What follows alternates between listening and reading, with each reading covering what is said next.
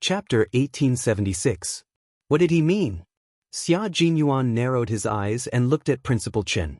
I need you to explain it more clearly. I can't explain it clearly. Uncle Jen only told me that Yi Xinfan's father isn't Yi Xinfan.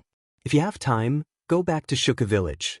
Chief Kai sent over a diary written by martyr's son Xueqing. I didn't read it, and neither did Chief Kai. Maybe there's an answer in it. Xia Jinyuan nodded. He definitely had to get the diary. He would take Yi Qian with him.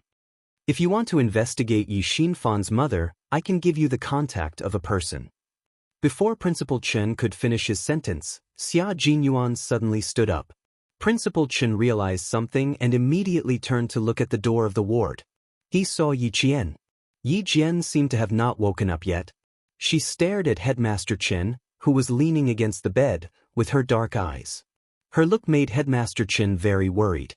He turned his head and quickly asked Xia Jinyuan, "This girl, did she hear anything?" "Don't worry." Just as Xia Jinyuan was speaking, Yi Qian seemed to wake up. The moment the door was pushed open, a figure rushed to the bedside like lightning. "Ayaya, you little girl. My old bones are about to be crushed by you." Principal Chen didn't know whether to laugh or cry when Yi Qian hugged him tightly. This girl rushed over in such a hurry and still managed to avoid his hand that was holding the syringe. He had made her worry. It was not that Yi Jian had not woken up, but she was so surprised that she was stunned. She hugged Headmaster Chen's shoulders with both hands and did not want to let go.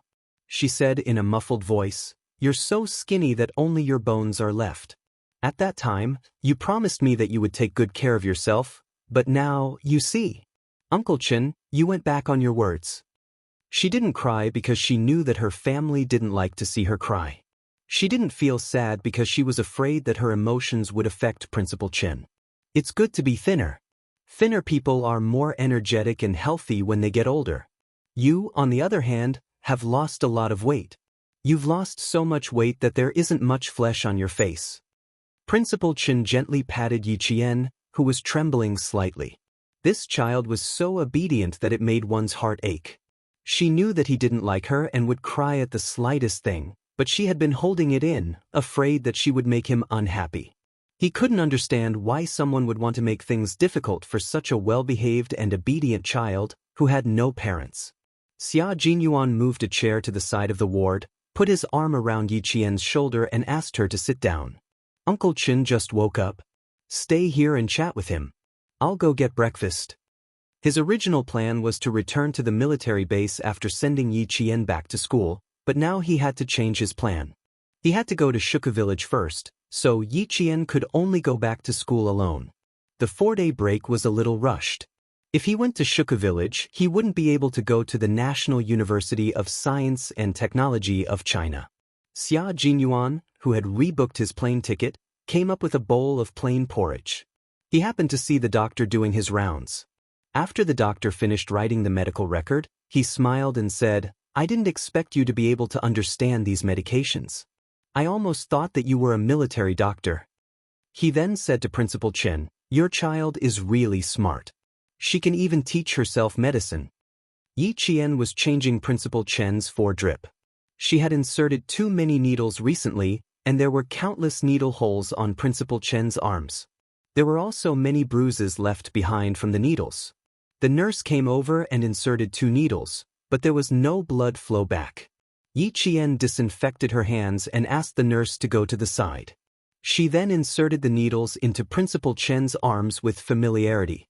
This made the doctors around her think that she was a military doctor. Chapter 1877. Xia Jinyuan suddenly remembered that night in Fujian town, the soldier who was chasing after the gang leader was shot. At that time, it was Yi Jian who assisted the military doctor to complete the operation. When the military doctor was cleaning the gunshot wound, Yi Qian would be able to prepare the necessary surgical tools and pass them to the military doctor accurately. At that time, he thought that the military doctor had told Yi Qian in advance, but now it seemed that she probably knew it herself. How did she know it? How old was she at that time? She wasn't even a 3rd-year middle school student. How did she know it? Did the military doctor teach her at that time? If he had taught her, with her memory and comprehension, she would have been able to remember it. Suppressing his surprise, he heard Principal Chen laugh and say, "She's smart. She likes to flip through all kinds of books and knows how to use her own hands. She just looks familiar. How can she compare to a nurse who graduated from a professional college? Besides, they also need to learn some simple emergency measures. If they don't know anything, then it'll be troublesome." Xia Jinyuan couldn't help but laugh. She was indeed eager to learn. As long as she thought it was useful, she would take the initiative to learn. Things like bandaging and inserting needles were basic emergency measures that they had to learn on the battlefield. It was normal that she would insert needles into Uncle Chen. Our nurses also need to learn more. She's not a professional and can insert needles on the first try. You guys need to learn more, the doctor said humorously to the two nurses. Although he was joking, he was also lecturing them. The two nurses nodded and humbly listened to the lecture. Just now, the two of them were indeed a little embarrassed. They had each inserted needles twice without success, but the female soldier from the army succeeded on the first try. They were so familiar with her that they thought she was the accompanying military doctor in the army. Yi Qian, who was wearing the jungle combat training uniform of the field forces, was easily misunderstood by them.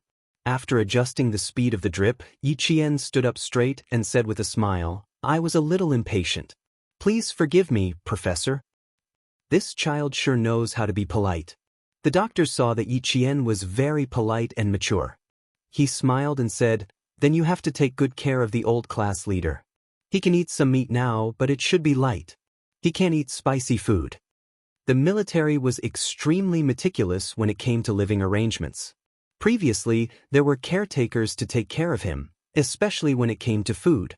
Every day, there would be nutritious meals, and there would be a list of what to eat and what nutrients to add. This was something that Principal Chen, who was used to living a rough life, could not get used to. Last week, after he was allowed to eat some meat and fish, he was determined not to be given any more preferential treatment. He even asked the military and the hospital to withdraw the caregivers and stop giving them such special treatment. The guards asked for instructions from their superiors. Only after obtaining the military's approval did they inform the hospital to withdraw the special treatment according to Principal Chen's wishes. Only then did Principal Chen feel much better. "Uncle Chen, listen carefully.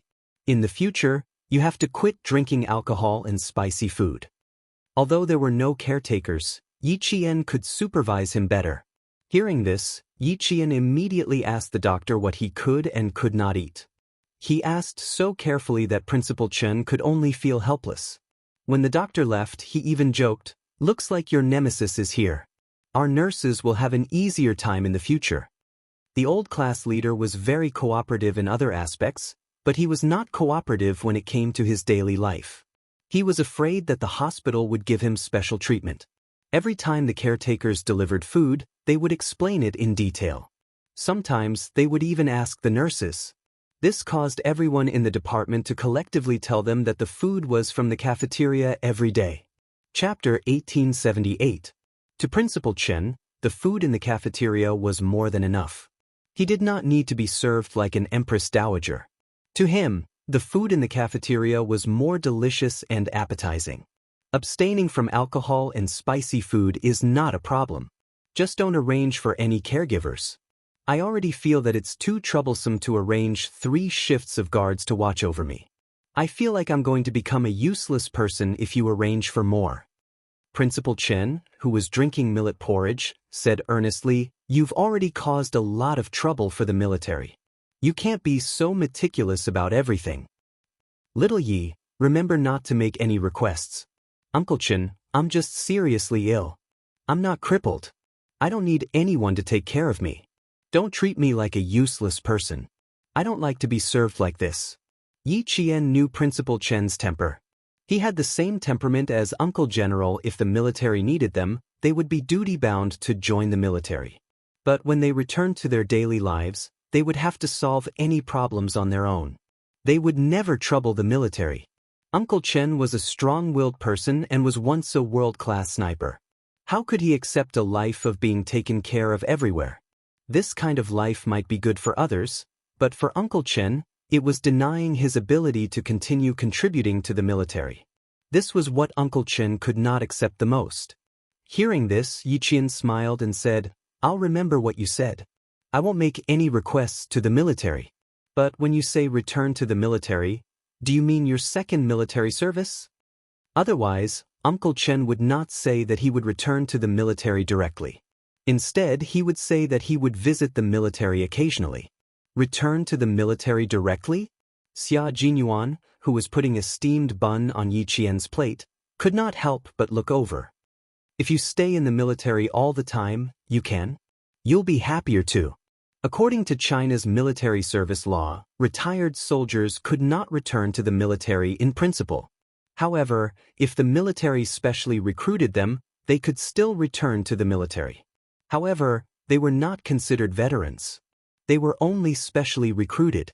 It was like a university inviting an old expert to teach a class. "Yes, I'm re-employed as a special recruit, so I can't be considered an official soldier. But when I return to the army, there will be no one at home. If you want to go home." Principal Chen hesitated. He was worried that when Yi Qian returned to the village, the house would be too empty and cold. "Uncle Chen, I think it's pretty good. In the future, as my training and studies become more intense, I'm afraid that I won't be able to return to the village often. When I enter the army, it will be even more difficult for me to return. I think it's good that you've been specially hired to return to the army." Yi Qian interrupted him somewhat anxiously.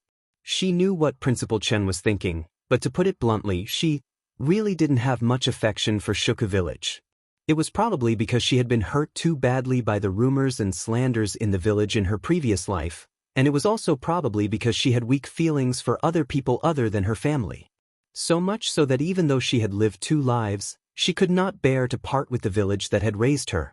If Uncle Chen was specially hired to stay in the army in the future, that would be perfect. In the future, during the holidays, she could directly return to the army to look for Uncle Chen. She could also train with the soldiers during the holidays. Yi Qian only needed to think about this kind of life for a moment, and the corners of her mouth curled up slightly. "It seems like you really want me to return to the army. All right, as long as you don't have any objections, then I've decided. In the future, I'll stay at the sniper base in the southern province. Shuku village. Yi girl, I'm afraid I won't be returning to the village in the future." Chapter 1879. Principal Chen was not a local resident of Shuku village. Being far away from his hometown, he was used to traveling around the world and was less homesick than others. He had been the principal of Fujian Town Middle School for more than 10 years, and even his house was arranged by the school. "If you don't want to go back, then so be it. I'll go wherever you go in the future." Yi Qian spoke so quickly and confidently that Xia Jinyuan couldn't help but raise his eyebrows. He coughed lightly and waited for her gaze to fall on him before he said calmly, "I heard that the sniper training base in Southern Province is very convenient to get to the airport. If you're free, you can actually come to Beijing for a short stay. My dad and grandparents will be very happy to have you here." I called my dad in the wee hours of the morning and told him that I planned to go back in the afternoon to visit him. Who knew that he would tell me directly that I didn't need to go back alone and that he would be happy to bring you back. Yi Qian, who was chewing on a steamed bun, blushed a little. She stuttered, "Who told you to tell the commander-in-chief that I was coming to Beijing? You deserve to be despised. Was it a bad idea not to go? But going didn't seem right either." Yi Qian had a headache. She was most afraid of this kind of thing. "It's time to pay him a visit. During this period of time, as long as Commander Xia has time, he will take the time to visit me in the hospital. He will send people to take care of things in the hospital. Little Yi, you will go with Major Xia to visit the commander-in-chief in the afternoon." Principal Chen was naturally happy to see that the relationship between the parent and the representative was stable. As he spoke, he signaled Xia Jinyuan with his eyes. The major, who was well liked for his work, immediately said, "Then we'll listen to Uncle Chen. We'll go home together in the afternoon." Yi Qian was so scared that she didn't even chew the steamed bun in her mouth and swallowed it. She didn't want to go back to Captain Xia's house now. She didn't want to go at all. Principal Chen glanced at the way she swallowed the steamed bun in fright. Before she could catch her breath, he quickly nodded. Go earlier. Don't come back too early. I need to catch up on my sleep in the afternoon. Commander-in-Chief Xia liked Yi Wanwan very much. Every time he came back, he couldn't help but talk about her. His words implied that he wanted Yi Wanwan to visit his home. But this girl was thin-skinned. She definitely wouldn't agree if Major Xia invited her to his house. It was only possible if he opened his mouth. Then I'll call my dad now and tell him. It just so happens that it's Sunday today. If he's free, he usually plays chess and fish with his old comrades. It's easy to arrange the time. All right, then call the commander-in-chief. I have something to discuss with little Yi. Without needing Yi Qian to say anything, Principal Chen made the decision and instructed Major Xia, who had wanted to bring her home for a long time, to quickly make the arrangements so that Yi Qian wouldn't have a chance to recover from his shock. Yi Qian couldn't get a word in edgewise. By the time he caught his breath, everything had already been decided. Seeing Xia Jinyuan get up, she rushed over and tried to grab his arm. Don't, Little Yi, look at this medicine. Isn't it a little too fast? Why do I feel a swelling pain in my arm? She wanted to stop him, but she had to see if Principal Chen would agree. Yi Qian immediately withdrew his hand and turned off the drip. He asked anxiously, other than the swelling pain, do you feel anything else? Does your heart beat faster? Do you feel any pressure when you breathe? Has something similar happened in the past? Today's medicine was the same as a few days ago. However, with the same medicine, she didn't feel any discomfort at first, but later on, she felt uncomfortable. Similar situations had happened before. Yi Qian was a little nervous. Chapter 1880. Xia Jinyuan had already stood up gracefully and left the ward to call Commander-in-Chief Xia. Principal Chen, who was pretending to be unwell, saw that Xia Jinyuan had already left the ward. He instructed Yi Qian to sit down and said earnestly, "Why are you panicking? Sit down and finish your breakfast." Yi Qian, who knew that Principal Chen had done it on purpose, heaved a sigh of relief and said, "Uncle Chen, I can't stand being scared like that." He did not give up and turned to look outside. He quickly calculated in his mind. Don't look anymore. It was my idea and my intention. Headmaster Chen's face was full of smiles. Relationships that don't aim for marriage are all hooligans. He had to keep an eye on them. So far, the Commander-in-Chief's son was indeed impeccable. Yi Qian did not have any other long-term plans. He only wanted to bring Yi Qian home. Not bad, not bad. Yi Qian was a dependable and responsible man. Even though Principal Chen had always been satisfied with Xia Jinyuan, he still had to observe him. He was quite satisfied with Yi Qian's performance today. Yi Jian had lost her appetite for breakfast. At this moment, her heart was filled with anxiety. Uncle Chen, I'm not prepared at all. It's too rash of me to visit you all of a sudden. I was also afraid that I would be rude. You know that I really don't know much about relationships. There are some things that I don't dare to face. What should I do if I were to be rude? Yi Qian was very anxious and nervous. She did not have her usual calmness. Her little face was so tense that even the expression in her eyes was very unnatural. Seeing this, Principal Chen could not help but sigh softly. They had taught Yi Qian how to be strong, independent and work hard, but they had not taught her how to deal with complicated relationships. Fortunately, Major Xia saw through Yi Qian's resistance to the outside world and had a deep conversation with him. After that, Yi Qian did not stay in a narrow circle. Major Xia personally led her. In about half a year, Yi Qian was able to get along well with the sergeants in the army. It was the same in school. She was no longer alone and had a few good friends. The little girl in the past had grown up day by day. Now, she was a female soldier who could shoulder responsibilities. In a few years, she would be at the age to talk about marriage. Looking at her fearful and uneasy appearance, Headmaster Chen gently patted her arm and said earnestly, "Girl, don't be too nervous. Don't be afraid of being rude. In Uncle Chen's eyes, you have always been an honest, trustworthy, and well-mannered child. How can you think that you will be rude?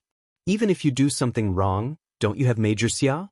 With him around, what are you afraid of? Or are you saying that you don't want to go because you've never considered that your relationship with Major Xia will last a long time?"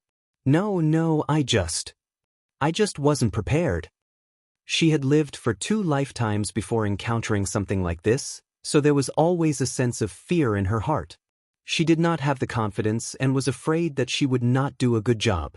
Do you think that if I suddenly go over, Commander-in-Chief Xia will think that I'm not very sensible? The more she spoke, the more nervous she became. Seeing that she was about to twist her fingers into pieces, Principal Qin did not know whether to laugh or cry. Why are you so worried? You are not afraid of anything. Why are you afraid of going to the Commander-in-Chief's house? Besides, this time you are going there to thank the Commander-in-Chief for taking care of me. How can it be rude? If you come and don't go, it will be rude. Chapter 1881. The Commander-in-Chief is also looking forward to you going, which shows how satisfied he is with you.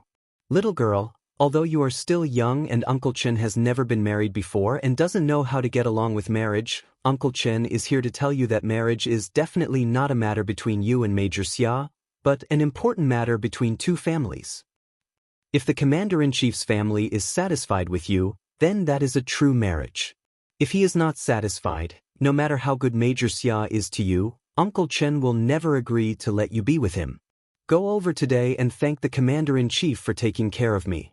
Tell him that I, Chen Dongfeng, have nothing else but to train a few more excellent snipers and not let the troops down.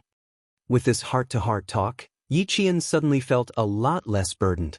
Meeting the parents was a very cautious thing. Although she knew that Commander-in-Chief Xia was satisfied with her, she was still afraid that her relationship with Du Jiayi would implicate the Commander-in-Chief. After all, Du Jiayi's father was Chief of Staff Du of the General Staff Department and was not on good terms with the Commander-in-Chief. If Chief of Staff Du knew about her relationship with Captain Xia and wanted to help his daughter, would he go against the Commander-in-Chief again? Wei Jiue had said that Chief of Staff Du and his wife, Madame Li, were very protective. Don't feel burdened. Uncle Chen believes that you will do well. If the Commander-in-Chief asks you to stay for dinner, don't refuse, okay? It is not easy for Major Xia to come back to the capital. If you refuse to eat, he will definitely come with you. You want to spend more time with me, but you have to think from Major Xia's point of view. Who doesn't want to spend more time with their family? Especially since both of you are soldiers and you spend very little time at home. What you do is so dangerous. Your family will only be relieved if they see that you are safe.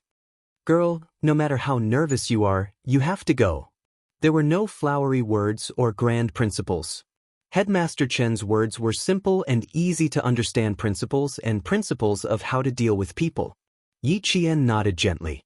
But it was better not to think about it in her heart.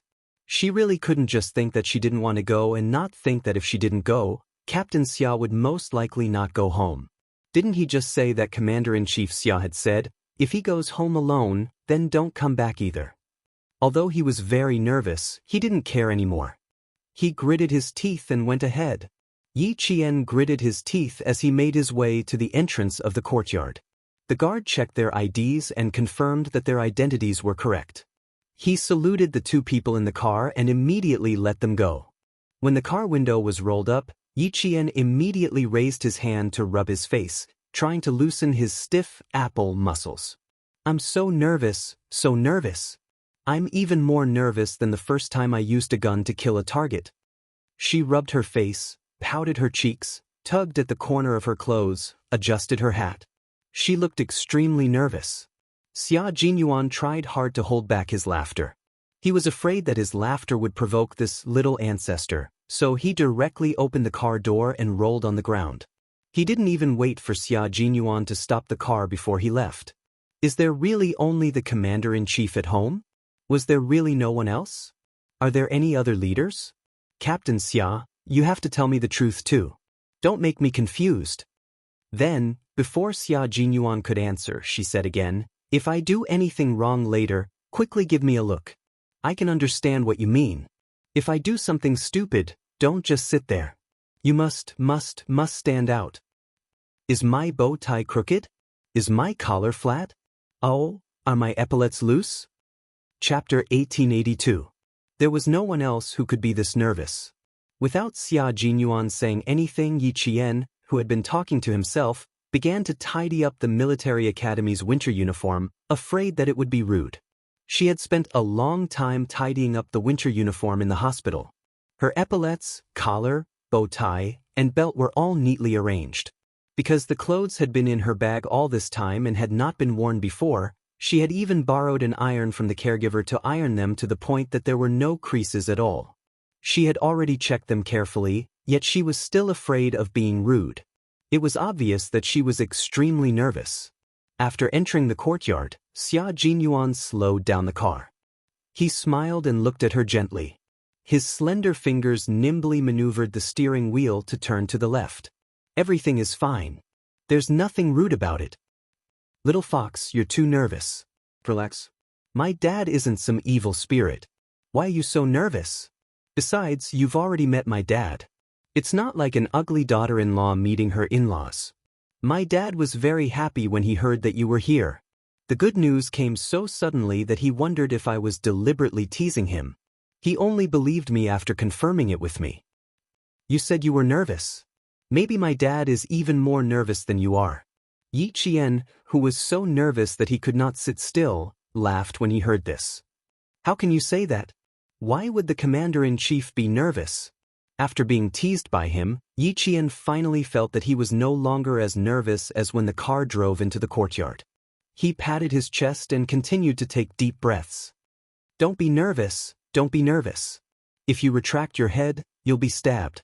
Just grit your teeth and you'll get through it. Xia Jinyuan's forehead twitched when he heard that. He was even distracted from driving. My house is not an execution ground. You won't be stabbed. Don't you usually have psychological training? Why isn't it working now? It's two completely different concepts. Yi Qian glared at him and continued to take deep breaths. Those psychological training are either for combat or for captives. How can it compare to this? Why can't we compare? You're so nervous right now. You're even more scared than going into battle with a spear. Little fox, you have to calm down. Why don't you just imagine my father as a heinous bad guy, and you as a spy whose main purpose is to gain the bad guy's trust so that it'll be easier for our army to infiltrate and steal the enemy's intelligence so that we can win the battle. Faced with Yi Qian's nervousness, Major Xia tried to hold back his laughter as he came up with one bad idea after another. Most of them were based on slandering his old man so that Yi Qian could relax a little. Yi Qian finally understood how Commander-in-Chief Xia and Captain Xia got along. You insult me, I insult you. As long as there was an opportunity, they would roll up their sleeves and fight it out. The first time they met, the Commander-in-Chief had said that he often fought with Captain Xia back then. It seemed like it was true. There was no lie at all. This way of getting along with each other might seem like they didn't have much feelings for each other, but in fact, the relationship between father and son was quite close. They got along like brothers and were on the same level. It was a very relaxed way of getting along with each other. Yi Qian said somewhat enviously, "You have a very strong father-son relationship with the commander-in-chief." Faced with the sudden praise, the thick-skinned Major Xia actually felt a little uncomfortable. The old man and I used to fight a lot in the past. We didn't like each other. The father-son relationship you mentioned probably came from fighting. But the children in our courtyard are all similar. Take Han Zheng for example. He used to scheme with me about whether to steal his father's gun. Let's make them anxious. Chapter 1883. Xia Jinyuan didn't want to talk about his dark history, but when he saw the excitement in Yi Qian's eyes and how she didn't look as nervous as before, Major Xia was still willing to use his dark history to make her happy. A man who was willing to coax you with a dark history that he didn't want to talk about was usually your Mr. Right, because he was willing to share the rest of his life with you, only hoping that you could completely walk into his world. Although I'm a gangster, I can't steal a gun. But since Han Zheng mentioned it, I didn't want to dampen his spirits, so I immediately nodded and agreed. Guess what I did after that? You also stole the commander-in-chief's gun? Xia Jinyuan laughed. Silly fox, how can a gun be stolen so easily? The current gun control law is not a modified version. There were strict regulations back then. Although I'm a gangster, I know that if a soldier loses his gun, he will be fired. Although I don't get along with old man Xia, I won't steal his gun. Then what bad things did you do? Yi Qian really liked hearing about it. Hearing about his childhood made her feel like he was making up for her missing childhood. I don't think it's a bad thing. Han Zheng gets angry every time I mention it. When I went back, I thought about it and was afraid that Han Zheng would really steal the gun, so I ran back to the Han family and told Uncle Han.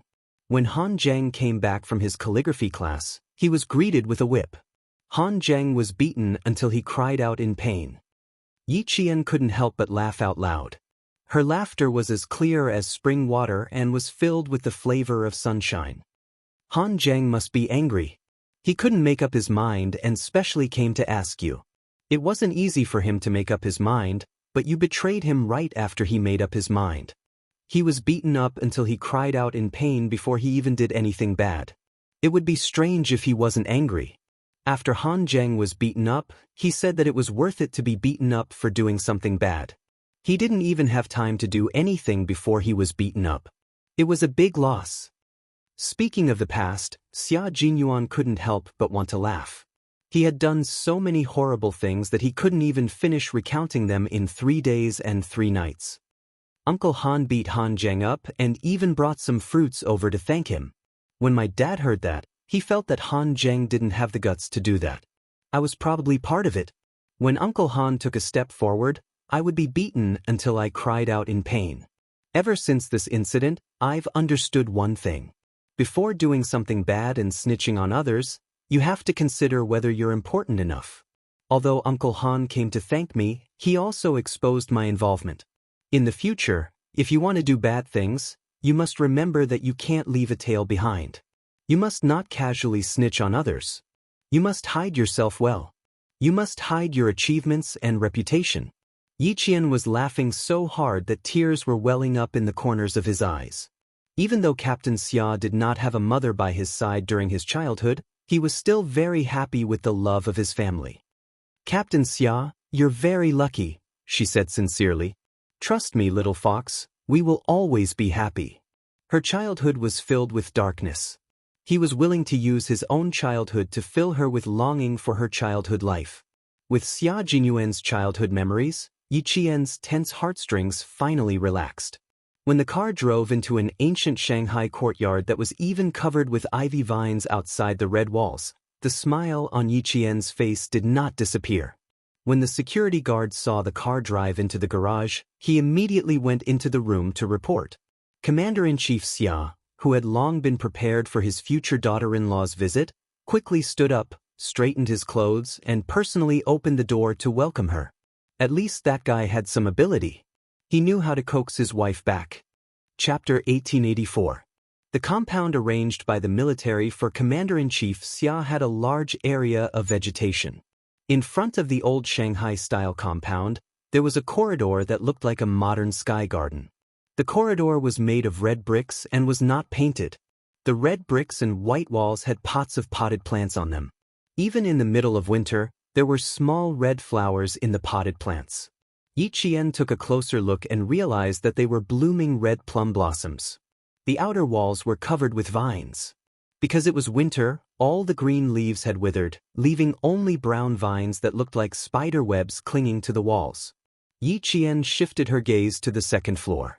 The ivory-white old-style window arches looked freshly painted against the red bricks. They were very clean. One of the windows in one of the rooms was pushed open. The light-colored gauze curtains danced gently in the wind. It made Yi Qian feel as if someone was watching her from above. Yi Qian shuddered, and her heart, which had just relaxed, tensed up again. Just as she was about to speak, she saw a dark green figure pass by behind the pillars in the corridor. Yi Qian puffed out her chest and sucked in her stomach. Her expression was so serious that it was as if she was returning to a government office to report on her work. She even muttered, "Walk faster, walk faster, walk faster. The commander-in-chief is already here. Don't let him wait for too long. Walk faster. Why are you walking so slowly all of a sudden? You can't even walk properly. Little fox, I have to match your pace to walk faster." Xia Jinyuan wanted to laugh again. At the same time, he felt that his bad habits were a little too deep. It was a little too unkind. His girlfriend was so nervous that she was walking properly, but he just wanted to laugh. No, he couldn't laugh. Laughing would ruin things. It wouldn't be too late to laugh after he brought her in. It was too interesting. He was used to Little Fox's calmness that was beyond her age. He had never seen her embarrassed before. Today was a fresh experience for him. No matter how he looked at it, it was not enough. Xia Jinyuan, who was usually able to walk properly, held Yi Qian's hand and squeezed it slightly. "Come, follow me." Yi Qian was really embarrassed at this moment. She did not expect herself to take a straight step. Commander-in-Chief Xia, who was standing on the steps, also wanted to laugh, but he held back and maintained a kind smile. He looked gently at Yi Qian, who was led by his son all the way here. "Xiao Yi, treat this place as your own home. Don't be so nervous. I'm not a man-eating tiger. What are you afraid of? Even if I'm a man-eating tiger with the abilities of the Special Forces, it's not a problem to get rid of a tiger." This was what Commander-in-Chief Xia said to his future daughter-in-law, who was visiting his house for the first time. His future daughter-in-law, who was originally nervous, almost trembled and fell. "Be careful under your feet, the gravel road is a bit uneven." He held his girlfriend firmly and said softly, "My dad is right. If you're not even afraid of a tiger, my dad has nothing to be afraid of." Yi Qian thought, even 10 tigers are no match for the commander-in-chief. She dared to hit a tiger, but she definitely did not dare to hit the commander-in-chief. The commander-in-chief saw that Yi Qian was so nervous that she did not know where to put her hands and feet. The smile on his face became even more benevolent. "Take a seat first. I'll make you some tea. Drink some hot tea to calm your nerves, then relax and chat." "I won't trouble you. I'll go. Yi Qian, whose but had just touched the sofa, suddenly jumped up and looked like she was ready to make tea at any time. Commander-in-Chief Xia could not help but tease her. "Do you know where my kitchen is?" Chapter 1885. Where was Commander-in-Chief Xia's kitchen? He really didn't know. Yi Qian stood up and sat back down silently. He had already despised himself 100 times. When Commander-in-Chief Xia went to the tea room to make tea in a good mood, Xia Jinyuan came up to Yi Qian and said with a smile, "Don't worry, you'll know where my kitchen is after you come here a few more times. I'll also tell you where my room is later and invite you in to have a seat." At that moment, there was a little person dancing happily in the major's heart. When he saw Yi Qian's embarrassed state, he couldn't help but love him even more. He was too cute. How could he be so cute? He was so cute that he really wanted to kiss him. Xia Jinyuan glanced at the corridor leading to the tea room from the corner of his eye. He immediately seized the opportunity and kissed Yi Qian's cheek at lightning speed. "Give me a kiss so you can relax." Yi Qian jumped when he was kissed. He covered his cheek with his hand and quickly glanced in the direction where the commander-in-chief had gone. He glared at the man who still dared to be impudent. "You're even more nervous now. You need to stay away from me." "Are you sure you want me to sit away? You don't want me to support you?" Xia Jinyuan raised his eyebrows. There was a deep smile on his elegant face. He pretended to get up and sit on the other side. "Then I'll really go over there. You can have a good chat with the old man while you drink tea." Yi Qian grabbed his arm and pinched it. "Don't you dare." He then asked softly, "How does the commander-in-chief usually settle his meals?" Family Xia didn't have any servants. There weren't even any servants to cook. There was no sign of a mistress in the house. Although the decor was warm, it was full of masculinity.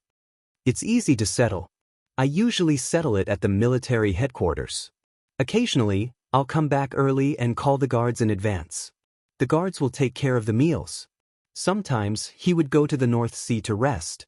Family Xia's old house is near the North Sea, so he would go back to accompany Old Master and Old Madam. Ever since Xia Jinyuan was admitted to the National University of Science and Technology of China, Commander-in-Chief Xia sent the old servant who had been serving him and his father to Old Madam Yang and did not hire another servant.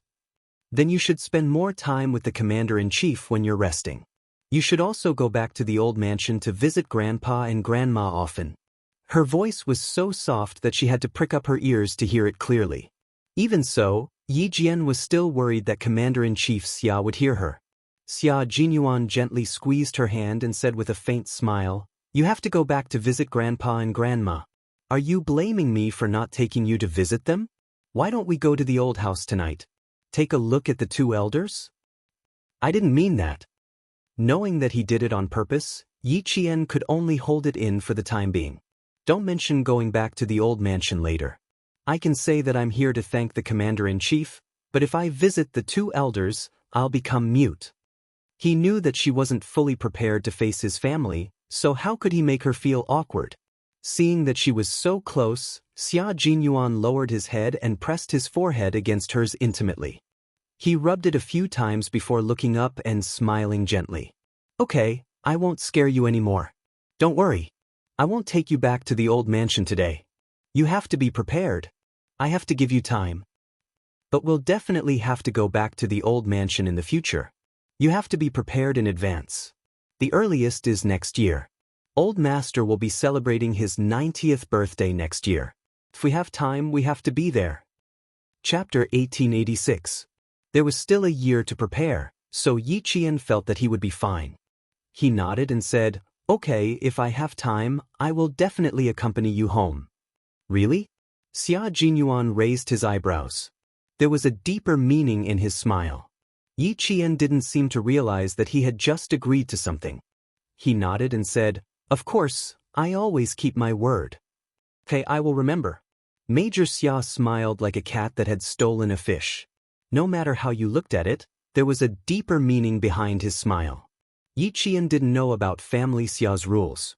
If a man with a family Xia brought his girlfriend home to attend the birthday banquet, it meant that their relationship was stable enough that they could get married and have children at any time. Yi Qian, who didn't know, agreed to Major Xia's proposal. He believed that he was the wife of family Xia and Major Xia's wife. Major Xia was naturally happy that their relationship had changed so drastically. When the commander-in-chief came out with the tea, he saw the two of them sitting side by side on the two-seater sofa, their heads touching as they chatted. He felt very comfortable. In his life, he had lived up to the heavens, the earth, the country, and the people. But he had let down his only son. He owed him too much, so he didn't have the confidence to educate him. He had to straighten his neck and roar in order to feel a little more confident. He felt more at ease when he saw the young couple kissing each other. They seemed to be in a good relationship. Yi Qian heard footsteps behind him. He was about 2 fists away from Xia Jinyuan. He immediately stood up and greeted him. Commander-in-chief, I can do it myself. Xiao Yi, don't be so formal. We don't need to be formal at home. You can call me uncle. I will be happier when I hear that. Commander-in-chief Xia wasn't as rigid as he was at work. He was witty and humorous. However, he had been in the military for many years and held a high position. Even when he smiled, he still had a dignified aura about him. Commander-in-chief Xia handed the steaming teacup to Yi Qian, who blushed when he heard his words. He added, You're making me even more nervous. Hearing this, Yi Qian did not know how to respond without being rude. Come. Old 6, let little Yi sit down. Director Xia did not want his future daughter-in-law to be afraid of him. Although he was wearing a military uniform, he deliberately restrained his military might. He was afraid that she would be too nervous and not dare to come again after her first visit. Have a seat, don't stand on ceremony. In front of the commander-in-chief, Xia Jinyuan hid his bad habits very well. He did not do anything that would make Yi Qian feel even more unnatural. Even the way he spoke was much more normal. The tea was very hot. Yi Qian took a small sip and was about to put the teacup on the coffee table when a pair of slender hands reached over and took the teacup for her. Be careful not to burn yourself. After taking the teacup, Xia Jinyuan also took a sip from her cup before putting the teacup on the coffee table. Yi Jian, who was blushing, kept receiving the gaze of Commander-in-Chief Xia. She straightened her back and sat upright, not daring to relax at all. Go home and relax. Although this is your first time home, this will be your home in the future. It will make you relax and feel happy. Not many people could completely relax in front of him. Commander-in-Chief Xia smiled and looked at the nervous but magnanimous girl. He kindly asked about Principal Chen. He's about to be discharged. He wanted to be discharged for a long time. He even wanted to run out of the hospital and ask for permission later. In the end, he didn't succeed and was stopped by the guards. I had to reprimand him a few times before he calmed down. It's only a few days until he can be discharged. I don't know if he can stay here for the next few days. Chapter 1887. After taking a few sips of hot tea, Yi Qian gradually relaxed his stiff body and said politely, "Commander-in-Chief, Uncle Chen's illness has caused you to worry. Thank you very much. If it weren't for your timely arrangements, Uncle Chen might not have been able to pull through. I don't deserve your thanks. This is what the military should do. He fell in a position to train talents for the army, so it's only right for the military to do its best to save him. Fortunately, he survived the scare without any mishap. Otherwise, it would be the biggest regret of the military." Xia Jinyuan became the guest. He stared at the girl he admired with a soft gaze. He watched her go from nervousness to calmness, and then back to calmness. Her thin and sexy lips were always slightly raised. His girl took this step for him, which meant that she approved of him and was willing to treat his home as her own. In the future, his home would be her home. It would be the home for both of them. We took his situation into consideration and combined it with the actual situation. In the end, we arranged for him to go to the sniper training base in the southern province. He will be specially recruited as a veteran and will enjoy the benefits of being in the army. Of course, his personal information will still be classified. His file will not be transferred to the southern province military region. And you will be able to be at ease. You won't have to worry about your family. You can focus on completing your studies without any burden. Even the guards were standing outside the living room. There was no one else in the living room.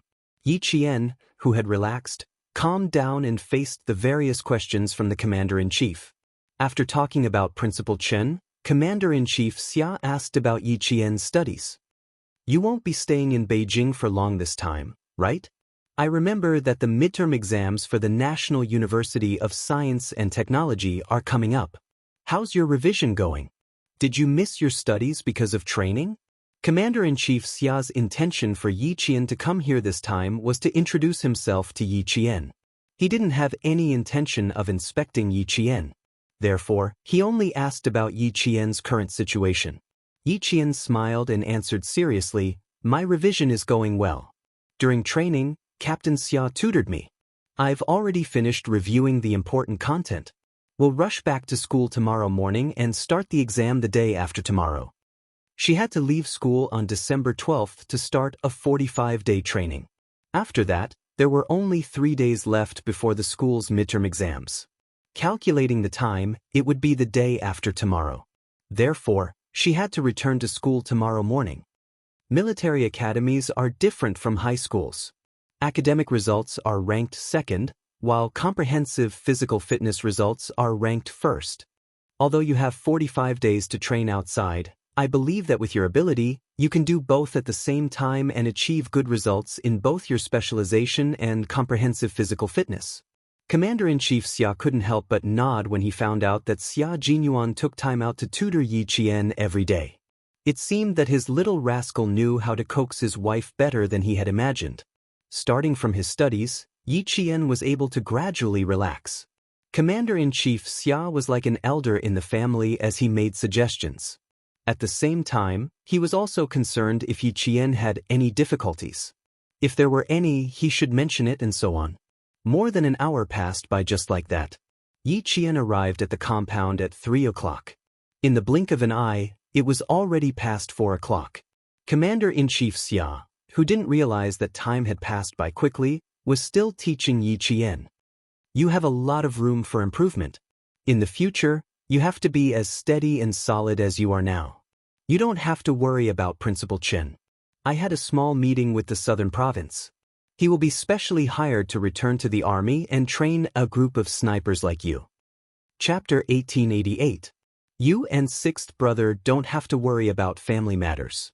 Just take care of your own affairs and don't let down the country's expectations of you. He then said to Xia Jinyuan, "You also have to restrain yourself better. As a man, not only do you have to shoulder the responsibility of your military uniform, but you also have to shoulder the responsibility of your family. Treat Xiao Yi well, who dared to go through hardships with you. Don't mess around." She was a very nice girl who didn't deliberately curry favor with him just because he was the commander-in-chief. Although she was very nervous, it was obvious that her nervousness stemmed from the importance of family Xia. She was afraid that she would be rude. She had a down-to-earth temperament, a sincere way of dealing with people, and her talent. Every family would like such a female soldier. Commander-in-Chief Xia didn't want such a good girl to fall into his family. Xia Jinyuan, who was once again reminded, curled his lips and sighed to Yi Qian. "See, I'm really not Commander-in-Chief Xia's biological daughter. I should be the son-in-law who moved in with his family, and you should be the biological daughter. If I had a daughter like Yi Qian, I definitely wouldn't let her marry you." The Commander-in-Chief smiled slightly and attacked his son mercilessly. "It's all thanks to our ancestors that you were able to find Xiao Yi now." Faced with the attack from his biological father, Xia Jinyuan, who had always been mentally strong, immediately agreed happily. Yes, you're right. In the future, I will definitely take good care of your biological daughter and won't let her suffer the slightest grievance. You have to do what you say.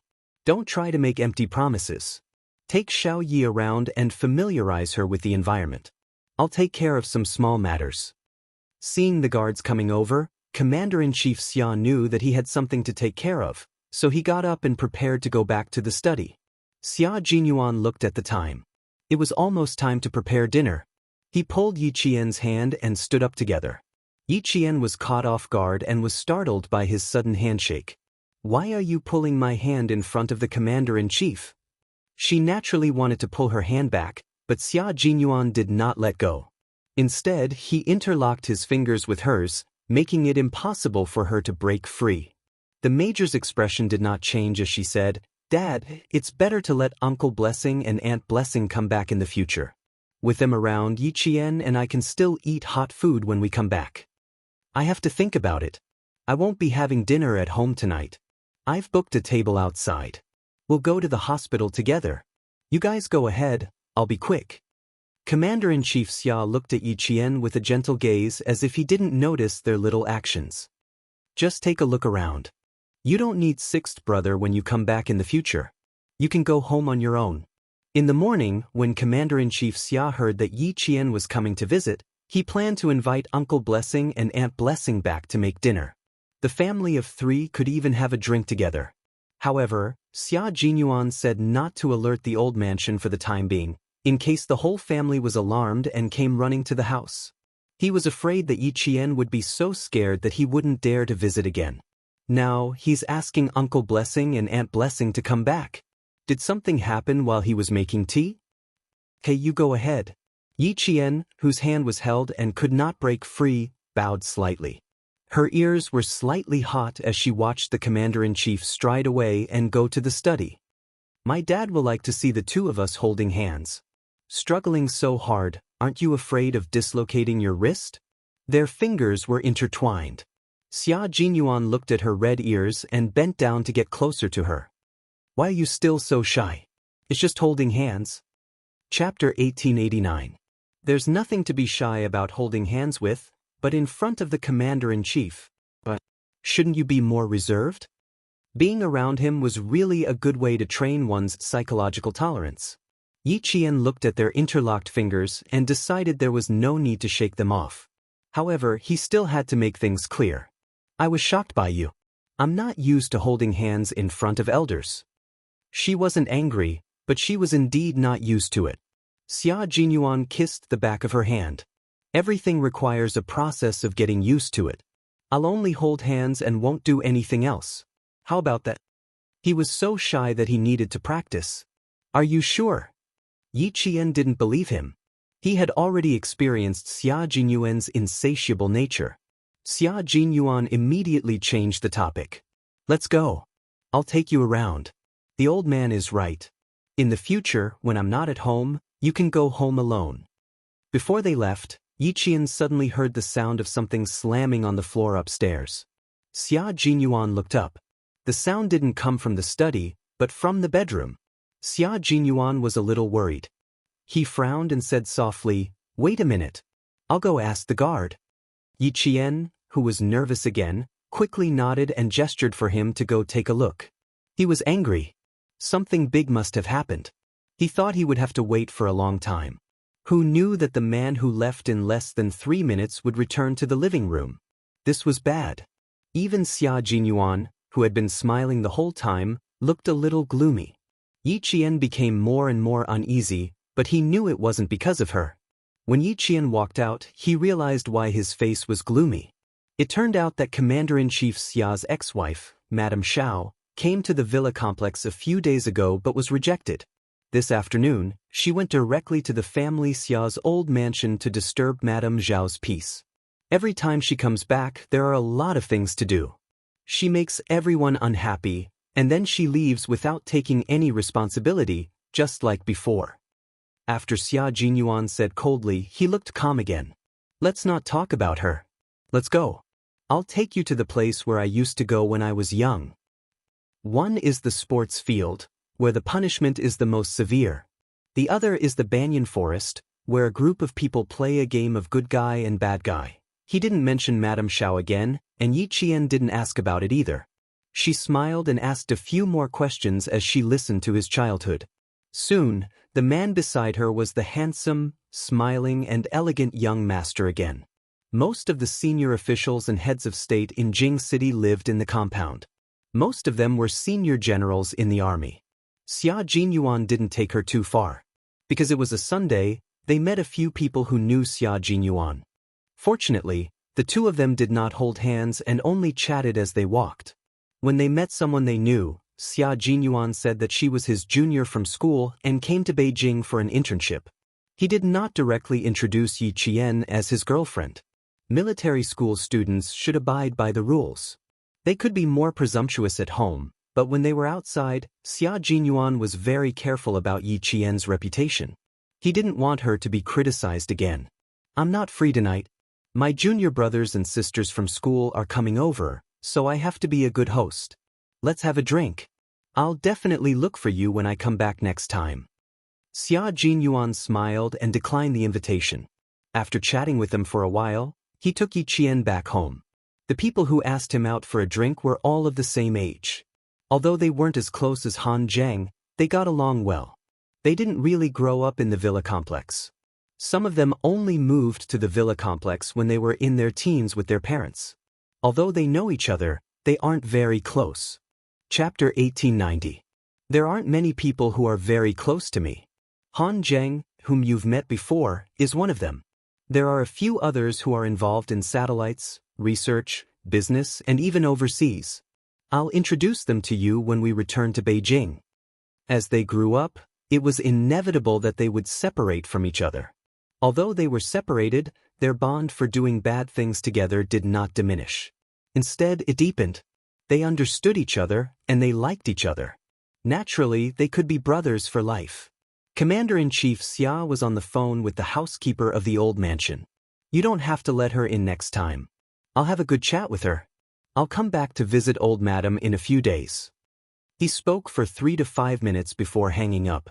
After changing into casual clothes, he asked the guard to call back the two who had gone out for a walk. After walking for a while, the two of them pushed the door open and entered without waiting for the guard to come out. They saw the commander-in-chief, who had changed into casual clothes and was wearing a dark blue coat, standing in the living room. When he saw the two of them enter, he smiled and said, I was just about to ask the guard to look for you when you came back. Although he was smiling, Yi Qian could tell that he did not look too good. He must have been angry just now. There was still anger between his eyebrows. The commander-in-chief was not wearing a military uniform. Even if he was wearing casual clothes, his military aura could not be concealed. In addition, there was still anger between his eyebrows. His aura was so strong that it made people feel pressured. Yi Qian secretly glanced at the man beside him. Seeing his natural expression, he felt a little relieved. Commander-in-Chief Xia, who was originally angry, smiled and said, Laolu, go get the car. We won't bring the guard today. It's just the three of us going out as a family. Xia Jinyuan, who acted as if he did not notice anything, sized him up and said, You're already a few decades old. Don't think that you're very young. You still have to pay attention to what you should. It's windy outside today. You'd better get a scarf. He asked the guard to go back to the room and get a scarf. In the past, the father and son often fought. When the father grew old and the son grew up, although they argued with each other, they were still filial. Yi Qian liked a warm family. Looking at the scene in front of him, the smile in his eyes was like a blooming flower, and his heart was full of joy. As for the unhappiness just now, it was like a stone thrown into a pond, and after the ripples, it was calm. He's getting more and more involved. Although the commander-in-chief complained, the smile in his eyes could not lie. He looked at his son, who was half a head taller than him, and then looked at the girl standing behind him with a smile on her face. He sighed softly and said, "This family finally looks like a family." It wasn't good to lose a mistress. It was too cold. Xia Jinyuan took the scarf from the guard and wrapped it around his father's neck.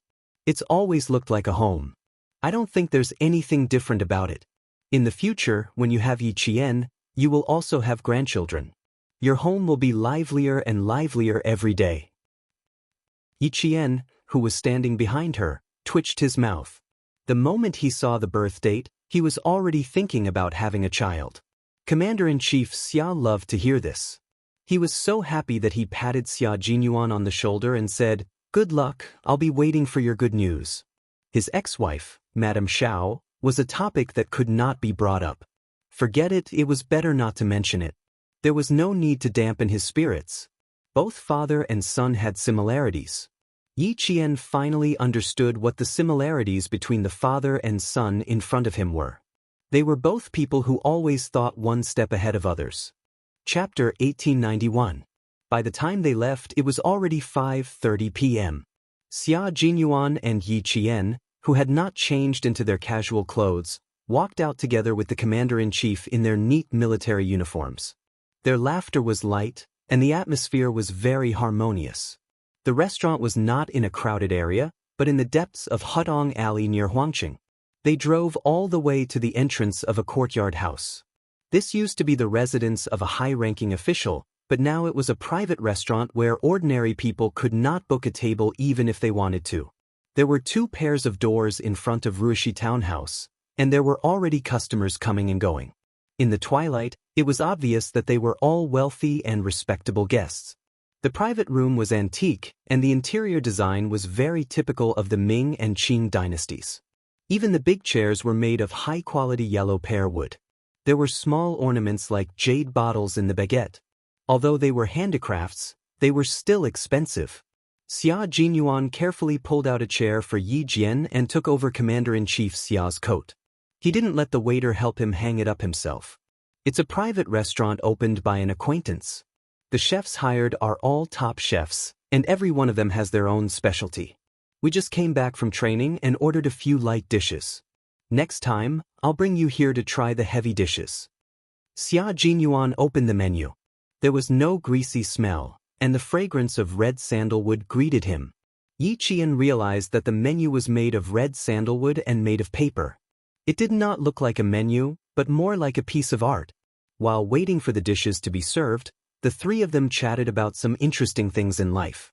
They did not mention anything about the army, and they were very alert at all times. When the dishes were served, Commander-in-Chief Xia would occasionally signal Xia Jinyuan to put food in Yi Qian's bowl. Occasionally, he would say humorously, "Young people should have the courage of young people."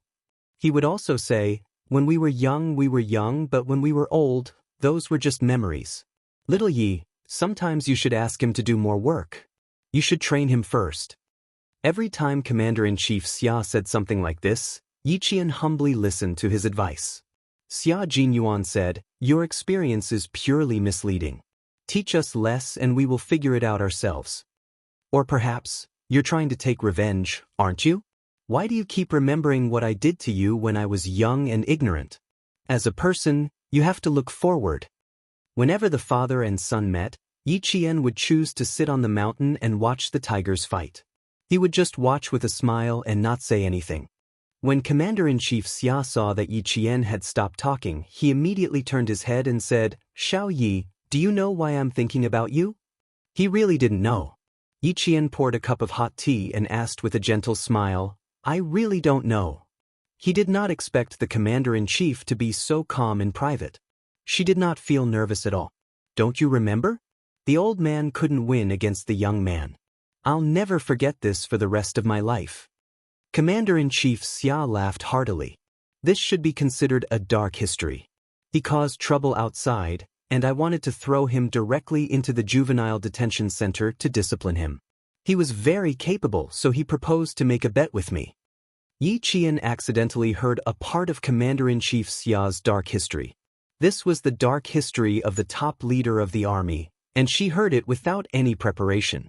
The situation was similar to the last time when Xia Jinyuan mentioned Madame Xiao. She heard the whole story without any preparation. I had 10 bullets and he had 10 bullets too. We made a bet that whoever could shoot perfectly would lose. The loser would have to run 3 kilometers around the field. At that time, I thought that there was no way I could lose. Even if I couldn't shoot perfectly, I still could. Chapter 1892. Later on, I did indeed score 9 out of 10.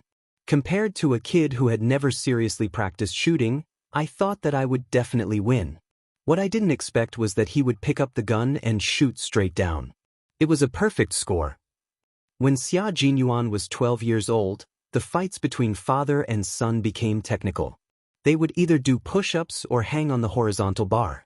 He always thought that the reason why he was so fit was all because of the fights he had with his father when he was young. I won and he lost. The most hateful thing was that he still wanted to cheat. I gave up and cried at the shooting range. My father was afraid of losing face, so he had to agree. He was the one who started the bet and he set the rules. In the end, he still cheated. Don't you think that makes me angry? Xia Jinyuan also remembered this incident. Although it was still fresh, it was still in the past. From the age of 14 to 26, a full 12 years had passed. I was the first to admit defeat to my son. At that time, I was the first to do so.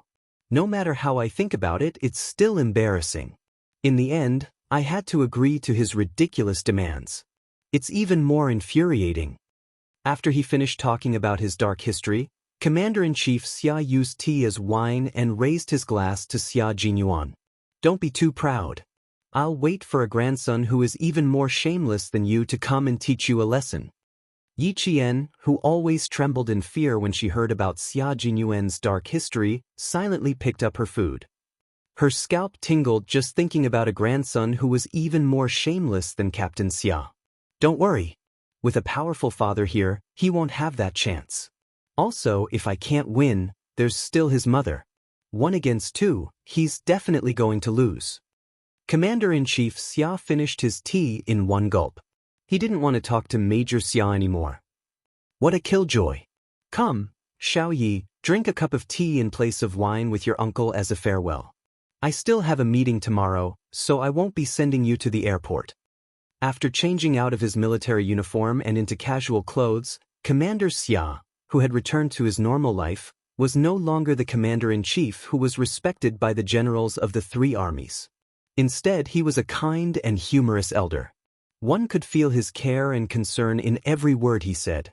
Captain Xia's home was a very warm home, and it was also the home she yearned for. Dinner ended at 8 o'clock in the evening. Xia Jinyuan took his wallet and went out to settle the bill. Commander-in-Chief Xia reminded Yi Qian, sincerity, steadfastness, trustworthiness, and responsibility are the principles of being a man.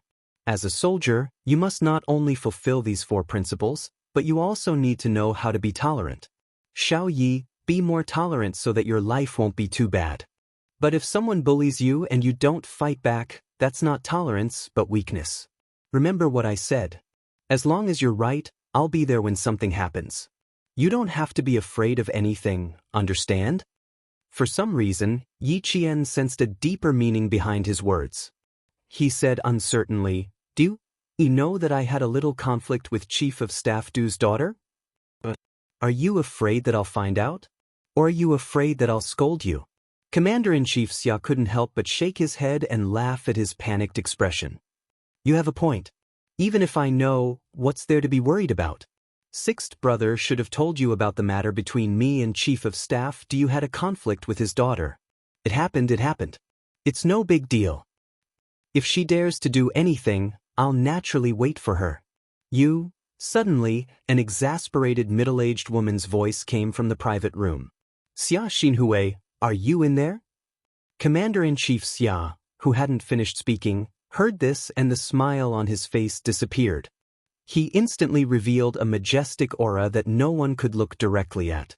Chapter 1893. Yi Qian suddenly felt that something was amiss. Since she dared to call out the commander-in-chief's name so rudely, it was obvious that she did not come with good intentions. Take a seat, I'm going out for a while. The commander-in-chief stood up with a gloomy face. Just as he reached the door, he said, I'll tell you about the old family matters later. This was an explanation to Yi Qian. He quickly stood up and said, Do you want to invite her in to talk? Okay, you can go back with old Six later. I won't be going to the hospital. Say hello to Principal Qin for me. Commander-in-Chief Xia nodded slightly. The moment he opened the door and walked out, Yi Qian saw how dignified the commander-in-chief was. The military's prestige could not be violated at all. Yi Qian, who slowly sat down, felt a little restless. The commander-in-chief was a high-ranking military officer, yet the person who came was shouting and yelling without any regard for the commander-in-chief's dignity. She even said that it was an old family matter. Could it be? Could it be? Could it be? When she thought of Yi Qian on someone, she could not sit still for a moment. Madame Xiao, the commander-in-chief's ex-wife. She suddenly wondered if it was her. If it was Madame Xiao, it would be inappropriate for her to wait for Commander-in-Chief Xia to return to the private room before leaving. No, she could not stay. She had to leave immediately. She could not meet the Commander-in-Chief's private matters. A cold and deep voice came from outside. It was Commander-in-Chief Xia's voice. Xiao Shuman, you're getting worse and worse. He did not hide his anger, and it was like a sudden clap of thunder. Yi Qian, who could no longer sit still, stood up. She had to leave. The door was pushed open again. The elegant and handsome Xia Jinyuan walked over with a gloomy expression. Little fox, you can go back first. I need to help my father with something. Xia Jinyuan was in a bad mood. He didn't pay attention when he was paying the bill. He bumped into the person he didn't want to see the most. There was no trace of the smile on his handsome face. Only coldness could be seen on his face. All right, don't lose your composure and don't make a ruckus outside. If you have anything to say it behind closed doors. Don't let others see you as a joke. Yi Qian didn't say it out loud, but Xia Jinyuan knew what she wanted to say. Xia Jinyuan nodded. Don't worry, I won't give her a chance to make a scene. Let's go. I don't want you to get angry too. His biological mother, Madame Xiao, was definitely a weirdo. More than once, he had ridiculed Commander-in-Chief Xia for finding such a so-called talented woman back then. What talented woman? She was clearly a dull woman. He had a belly full of firewood, but none of it was real. Even if he chopped it up and burned it, it wouldn't make a fire. Madame Zhao's name was Shu Man. She was in her early 50s this year, 5 years younger than Commander-in-Chief Xia. She took good care of herself. From the back, it was easy to believe that she was in her early 30s. From the front, she looked like she was in her 40s. She had delicate eyebrows, cherry red lips, and a noble and elegant temperament. Yi Qian only took a glance at her before hurriedly leaving. Although she was Captain Xia's girlfriend, this was not an ordinary family matter. It was better for her not to know or hear about it. Xia Xinhui, I'm a Yuan's mother. How can you not allow me to see him? As a soldier, how can you be so overbearing? As he walked over, Yi Qian heard her complain. It was as if she had suffered 1,000 grievances. It was very moving. Then, another lady said softly, Old Xia, why haven't you changed your temper after so many years? You have to understand that Shu Man misses her son very much. No matter what, you can't stop a Yuan from seeing his biological mother. Do some calculations. How many times has Shuman seen a Yuan since she divorced you? I'm afraid that a Yuan doesn't even know who his biological mother is. Yi Qian couldn't listen to it anymore. He suddenly stopped and said to Xia Jinyuan, Captain Xia, I'll go back to the car myself. Go and talk to this lady. Don't think that they're in the right. Chapter 1894. Yi Qian was also a protective person. She did not dislike Madame Zhao's words. After all, they were husband and wife. Even if they were divorced, their relationship was not something outsiders could casually comment on. When it came to matters between husband and wife, both sides had their own say. Since they couldn't live together anymore, it was better for them to get a quick divorce so that they wouldn't drag it out and become enemies. Even their children would be implicated. The reason why she avoided the matter between Commander-in-Chief Xia and Madame Zhao was because she felt that it was enough for the two of them to solve their problems. There was no need for others to interfere. However, this madame's advice was interesting. Her words were pleasant to hear, but the meaning behind her words... She was clearly trying to drive a wedge between them. It was said that a good man did not fight with a woman. With Commander-in-Chief Xia's current status, it was even more impossible for him to fight with her. That madam had already convicted the Commander-in-Chief. Wasn't she just bullying the Commander-in-Chief because he was a man and his status made it inconvenient for him to argue with her? It was a pity that her current status was not very convenient. Otherwise, she would definitely argue with this madam. She could not go forward to argue, but Captain Xia could. As a son, he did not need to worry about the fact that he was facing two women. He only needed to remember that he was a son and stand up for his father. I think this madam did not come with good intentions. Captain Xia, you should go and argue for the Commander-in-Chief. Solve your own family's problems behind closed doors. There is no need for those unrelated people to get involved. She was afraid that Xia Jinyuan did not understand what she meant. Yiqian, just make it clear. The Commander-in-Chief cannot argue with her, but you can. Yiqian said softly and even pushed the man beside her. Go quickly. Don't let the Commander-in-Chief be at a loss for words. If my father knew that his daughter-in-law was so protective of him, he would be happy again. Their nervous expressions were really cute.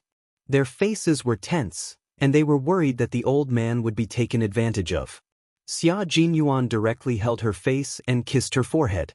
He chuckled and said, "The old man will not be taken advantage of so easily. There are other reasons why he is not in a hurry to go in. Let's go. I'll send you back to the car first." Yiqian was worried. He wanted to insist on going back alone, but then he remembered that Xia Jinyuan had always insisted, so he nodded and quickened his pace as he walked out. Although he was angry, it wasn't the kind of anger that couldn't be restrained. Perhaps he was too nervous. With Captain Xia's methods, he would not let himself and the Commander-in-Chief suffer. Yiqian knew Xia Jinyuan very well. He had never been at a disadvantage in front of Madame Zhao. When he returned, he saw that Chief of Staff Du was also standing outside, basking in the limelight. His old man stood with his back straight and his hands behind his back. His cold and arrogant aura made Chief of Staff Du seem shorter. "Old Xia, you're being silly. Shu Man is your son's mother. As a father, can you stop her? Sometimes, it's better to give in. Don't always bring your work style home. It's too boring to make the house like an office. They really won't make you lose face if you let them. Shu Man is not an outsider. It's reasonable for you to let them win, right?" "Hello, Chief of Staff Du." In the light, Xia Jinyuan strode over and greeted them elegantly and politely. "Good evening, madams." When Chief of Staff Du, who was also dressed in casual clothes, heard the rather imposing voice of the young man behind him, he could not help but turn around. He then saw a tall and handsome young man who was obviously a soldier walking towards him. Chapter 1895. He sized him up and laughed. "Oh, it's Xiao Xia. I haven't seen you for a few years. Ha, you've changed so much that I almost couldn't recognize you." "You haven't changed at all. You're still as elegant as ever." Xia Jinyuan walked over and extended his hand. He wasn't wearing a military uniform, and it was a private meeting, so there was no need for a military salute. They could just shake hands. The moment the young and strong hand reached out, Chief of Staff Du's eyes darkened slightly. He smiled and said, No, I'm old. I'm 5 years older than your father, and I'm already in my 60s. If I continue to change, I'll become an old man." Chief of Staff Du was 64 years old. He got married early, and his eldest son, Du Kaiwei, was nearly 8 years older than Xia Jinyuan. Commander-in-Chief Xia frowned when he saw him coming over. Didn't he ask him to accompany Xiao Yi back to the hospital? Why did he come back? He glanced at his ex-wife, who was opposing him, and his frown deepened. She used to leave in a carefree manner, but now that she was old and envious of others who had children and grandchildren, she came back to look for sixth brother. Xiao Shuman, you've really been naive for a lifetime. Mrs. Xiao, who had been naive for a lifetime, hadn't seen her biological son for many years. At that time, she was so excited that tears were glistening in her eyes. Looking at her biological son who had grown so tall in the blink of an eye that she had to raise her head to see his appearance clearly, Mrs. Zhao's mouth trembled slightly. Yuan, don't you recognize me? Although you didn't raise me, you still gave birth to me. How can I not recognize you? In the dim light, Xia Jinyuan, who had just finished exchanging greetings with Chief of Staff Du, lowered his eyes slightly and looked at Mrs. Xiao, who had been searching for herself. He smiled faintly and said, "Don't think too much." Although he spoke politely with a smile on his face, there was an invisible wall of alienation that made Mrs. Xiao unable to get close to him. This discovery made Mrs. Xiao tremble slightly, and at the same time, tears burst out of her eyes. Yuan, do you hate Mom? You. Before she could finish her words, Xia Jinyuan had already looked away. Madame Xiao had no choice but to swallow her words and secretly wipe away her tears. The slender major stood in front of everyone. His innate noble temperament made him stand out even in front of the two senior generals in the army. It's such a cold day. Dad, why don't you and Chief of Staff Do go back to the box and talk about our family matters? Mrs. Li, you should come as well. You've always cared about my family. With you around, Mrs. Xiao will feel more at ease. Before Chief of Staff Du could understand the meaning of his words, Mrs. Li's expression had turned cold. She said lightly, "Shu Man, your son is blaming me for being nosy. Yes, I'm just an outsider. How can I intervene in the family affairs of Commander-in-Chief Xia? I'm meddling in other people's business. She's blaming me. It has nothing to do with you." Madame Xiao raised her hand and gently wiped away the tears that flowed out. She said to Madame Li, "I'll chat with the father and son. I won't eat with you and old Du. I'll thank you when I have time." Madame Li first looked at her husband, who shook his head slightly. She sighed and held Madame Zhao's well-maintained hand. "You don't have to be so polite with me. I'm really worried about old Xia's temper. Let me and old Du accompany you. If anything happens, you still have us. I won't trouble you and old Du Cheng'en. You go eat first. I'll talk to old Xia." Madame Xiao was not moved. She refused Madame Li's company and said to Chief of Staff Du, "Old Du, I'll leave you." Chapter 1896. Since she had already said so, what else could Chief of Staff Du say? He could only say, "Okay, I'll eat with Chenglan first. It won't be too late for you to come over if you're early." He then said to Commander-in-Chief Xia, "Old Xia, you two have a good chat. It's not a big deal. Since little Xia is also here, the family of three can sit down and have a good chat. There's nothing that can't be solved. We have to be meticulous in our work, but we can't do that to our family. We have to give in. We can't have a dictatorship." He had said a lot, but the main point was the last sentence, "We can't have a dictatorship." Xia Jinyuan was neither servile nor overbearing. He smiled elegantly and said, "Thank you for your reminder, Chief of Staff Du. In fact, whether it's at home or outside, we can't be a dictatorship or be special." Chief of Staff Du didn't know if there was a hidden meaning in his words, but he could only smile and leave with his wife. Mrs. Xiao, who had wiped her tears, saw that there were no outsiders present and said, "Where's the private room? We haven't sat down for a long time. Yuan, you should say a few words to your mother. It won't take up too much of your time." It just so happens that I also have something to say to Mrs. Xiao. "Dad, please go back to the private room and have a seat. I'll ask the waiter to make a pot of tea." Xia Jinyuan was not in the mood to talk about their mother-son relationship. He said lightly and went to order the tea. When the tea was served, the three of them, who hadn't sat together for many years, sat in a triangle with a large distance between them. Mrs. Xiao looked at her son, who was unwilling to sit with her and didn't even look at her. She only felt bitterness in her mouth. She then looked at her ex-husband, who was sitting opposite her. Although he was old, he had more aura than when he was young.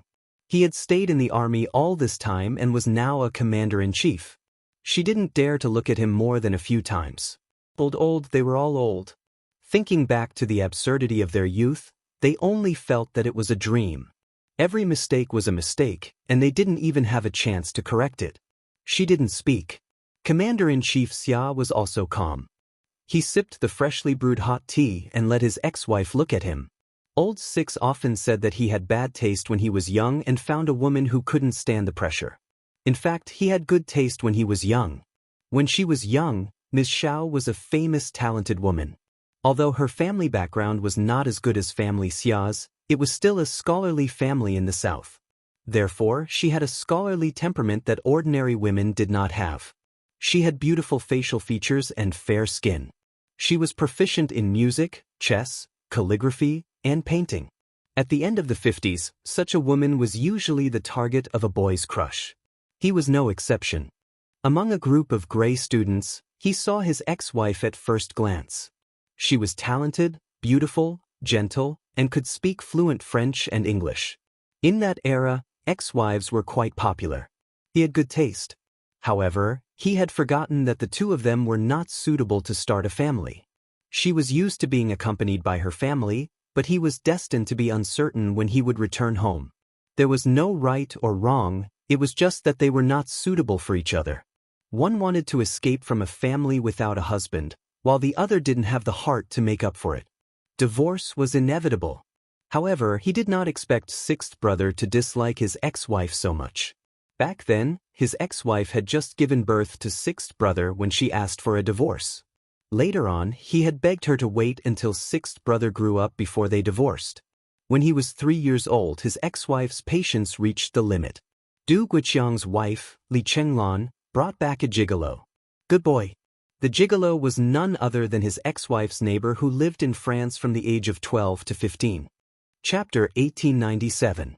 When the childhood sweetheart met again, she disregarded his persuasion and insisted on a divorce. When he came back from the army and saw Lu, who was as small as a radish, he couldn't bear it and wanted to pursue him again. However, when his ex-wife found out, she was so scared that she flew to France to avoid seeing him. He had met Lu 3 times.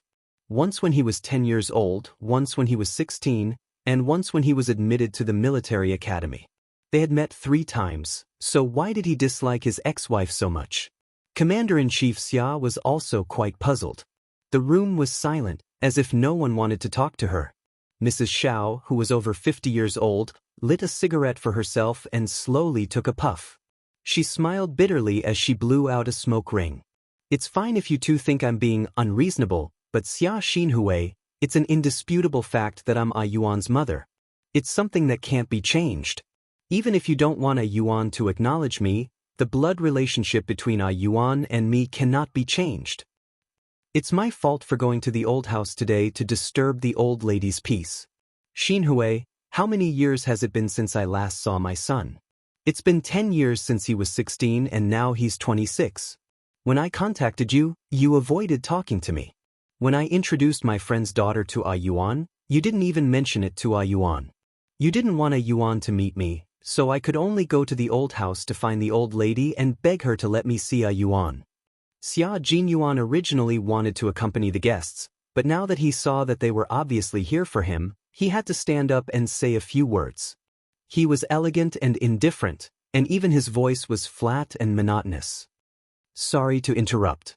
Mrs. Xiao, who was smoking, saw Xia Jinyuan talking to her and immediately showed joy on her face. However, as soon as she showed her joy, she froze in an instant. Xia Jinyuan said calmly, I have to say something fair for my old man. Mrs. Xiao, all your thoughts are just self-righteous. First of all, my old man has never stopped me from meeting Ms. Xiao. On the contrary, back then, Ms. Xiao abandoned her husband and children for love and happiness. My old man often said that he had let Ms. Xiao down and couldn't blame you for leaving. He also told me to look at the photos of Ms. Xiao hugging me when I was free so that I would know that you actually loved me very much. I'm sorry, but I didn't manage to do it. From what I can remember, Ms. Xiao always told me that if it weren't for me, you would have left the cage long ago. Mrs. Xiao, who was holding a cigarette between her fingers, turned pale when she heard this. The cigarette between her fingers fell onto the table in shock. She widened her eyes and looked at her son in disbelief. Impossible? Secondly, when the old man knew that you were back, he called me and asked me to go and see you. When I was 10 and 16, the old man forced me to go and see you. If it weren't for the old man, Miss Xiao, even if you were kneeling in front of me, I wouldn't have lowered my head to look at you. At this moment, Madame Zhao's face was so pale that it was covered with a layer of white dust. Even her lips had lost their color. Thirdly, why do you think that you have the right to find a girlfriend for me? Back then, you were the one who abandoned your husband and children. You were also the one who turned a blind eye to me and my old man. When I needed you, you weren't there. Now that I don't need you anymore, you appear again and even want to introduce a girlfriend to me. Miss Xiao, why do you have to force me? Back then, my father didn't make things difficult for you. Otherwise, do you really think that a military marriage can be divorced so easily? Chapter 1898. Madame Xiao felt as if her entire body was soaked in a freezing cold pool. Waves of coldness were like knives cutting into her flesh and bones. It was too painful, too painful. Those words hurt too much. This was her son, the son she gave birth to after carrying him for 10 months. But he hated her to the core. Oh my God, oh my God. She was such a failure in life that even her only family member hated her. Commander-in-Chief Xia did not have the habit of smoking. After hearing these words, he poured himself another cup of tea and sipped it without interrupting Xia Jinyuan. She would not give up until all hope was gone. He wanted to save some face for her, but she insisted on falling out with him. She was already in her 50s. If she continued to lose face like this, who knew how she would live in the future? Xia Jinyuan was a decisive person, especially when he saw that Madame Xiao had a good relationship with family Xia's political enemy. He knew that if he did not cut off the relationship, there would be trouble in the future.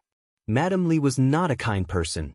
Some people became kinder as they got older, while some people became colder as they got older. Madame Li was the latter. In her eyes, only the Du family was the best. Family Xia had long been a thorn in her side. Who asked old man Xia to always be better than her husband? Since we've met today, I'll make things clear so that you won't blame the wrong person and think that old man Xia stopped me from letting you see me. You're wrong, Madame Xiao. You're really wrong. My father is a responsible man. He's a good old man who doesn't want his son to hate him.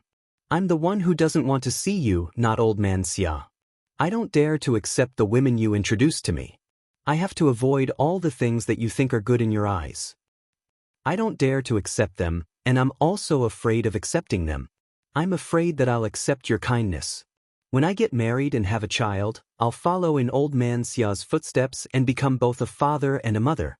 I'll become an old man that no one wants. Don't say any more. It's Mom's fault. It's Mom's fault. Madame Xiao was sobbing uncontrollably. Mom was selfish. I only thought about myself and didn't think about you. Don't say any more. Mom was wrong. Mom was wrong. She cried sadly, but Xia Jinyuan was not moved at all.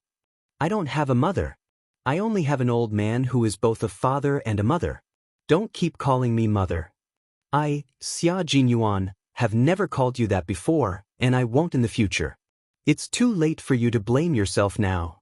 I've already grown up. When I was 16 years old, it was all thanks to you that I scolded the old man and said that he was irresponsible for raising me like a piece of trash. I sincerely thank you, Miss Xiao.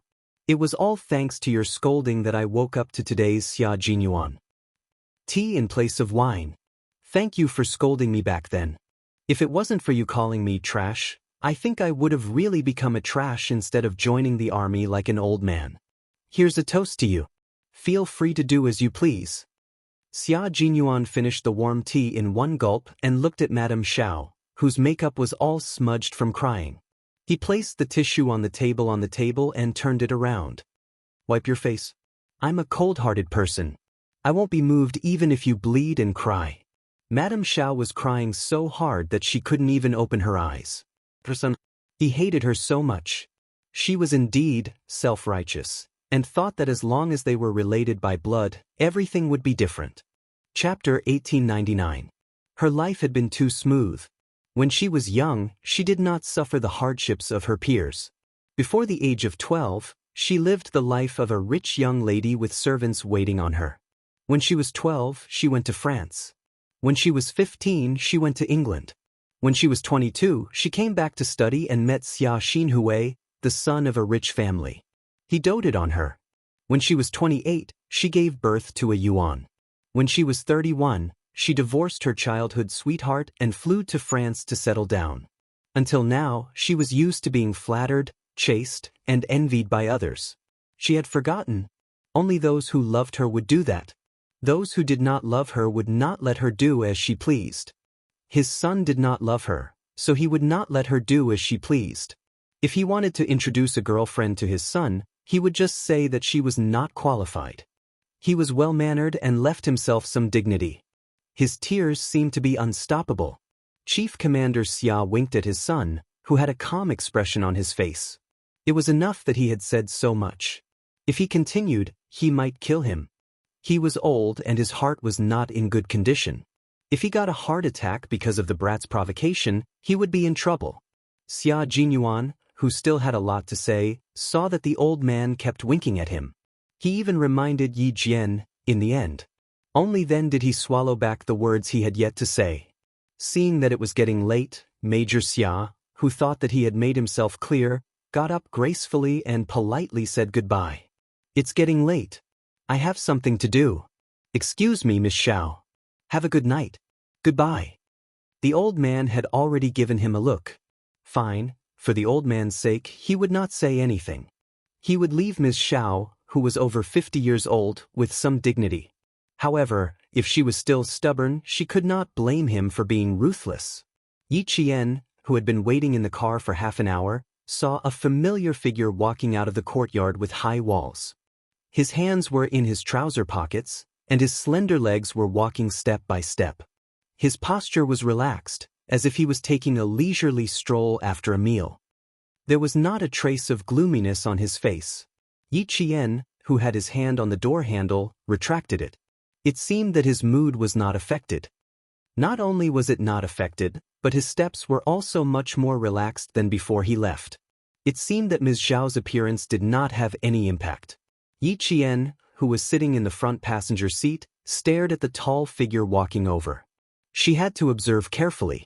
Captain Xia was very good at hiding his emotions. Her gaze fell on the car through the windshield, causing the major to look over as well. There were street lamps in the parking lot, and the dim yellow light illuminated the ground. It also faintly illuminated the beautiful face in the car. Xia Jinyuan raised the corner of his mouth and quickened his pace. He didn't need another woman in his life. His little fox was enough. On the way to the hospital, Xia Jinyuan mentioned Miss Xiao. Yi Qian paid close attention to him and confirmed that his mood was not affected. Only then did he feel relieved. Xia Jinyuan's mood was not affected, and neither was Commander-in-Chief Xia. Before leaving, he graciously asked his ex-wife where she was going, and he sent someone to send her back. Ms. Xiao had a villa in Beijing. Every time she returned to China, she would stay there. She had just been hurt by her own son, so she did not plan to go back early. She declined Commander-in-Chief Xia's kindness and said in a low voice, "I'll go find old Du, can go first." Old Du was the chief of staff Du. Chapter 1900. Madame Xiao didn't think there was anything wrong with interacting with the Du family. She and Li Chenglun met in France and called each other Sister Lan. Later, they became closer and called each other by their names. They had known each other for 40 years. They had a good relationship and had close dealings with each other. Naturally, they were much closer. Commander-in-Chief Xia's face darkened when he heard that she was going to look for the Du family. He had to remind her, "You know the relationship between family Xia and the Du family. Although a Yuan didn't acknowledge you, you just said that you and a Yuan's bloodline can't be broken. It's your freedom to make friends with whoever you want. I won't interfere, but I hope you don't do anything to hurt your only bloodline. Du family, you have to know your limits." Madame Xiao frowned when she heard her ex-husband mention her good friend. She nodded elegantly. The relationship between family Xia and the Du family has nothing to do with me, but since you mentioned a Yuan, then I know.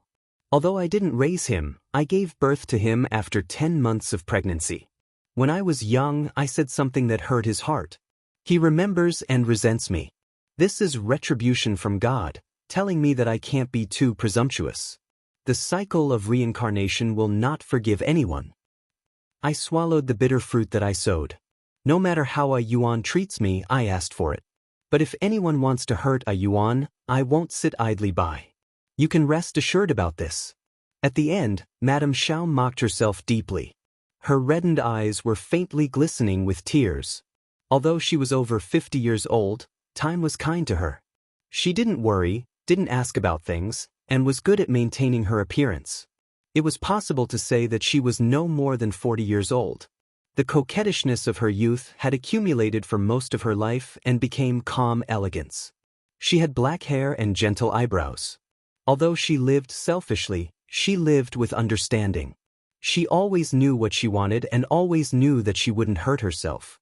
This kind of person lived with understanding more than anyone else. Unfortunately, they lived with too much clarity. The things they did would always intentionally or unintentionally hurt others. If they wanted something good, even if it was built on the basis of hurting others, they would still get it.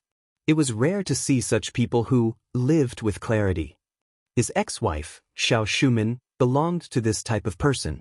She would never sacrifice herself to help others. Commander-in-Chief Xia looked at his beautiful ex-wife and nodded gently. You know, I won't say much. I believe you can do it. As long as she understood, there was no need to worry. Sixth brother was her child after all. In the past, she abandoned sixth brother for her own happiness. Now that she was old, she knew that the fallen leaf had to return to its roots. She wanted to repair her relationship with sixth brother. Based on this point alone, he believed that Madame Xiao would not side with outsiders. One good thing about selfish people was that they always knew what was most important to them. Commander-in-Chief Xia did not offer to send his ex-wife back. He took his coat and nodded slightly at Ms. Xiao, who was still sitting there, as if saying goodbye. Then he opened the door and strode out. Outside the gate, Xia Jinyuan instructed the plainclothes guard who had come forward. He said softly, Commander-in-Chief, the car is parked outside. All right, let's go. Mrs. Xiao, who had not moved, heard her ex-husband's authoritative voice. As the door of the private room slowly closed, all the sounds outside were cut off. Sigh, it seems that I'm really old. She poured herself a cup of hot tea and slowly took a sip of it in a refined manner. Even though there were wrinkles on the sides of her eyes that were once as bright as autumn waters, her temperament made the 54-year-old Madame Xiao age gracefully and calmly. Chapter 1901. She knew that she was a selfish person. Abandoning her husband and son was a treacherous thing in the past, but she never regretted it. It was useless to regret it now. After all, it was her own path. The only regret in her life was that she didn't expect that when she was old, she would want to talk to her son about life and listen to him talk to her. Unfortunately, her son was like her. He let go of things that he didn't want. She, as his mother, had been put down by him. He didn't need a mother's care in his world anymore. This was something she didn't expect. Shuman, why are you alone? Where's Xia? The closed door of the private room opened. Mrs. Li pushed the door open and entered. She saw Madame Xiao drinking tea alone. She was still as quiet as ever, as if she had never cried just now. She had a good life. No matter what, someone would stand up for her. This was where Li Chenglan couldn't compare to her. However, it was very different now. She had a son, but she didn't have one. Li Chenglan had 2 sons and 2 daughters. She had a prosperous family. She had a son to protect her family and a daughter to please her. Xiao Shuman could never compare to her in this aspect. Chenglan, come and sit with me. A Yuan ordered black tea. It's quite to my liking. Madame Xiao smiled. She raised her hand elegantly and motioned for her friend to sit down and drink tea with her. Li Chenglan's eyes moved slightly. She sat beside her and said, Did Xia do anything to you just now? Did he agree to let you meet a Yuan? Although Xia has a bad temper and we can only let him do whatever he wants, he's still reasonable. If you communicate with him well, he'll definitely agree. If he doesn't agree, you can tell old Du and me. We'll go and find him. I'll look for Xia outside, and old Du will look for him in the military. Let's see if he dares to avoid you. In my opinion, you're too soft and don't know how to fight. If old Du and I were here just now, Xia would have to give old Du some face. She had lived a wonderful life for most of her life, but she couldn't even see her only son in her old age. Alas, what was the use of living a wonderful life in the past? In the end, it was only right to see who would have the last laugh. You're almost 60 years old. Why haven't you changed your bad temper? Have some black tea. Madame Xiao smiled faintly. She poured tea for her old friend and handed it to her. Old Xia didn't stop me from seeing a Yuan. It's a Yuan who doesn't like me now. I can't blame anyone but myself. There's no hurry. It's my fault for not raising her. I'm sorry, Qinglan. I've implicated you and old Du to worry about me. I'll settle this matter myself in the future. I won't trouble you anymore. However, Madame Li was not happy. Instead, she pulled a long face angrily. What are you saying? Why are you being so polite to me? Shirlai doesn't have to stop you now. A Yuan has grown up. Why should he be the bad guy? What he meant was that Commander-in-Chief Xia had stopped him in the past because Xia Jinyuan was still young. Now that Xia Jinyuan had grown up and believed that his mother did not want him, Commander-in-Chief Xia had achieved his goal, so it did not matter if he did not stop him. Li Chenglan was already a grandmother. She would not lower herself to get involved in other people's affairs. However, she had to get involved in family Xia matters. When she was young, she could stir up a family Xia. Now that she was old, she still had the ability to cause trouble for the younger generation of family Xia. Chapter 1902. He sighed again. Your business is my business. We've known each other for more than 40 years. You don't have any siblings, and you've also lost contact with your hometown. Seeing you all alone, my heart aches. Why don't I help you? Old Xia is a stubborn donkey. Old Du and I have experienced it. We should talk about this matter together. With your strength alone, you won't be able to do it. Old Xia is no longer a small regiment commander. He is now the commander-in-chief. If he wants to, Shuman, you won't be able to win against him. These words were nothing after hearing them too much. She might be influenced when she was young, but it would be difficult when she was old. Madame Xiao, who was listening quietly, did not interrupt her. She sat there gracefully with a gentle smile on her lips. She was as silent as a painting. After her friend finished speaking, she smiled and said, Old Xia has never been a bad person. You are still biased against him. All right, let's not talk about the father and son. Is Joy here yet? I miss her so much. She changed the topic lightly. Madame Li's eyes dimmed before she smiled and said, She's here, she's here. When she didn't see you, she made a fuss. I was pushed out by her to look for you. Then why are we still sitting here? Let's go. We can't let her wait too long.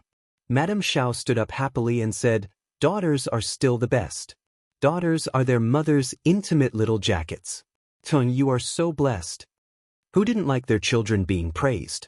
Madame Li's greatest sense of accomplishment was that she had 2 sons and 2 daughters. She smiled and the crow's feet at the corner of her eyes deepened. I can't compare to you. You are someone who can take things and let them go. The 2 of them walked out of the private room while talking and laughing. Madame Xiao smiled and sighed. I was thinking about whether to make Jai and a Yuan together. What a pity. What was a pity? Madame Xiao didn't say it. Li Chenglan smiled and didn't say anything. It was a pity that family Xia and the Du family had different political views. They were destined not to be in-laws. When they returned home, Madame Li told them everything. Chief of Staff Du's face was solemn. After thinking for a long time, he said, Did Xiao Shuman understand something when she suddenly asked us not to interfere? What does she want to understand? Old Du, Shuman is not stupid. She knows best when she is alive. Mrs. Li, who was lying in the massage chair and relaxing, said lightly, I've known her for 40 years. I know her and she knows me. She knows what I've done. She doesn't expose me because those things have nothing to do with her. Shu Man never worries about things that have nothing to do with her. Chief of Staff didn't understand what his wife said. In his eyes, Xiao Shuman was a person who couldn't tell the difference between grain and grain. She had someone to do everything for her. She didn't have any opinions at all. You said that she knows how to live, but I think she's just a muddle-headed person. I don't understand the things between you women, and I'm too lazy to figure it out. As long as Xia Xinhui doesn't have a chance to be promoted in the next 2 years, I'll be at ease. Women sought the hearts of the people at home, while men sought power outside. What Chief of Staff needed was power and power. I'll do my business and you do yours. We're both grandparents. It's okay to be a little muddle-headed occasionally. Madame Li didn't say what she would do next. She closed her eyes as if she were sleeping. She was old and felt tired after a little effort. It was impossible for her not to worry about it. Chapter 1903. The mountain that blocked the Du family had not been dug out yet. She still had a son and a daughter who had not started a family yet. Even though her grandchildren had been born, she could not admit that she was old and had to continue to plan. As Madame Li was calculating in her mind, Xia Jinyuan and Yi Qian had returned to the hospital early and chatted with Principal Chen for a long time. They had not seen Principal Chen for several months, so they had a lot to say to him. Yi Qian mentioned what had happened in school, on the training ground, and with his classmates. As for the joint training of the 2 teams, he did not mention a word. Yi Qian knew what should be said and what should not be said. Fighting is actually a foreign thing to me. When I saw my classmate being bullied and forced into an alley, I rushed over. A group of motley crew thought that they were great. Seeing them made me angry, so I joined hands with a few boys to teach them a lesson. Yi Qian mentioned that before the joint training, Su Wen had been forced by several gangsters and then they had fought together. He mentioned Song Jiqiu. I didn't expect him to be Yang Heng's cousin. I met an acquaintance. Is he the son of Director Yang of the Transportation Bureau? Xia Jinyuan was no stranger to Yi Qian's high school life. He knew all the boys and girls around her. Do you still remember him? Yes, he is Director Yang's son. Song Jiqiu told me that he has gone to Australia to study. Yi Qian said in a low voice. Her voice was as clear as the water in the mountains, tinkling happily. When she smiled, her eyes curved like the crescent moon above the treetops. Looking at her, Xia Jinyuan felt a little warm in his heart. He liked her smile very much. It was bright, pure, and full of hope for life. Principal Chen listened to her. His face was still a little gloomy, but the smile on his thin face never disappeared. This girl seemed to be living a good life. She completed her studies and trained hard at the same time. She achieved excellent results again and again.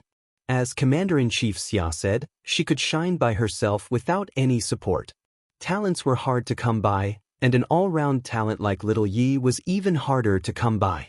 The army had entered a period of reform, and the same was true for the grassroots companies. In the future, the soldiers would no longer have junior high school education as the main force.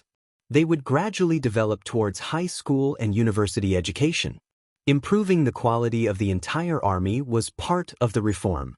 Lassie had come at a good time, a good opportunity. The 3 of them had no choice but to stop when the doctor arrived at 11 o'clock. The 2 of them didn't stay at the hospital to accompany them. They were directly sent to the hotel by Principal Chen to rest. He said, "If the 2 of you sleep outside, you're clearly trying to make me lose sleep. Little Xia, bring little Yi to a hotel. She has an exam the day after tomorrow. How is she going to take the exam if she doesn't have the energy?" Yi Qian still had to take the exam the day after tomorrow, and her goal was to get the title of Outstanding Student directly after graduation. It wasn't easy to get this title.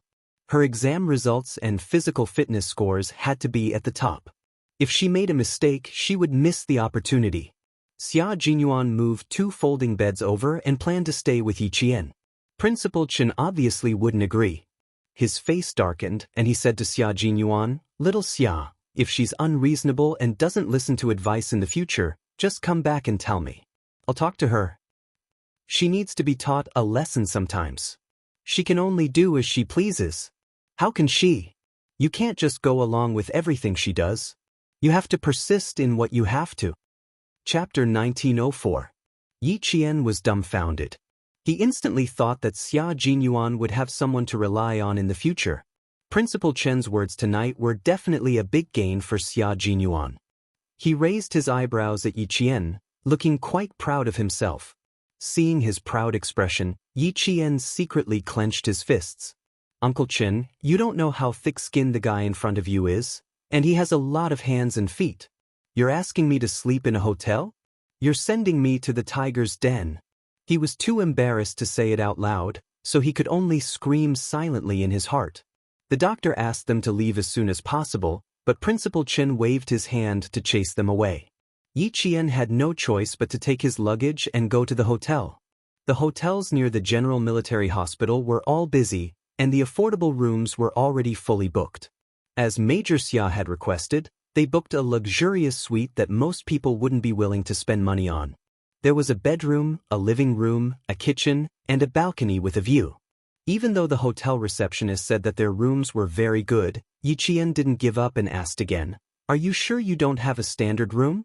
Are you sure there aren't any guests who have checked out?" The management of a 5-star hotel wasn't so messy that they didn't know how many rooms there were. The receptionist gave a standard smile and explained patiently, "Hello, madam, there really aren't any rooms available. Someone didn't want to stay in this room and checked out at the last minute. Otherwise, there wouldn't be any rooms available." Xia Jinyuan, who had paid the deposit and received the room card, saw that she was still unwilling to give up.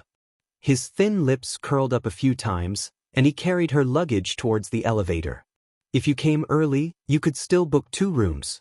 It's good enough that you came in the middle of the night to get a room." I didn't expect Uncle Chen to be so insistent. Yi Jian chased after him. It was not that they had never slept in the same room before. It was just that the man beside her always liked to say mushy things when no one was around. However, after thinking about it for a while, Yi Jian felt that her face was already red at this time. Xia Jinyuan had already seen her unnatural expression from the elevator mirror. TSK, TSK, TSK, she was still so easily embarrassed. The more shy she was, the more he wanted to do this. Even though he was in military uniform, he still couldn't change the bad habit he had since he was young. It had been a long time since they had shared a bed. Should they chat until dawn tonight? Perhaps they could do something adults should do? As this thought flashed through his mind, the young Major's sexy Adam's apple couldn't help but move slightly. Doing some adult things. He really wanted to. Xia Jinyuan began to think. When he looked at Yi Qian again with his noble eyes, there was a hint of flirtatiousness in his eyes. He also saw Yi Qian subtly take a small step back. Yi Qian felt an inexplicable sense of danger. He looked at him warily, then glared at him fiercely. "You'd better behave yourself. We're here." After receiving her warning, Xia Jinyuan was very calm. The elevator door opened with a ding. He pressed the button and asked Yi Qian to go out first. "It's late. Take a shower first. I'll go make the bed." "We booked a suite. There's 1 bedroom and 1 living room. There will be a sofa in the living room. I'll sleep on the sofa and you'll sleep on the bed." Yi Qian, who came out first, stopped in his tracks. He looked back at the man with the luggage in disbelief. Why did it feel so surreal all of a sudden? Her reaction made the seemingly serious Major laugh in his heart. He began to tease Yi Qian, who couldn't be any more serious. He deliberately said, "Huh? You don't want to? You can't bear for me to sleep on the sofa, so you want me to sleep with you on the bed?" He was too serious. Yi Qian was even more certain that he wasn't going to be so honest. "Captain Xia, I won't believe you even if you suddenly become serious." Yi Qian took the room card from his hand. He glanced at him lightly, then took the room card away and strode in. Chapter 1905. She didn't notice that the man behind her had a dark look in his deep, smiling eyes. His slightly raised smile was both good and evil, and it was a smile that could mesmerize women even more. The room was worth the price. Just as the receptionist said, the living room was very spacious, and there was a very long corner sofa. The sofa faced a large balcony with a view of the night view of Beijing. The view was so wide that it was indeed relaxing. Looking at the sofa that was big enough for 1 person to sleep on, Yi Qian was already planning to take out a blanket from the cabinet and cover it with it when he went to take a shower so that he wouldn't be allowed to enter the bedroom. Although they had slept together and it wasn't as stressful to face him again, the evil smile on his face in the elevator just now made her heart beat wildly. She had to be more vigilant against this dangerous yet elegant man. Go take a shower first, I'll make the bed. Xia Jinyuan put down his luggage and took the initiative to find the cabinet. He took out 2 layers of spare blankets from the cabinet and carefully laid them on the sofa. Yi Qian watched as he came out with the blankets. He stretched out his long arms and familiarly shook off the blankets without her help. Hurry up, I can make the bed myself. The major frowned slightly as he shook off the blankets, as if he didn't understand why she was still standing there. He simply threw the blankets and his hands onto the sofa, walked up to her, and asked in a low voice, "Is there anything else you want to talk to me about?" Yi Qian pursed her lips and pointed at the sofa. You are taking the initiative. I'm still not used to it. After she finished speaking, she looked at him, trying to find something from his handsome features. However, the man standing in front of her was calm and composed, and his gaze was gentle and deep. It was as if there was a dark look in his eyes, but also as if there was nothing. Xia Jinyuan chuckled, and his sexy thin lips curved slightly. The evil smile that flashed past in the elevator was now on his handsome face. Little fox, you're making things difficult for me. I don't know what to do to satisfy you. If you don't let me sleep on the bed, I won't sleep on the bed. Now that I've chosen the sofa, you're saying that there's a problem. Then tell me what's wrong with me. She wouldn't be standing here if she could. Seeing his face getting closer and closer, Yi Qian immediately bent down to pick up the luggage and avoided his kiss. You make the bed. I'll take a shower first. Forget it. Counter soldiers with arms, water with earthware. Alright, do you want some water? I'll go pour a pot of water. Sure. Yi Qian went straight into the bedroom and closed the door behind him. Even though the door was tightly shut, it could not stop Xia Jinyuan from looking at her in the dark. He might let her escape now, but later. He would not let her escape again. When Yi Qian came out of the shower, he saw Xia Jinyuan holding the kettle and bending over to pick up the corner of the blanket that had fallen on the carpet. The water was flowing out of the kettle. Just as Yi Qian said, "Be careful," Yi Qian gasped. The kettle in his hand fell onto the blanket, and steam rose from it. Scalded? Quick, rinse it with cold water. Yi Jian rushed over and grabbed the wrist of the man who was shaking his hand because of the burn. Why are you still shaking your hand? Rinse it with cold water. Xia Jinyuan looked at the scalded skin on the back of his hand. Although it hurt a little, it was worth it. Rinse it for a long time so that it won't blister. Don't you know that you should put the kettle down before picking up the blanket? Yi Qian turned on the tap and placed his hand under the blanket. He frowned and stared at the scalded area. I'll ask the front desk if they have any burn ointment. Chapter 1906. The front desk quickly sent a waiter to bring some burn ointment. When Yi Qian heard the door open, he motioned for Xia Jinyuan to continue rinsing the burn with water while he quickly went to open the door. After turning down the water flow, Xia Jinyuan saw his lover smiling and thanking the waiter. He glanced at the burn that was about the size of a coin, and his thin lips couldn't help but curl up again. Burn was really not part of his plan. His plan was to accidentally spill all the water when he bent down to pick up the quilt and wet it. If the quilt was wet, he would have an excuse to share the bed with her. He wasn't afraid that she would ask the waiter to bring another quilt. He would always have a solution. However, no matter how good his plan was, he still made a mistake. He didn't expect to burn himself. Although it hurt, it was worth it. Outside, Yi Qian declined the waiter's kindness, closed the door, and hurried back to the kitchen with the burn. It's just a small burn. You don't have to go to the hospital. Thank you. Burns were the most common injuries in life. Even the most cautious people couldn't avoid them. Yi Qian didn't suspect that Xia Jinyuan did it on purpose. When Yi Qian hurried back to the kitchen, he saw Xia Jinyuan wiping his hands with a dry towel. Before leaving the hospital, both of them wore a dark-colored coat in their luggage to cover their winter military uniforms. When they entered the room, they habitually took off their coats and hung them in the wardrobe at the side of the entrance. They were both wearing their winter uniforms. The tall and straight man was wearing a dark green military uniform that was tailored to his masculinity. He stood in the shadows of the spotlights. His unruly short hair, exquisite and elegant side profile, and the natural elegance that flowed out from his every move could inadvertently make people who were familiar with him fall into a trance. His hands were slender and didn't become tanned even after being exposed to the elements. After being rinsed with water, they were so fair that they looked like pearls. No one would think that these were a pair of hands that held guns, but rather a pair of slender hands that lingered on the black and white piano keys. Although his hands were beautiful, the burn on the back of his hand was an eyesore. Yi Qian frowned again. It should take 10 minutes to rinse. You only took 5 minutes. It's not serious. 5 minutes is enough. Xia Jinyuan set up the towel and turned to look at his lover, who was frowning.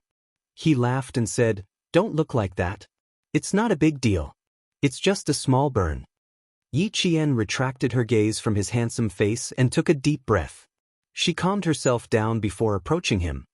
"This is a cooling ointment. Apply it first, then apply it again after you're done bathing. Remember to avoid hot water when you're bathing." Yi Qian held the pair of hands that countless women wanted to hold. He squeezed out a light green ointment that smelled cool and refreshing, and carefully applied a thin layer of it. He lowered his eyes and reminded her softly, "Next time, remember to put down the boiling water in your hands first before doing anything else. It's not too bad today. It's only a small burn on the back of your hand. Even if it leaves a scar, it won't affect anything." "What if you burn your face?" "Captain Xia, even if you don't become a soldier one day, you can definitely rely on your face to make a living after you retire. You should take good care of such a good resource." As a woman, of course she was happy that her boyfriend was handsome. Everyone loved beauty, and she was no exception. Major Xia was speechless. "Little fox, I didn't expect you to care so much about your appearance. I've heard you tell me several times to take good care of my face." Chapter 1907. Of course I care. Since I found myself a good-looking boyfriend, of course I'd like to look at a good-looking face every day. Yi Jian said confidently and raised her hand to touch his face.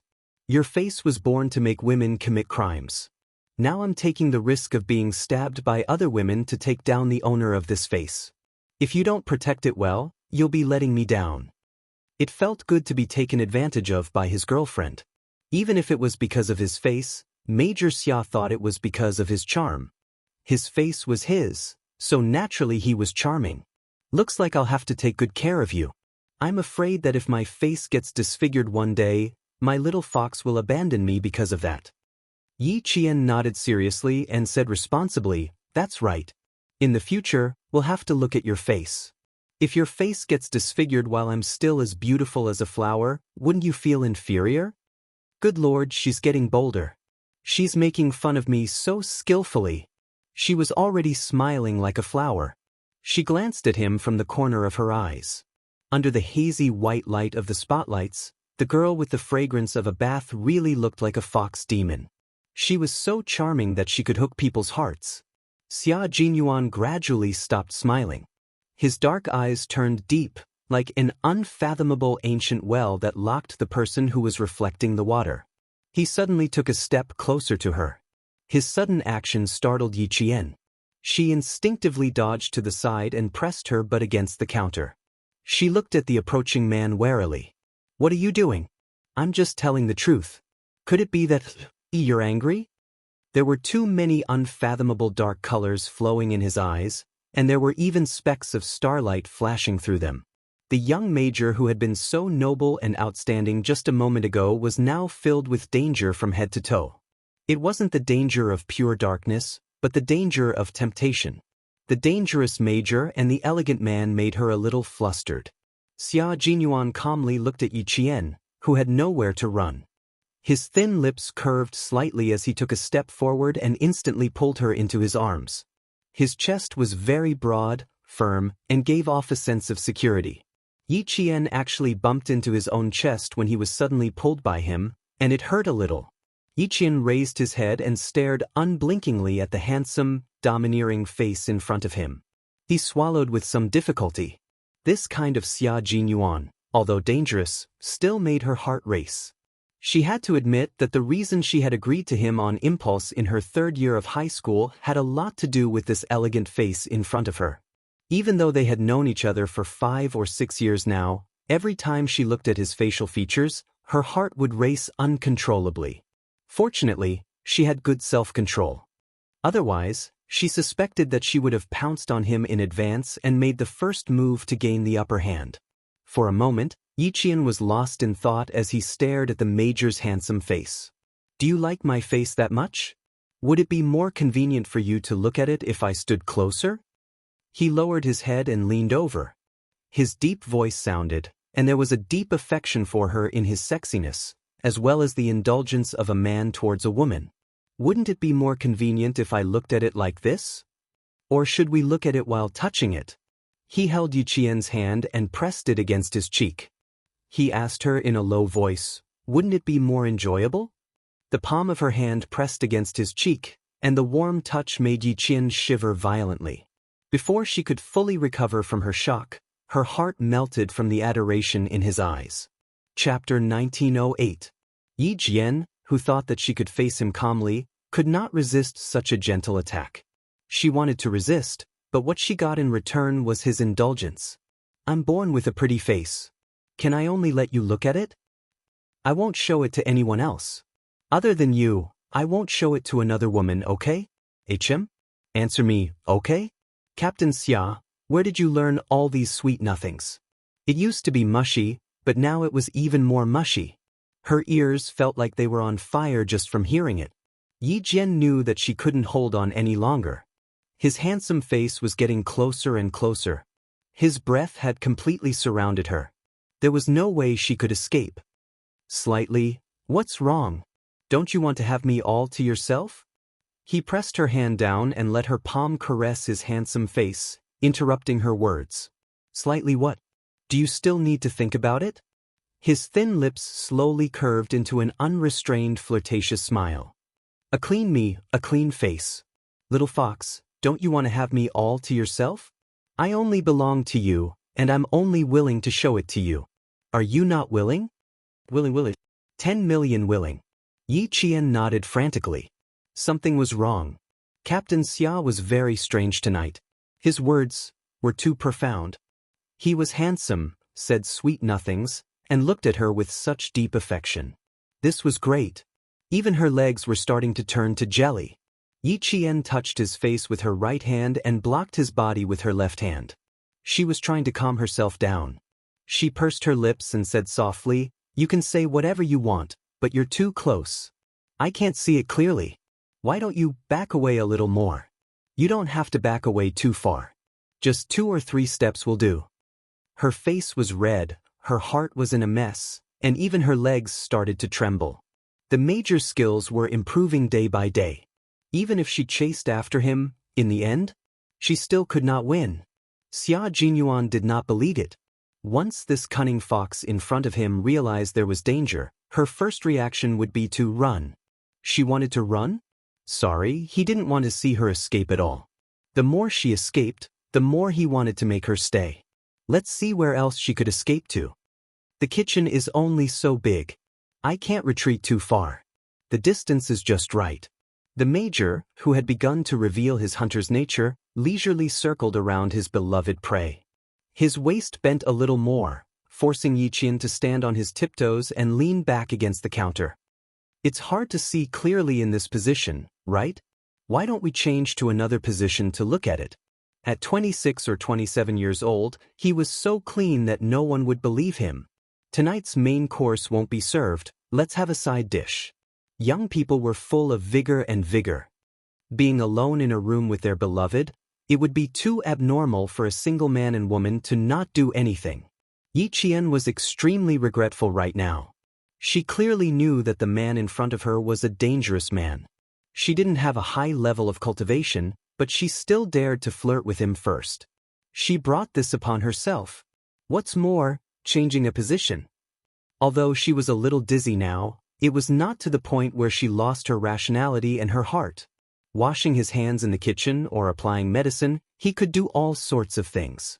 Changing the position, the sofa in the living room, the big bed in the bedroom. If they changed the position, there would be more tricks up his sleeves. How could she be fooled? Chapter 1909. Yi Qian, who sensed danger, tried her best to look calm. The corners of her lips curled up slightly as she blinked and said delicately, I haven't been sleeping well recently, so my eyes are a little tired. Everything I see is a little blurry, so it's the same in another place. That was a good excuse, but for someone as thick-skinned as Major Xia, it was only a matter of time before her excuse was exposed. His brows furrowed slightly. His indulgent indulgence already contained a hint of heartache. His slender fingers caressed her eyebrows, and his slightly calloused fingers gently rubbed the side of her eyebrows. I'll help you relax. You just have to close your eyes. Relax and close my eyes. Captain Xia, do you think I'm a 3-year-old child? Close my eyes and relax? She would only be more nervous. Yi Qian laughed dryly. No need, no need. Go take a shower now. I'll just apply a hot towel to your eyes. It's almost midnight, Captain Xia. You can really go take a shower now. Yi Qian, who was pressed against the counter, moved sideways to the right. There was a door on the right, so she had to rush out. However, the two of them were too close, and she was tiptoeing. She purposely left Xia Jinyuan with her tiptoes, and the 1 centimeter distance between them was reduced to nothing. Although there was still some distance between their upper bodies, their lower bodies were so close together that they couldn't be any closer. Xia Jinyuan was a little stiff, and it was obvious from the way he held her hand tightly. He didn't expect Yi Qian's movement to actually let her experience what a normal man was like. He was indeed addicted to saying sweet nothings, but he still controlled the distance between their lower bodies very well, so as not to startle his little fox. He didn't have much self-control left when it came to her, so he used the last bit of self-control to control the distance between their lower bodies. Now, the last bit of distance between them was broken. Xia Jinyuan looked at Yi Qian, who was completely stiff, and his handsome face was slightly embarrassed. It's a normal man's reaction. Don't be too surprised. It didn't seem appropriate to call him a hooligan. Calling him indecent? It wasn't as if she had just found out that he was indecent. Calling him impatient didn't seem appropriate. She had told herself before that the word impatient had long been wiped clean from his dictionary.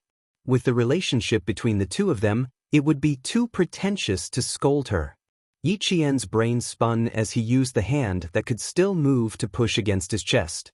His lower body was really too close. He could feel even the slightest change in his body. It was very sturdy and full of manly strength. It was also very scary. He could feel the scorching heat through their clothes. Previously, when he had washed his hands by the stream after completing a mission in the southern province, he had also felt it when he rolled into the grass. However, that was in the grass. Now that he was in a room, his mood was different, and the changes he could feel were also different. Her gaze drifted away as she gently reminded him, I'm not surprised. Go and take a shower first. Don't overeat, cough. Don't overeat. At this critical moment, Yi Qian stopped himself from saying the last words. He stopped so quickly that he even bit his own tongue. There was still a hint of blood and rust in his mouth. Unfortunately, although she only said the word, overeat, it was still out loud, and the man opposite her instantly understood what she wanted to say. As soon as she blushed, Xia Jinyuan stood up. He was a thick-skinned person. His normal reaction was caught off guard by his girlfriend. He felt as if he had been caught red-handed doing something bad, which made him a little embarrassed for a moment. Chapter 1910. Now that she was blushing, he let go of her. Blushing meant that she knew and understood. She knew that men were impulsive and understood that a man's body would change when he was impulsive. Was there a need for him to blush? There was no need at all.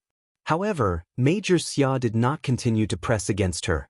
Forget about the kitchen. Both of them were newbies. They could explore the kitchen when they were more familiar with it. He took the initiative to distance himself from her and let go of her hand at the same time. He placed his hands on the countertop and locked her in his arms. Are you trying to say that you shouldn't burst? As he spoke, he let out a low chuckle. His mellow laughter was so sexy that it made one's heart go numb. If it was that easy to burst, I would have burst several times in front of you. Yi Qian had the urge to knock herself out. How could she say such things, especially to him? She knew that he would take advantage of her. No, I'm saying that you should stop messing with me. You can take a shower and sleep. The commander-in-chief had repeatedly reminded her not to let him take advantage of her. Otherwise, she would be the one at a disadvantage. Yi Qian composed herself and pretended to be scared. Hurry up and take a shower. You smell like disinfectant. I don't like it. His gaze was really scary. It was as if he wanted to eat her up. Xia Jinyuan raised his eyebrows slightly and smiled at his lover who was blushing. He smiled meaningfully. Okay, go back to the room and wait for me. Go back to the room and wait for him? She was dreaming. Yi Qian smiled and nodded. Okay, hurry up and go. Seeing that he was about to get up, he said, You bit your tongue just now, right? Are you going to spit it out for me to see? Or should I put my hand in to check? He always gave her a fright. Yi Qian took several deep breaths and suppressed the heat on her face. No, I'll just swallow my saliva.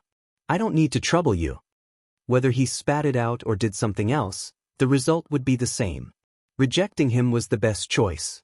Xia Jinyuan, who knew what was right and proper, did not press her any further.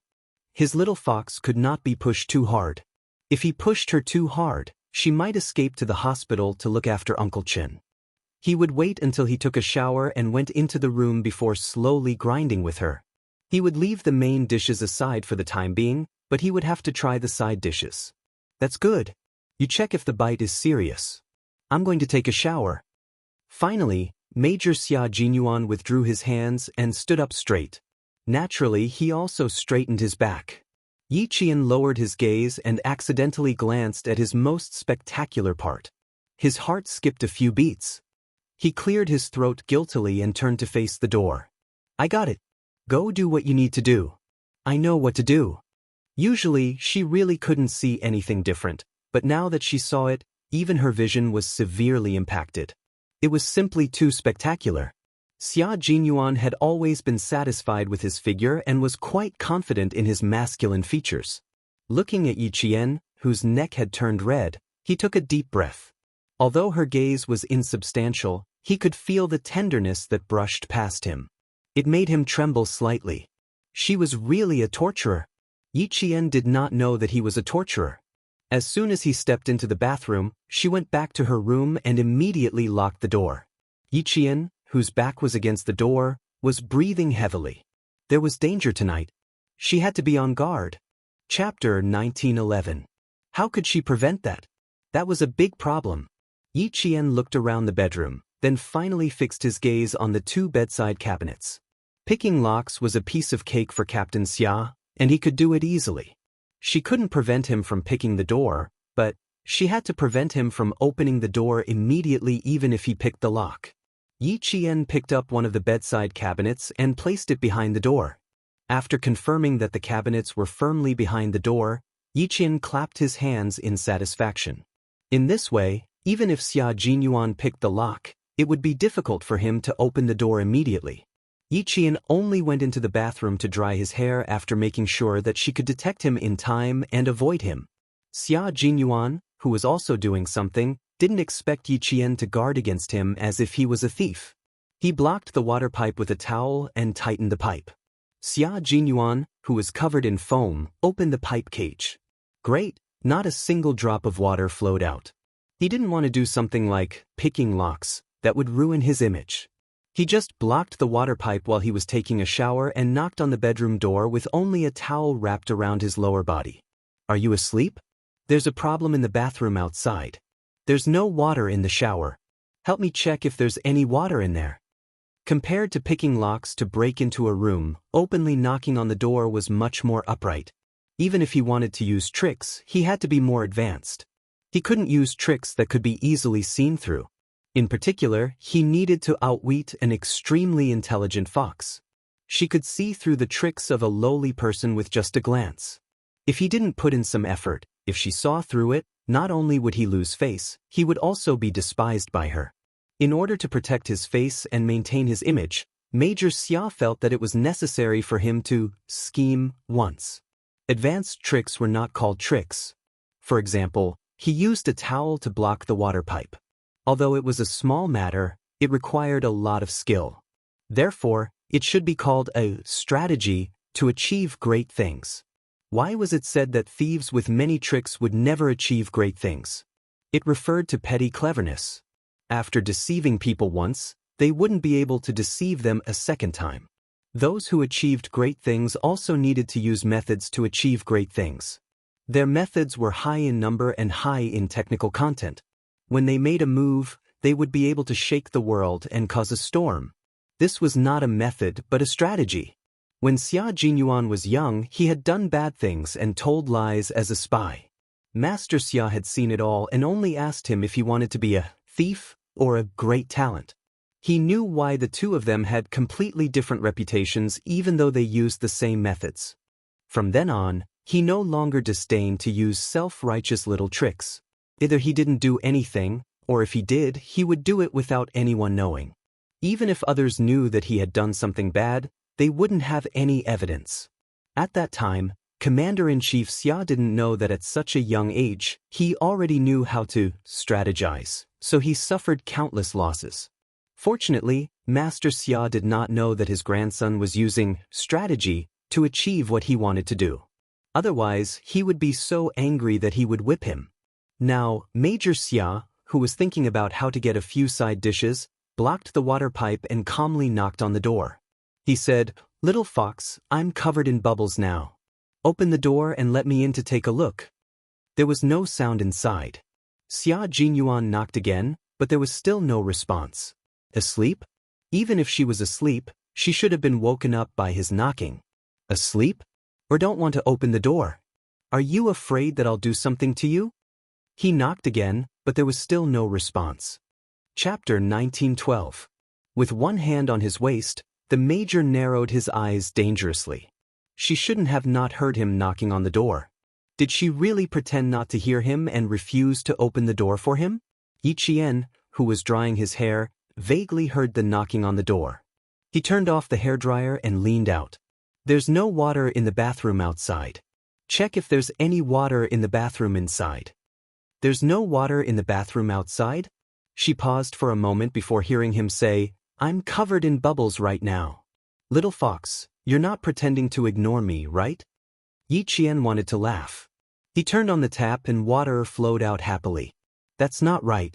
If there's water in the bathroom, there's no way there's no water outside. Could it be? Just as the thought popped up in Yi Jian's mind, she immediately stopped herself.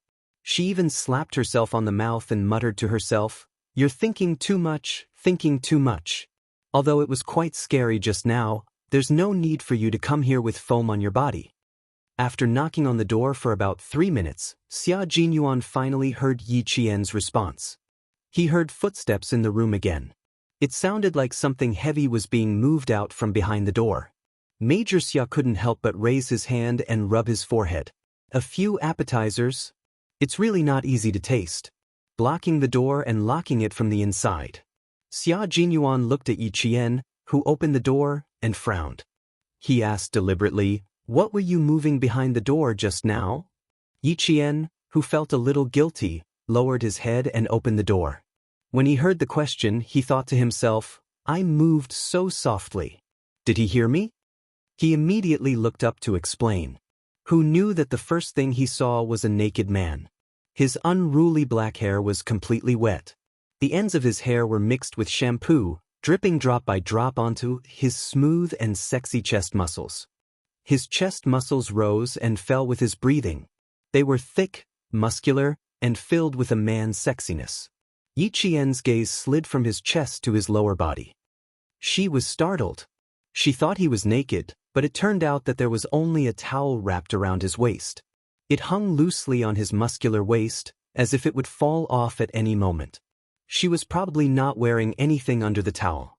If the towel really fell off, wouldn't she be too scared to look? Yi Qian was so shocked by his own imagination that he shivered inwardly. He quickly glanced at the half-naked man, then looked up at his handsome face. She changed the topic somewhat unnaturally. "There's water inside, but why isn't there any water outside?" The fragrance of the shower foam wafted into her nostrils. and the tiny bubbles of shampoo on her hair shone with various colors under the light. She had indeed washed to the side and wrapped herself in a towel. Yi Qian pursed his lips to suppress his laughter and stepped aside to let him in. "There's water inside. Go and wash up." "What did you use to block the door?" "Little fox, are you trying to prevent me from picking the lock?" Major Xia, who had just entered, took 2 steps forward and stopped. He looked at Yi Qian with a half-smile, who looked embarrassed after being exposed by him. Taking advantage of her lowered gaze, he quickly raised his thin lips, then tightened them and said somewhat sternly, "Are you suspecting that I would force you?" He used the word, suspect, a little too seriously. Startled, Yi Qian immediately looked up and explained, "No. I did lock the door, but that's a personal habit. As for what I used to block the door, is there a need for me to do so?" No matter what, she could not admit that she used the bedside table to block the door. As long as he didn't see it, she would never admit it. Chapter 1913. Xia Jinyuan nodded in satisfaction. "If you really use something to block the door, I would be very sad." How could he do such a sneaky thing? Doing things openly was his style of doing things. Looking at the back of the person who turned around, Yi Qian patted her chest lightly. "I feel a little guilty, a little guilty." But Captain Xia, who was only wrapped in a towel, had a unique charm. He had broad shoulders, a narrow waist, and long legs. Just by looking at his back, one could tell that he was a handsome man. Yi Qian, who was standing at the door, glanced at the bathroom outside. In the end, she decided that although Major Xia was dangerous, he was still a gentleman. There was no need for him to lie to her. Therefore, the female soldier Yi Jian had lured a wolf into her house, and she was completely unaware of it. Yi Qian, who was lying on the bed flipping through her textbook, was preparing for her final revision. Just in case, she had to consolidate her knowledge before the exam the day after tomorrow. When the wolf came out of the bathroom, he stood by the bed and wiped his hair while saying, "The blanket outside is all wet. We'll have to squeeze in for the night." Yi Jian suddenly realized that something was wrong. Her eyes widened as she stared at the major who had entered the room and continued to lock the door with a towel wrapped around his waist. Then, he calmly returned to the bathroom to dry his hair. Yi Qian looked at the 1.8-meter bed, then at the bathroom. She touched the blanket again. "Does this mean that we can't avoid sharing the same bed tonight? Why do I feel like I've missed something? Why do I feel like something is wrong? What else do you not understand? Wake up at 8 tomorrow. You still have an hour to revise." The major walked over with his upper body bare. He lifted the blanket and got in naturally. The big bed was obviously sinking because it could bear the weight of one more person. Yi Jian was stunned by his series of movements that were as smooth as flowing water. They were not at all an eyesore. She only felt that they were all natural and went with the flow. "Captain Xia, you have a plan." Yi Qian put down her book and hugged a pillow as a self-defense weapon. At the same time, she prepared to get out of bed. The man who was leaning against the headboard reached over with his long arm and picked up the textbook she put down. He raised his eyebrows and asked elegantly, "What plan? Tell me about it." "You just want to sleep with me," Yi Qian said through gritted teeth. "Yes, I've always wanted to."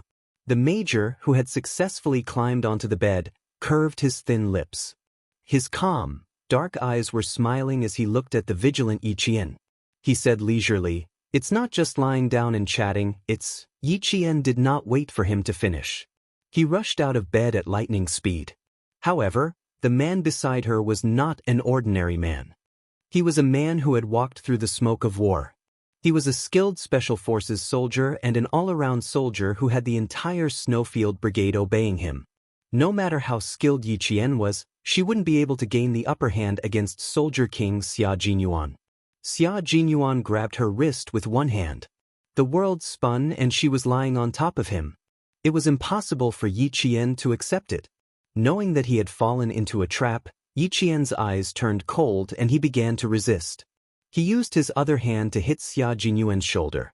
At the same time, he raised his leg and bent over to hit Xia Jinyuan's crotch without any mercy. "You're so wild in bed." Xia Jinyuan chuckled. "I'll be more interested if you're so wild. Be careful, little fox." I'm only wearing a towel. I'm not wearing anything underneath. Don't pull my towel down. Chapter 1914. Xia Jinyuan wasn't trying to scare her. He was only wrapped in a bath towel, so he sat under the blanket and grabbed Yi Qian. The corner of the towel that he had tied up was already loose and would fall off if he moved a little more. Yi Qian immediately changed her strategy. Instead of focusing on escaping, she hooked the blanket with the tip of her foot and wrapped it tightly around Xia Jinyuan. Both of them were special forces, and their skills were not something that ordinary people could deal with. For a moment, the whole big bed shook, and from time to time, it made creaking sounds due to the excessive spring pressure. Fortunately, the head of the bed was solid and did not hit the wall. Otherwise, it would disturb the guests next door and complain. You've improved a little. Let's see if you can wrap me into a cocoon. Xia Jinyuan saw that she had changed her strategy and was going to face him directly. He raised his eyebrows and revealed an elegant smile that was unique to him. Tonight, if you really want to wrap me into a cocoon, I won't be able to move, and I'll be at your mercy. Yi Jian was wearing a fitness shirt and shorts, so she was not afraid of exposing herself. She pressed one of her high legs against Xia Jinyuan's chest, and her whole body was in an upside-down, 7 shape. Hearing this, she raised her eyebrows slightly and said with a faint smile, "Captain Xia, are you sure that I can't beat you? I don't have that much confidence. We've all seen your ability. Even the comrades in the team have to write the word, impressed. Why don't you give it a try?" The wild little fox was very interesting. It didn't have the sadness that was inadvertently revealed, and its entire body was full of vitality. Xia Jinyuan grabbed Yi Qian's ankle with one hand. As soon as he finished speaking, he bounced up and wrapped the blanket around Yi Qian. Since Xia Jinyuan intended to wrap him into a cocoon, Yi Qian naturally fought back. He bounced up and Yi Qian supported herself with one hand on the bed and turned her body around. Xia Jinyuan had no choice but to let go immediately to prevent his arm from being sprained. As soon as he let go, Yi Qian, who had already turned around, bent over and kicked his chest with her knee. As Xia Jinyuan dodged, Yi Qian picked up a pillow and threw it at his head. Xia Jinyuan blocked her knees and blocked the pillow that was thrown at him. He stepped out of the blanket with his long legs and tried to push Yi Jian down with his long legs in the same attacking posture. "Captain Xia, your legs are beautiful. They're straight and slender, but it's better to hide them under the blanket. Don't expose them naked." Yi Qian had a smile on her delicate face. She was as cool as water and had an unyielding determination. "Be careful not to catch a cold if you're naked for too long." Yi Qian lifted the blanket again and held it in front of his chest to block Xia Jinyuan's long leg attack. Fortunately, the room was expensive and the facilities were all of a high quality. The two of them attacked each other on top of the bed and shook it until it creaked and swayed from side to side. The entire bed didn't collapse. Xia Jinyuan, who had one leg wrapped in the blanket, laughed. There was a meaningful look on his handsome face. He didn't attack again and allowed Yi Qian to snatch the entire blanket from him. When she snatched the quilt, she also snatched the white towel along with it. Yi Qian's biggest worry still happened. However, she didn't look like she had seen something she shouldn't have. Instead, she looked a little angry.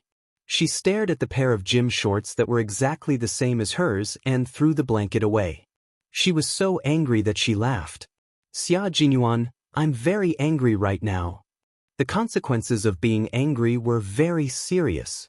Since she still had a pair of pants, what was there to be afraid of?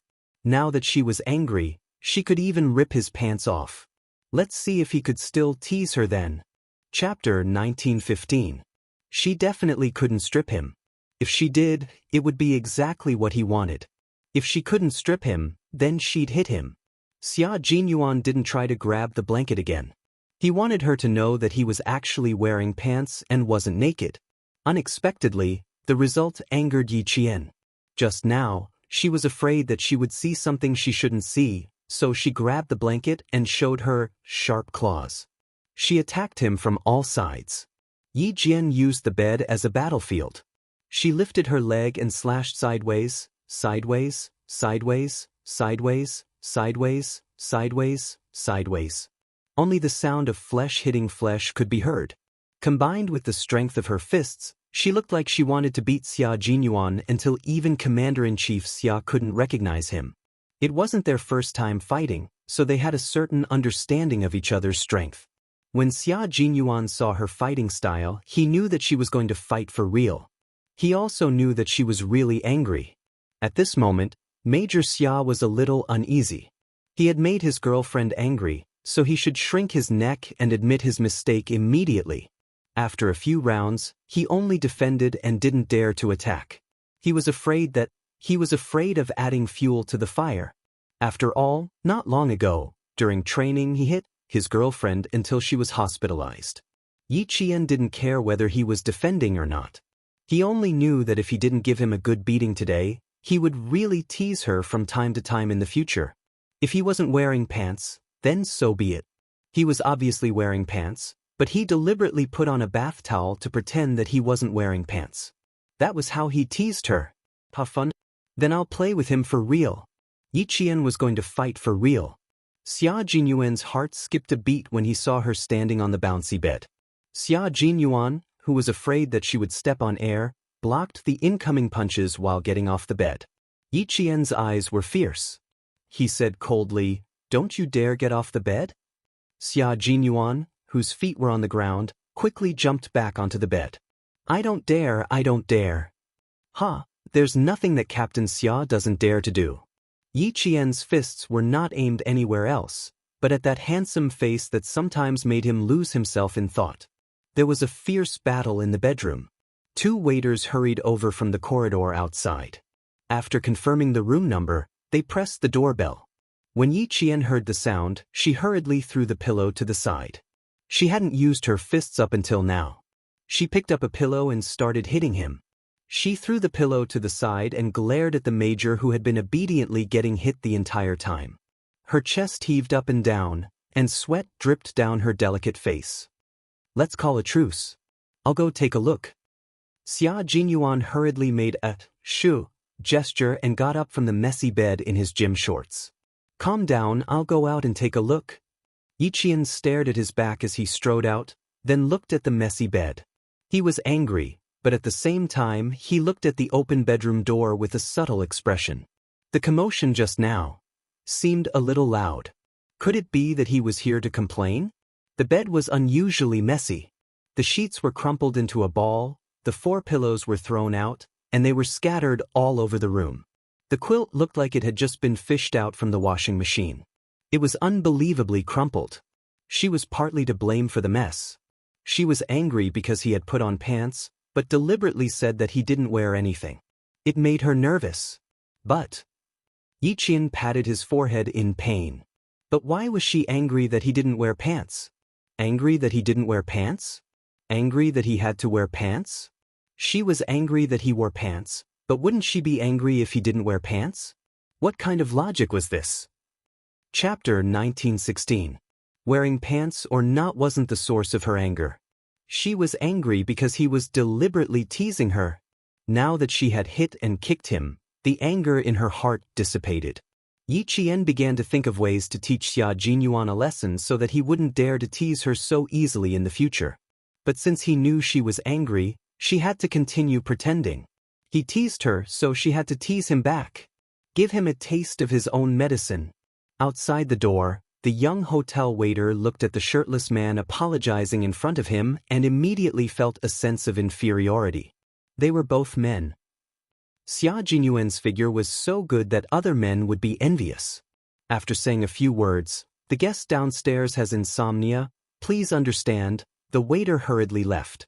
With his figure, one could tell that he had good stamina. No wonder he could shake the bed and wake the sleeping guest downstairs. Xia Jinyuan obviously knew that the waiter had misunderstood.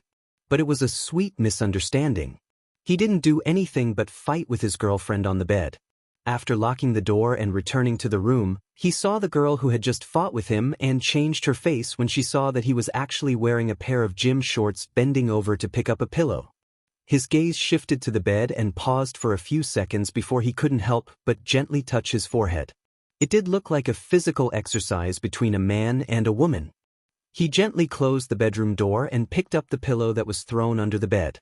He didn't say anything and obediently went back to making the bed. Tonight was a little troublesome. He teased her too much and made her angry. Yi Qian ignored him and picked up the other 3 pillows. He calmly watched as Xia Jinyuan tidied up the messy bed and neatly placed the 4 pillows against the headboard. He was good at tidying up, just like before he moved in. After everything was tidied up, Xia Jinyuan stood on one side of the bed and looked at Yi Qian, who was standing on the other side of the bed. He took the initiative to admit his mistake. I was wrong.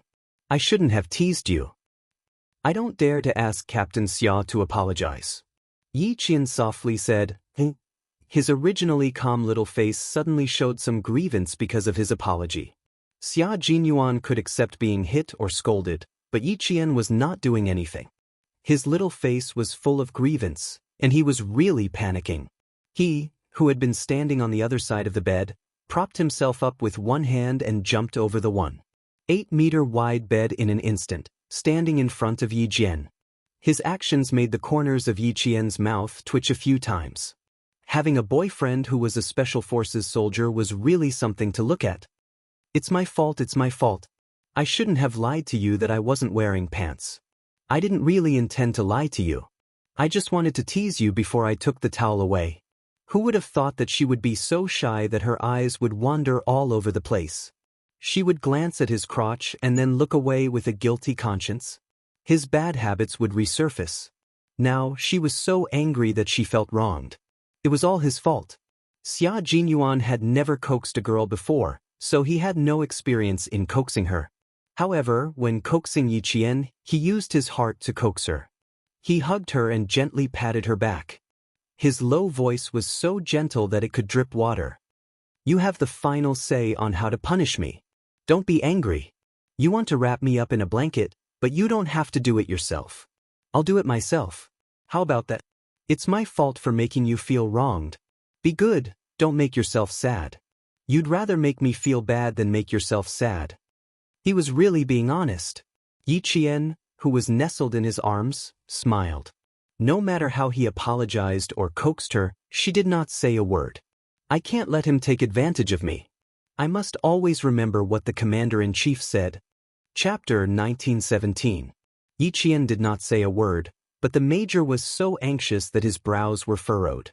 Great, he accidentally made his girlfriend angry. Little fox, don't hold back your anger. Vent it all out. Don't hurt your body.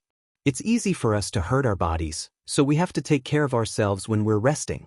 We can't add to our injuries. You can punish me however you want.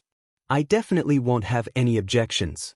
Xia Jinyuan was half naked, and Yi Qian, who was in his arms, had her cheeks pressed tightly against his skin.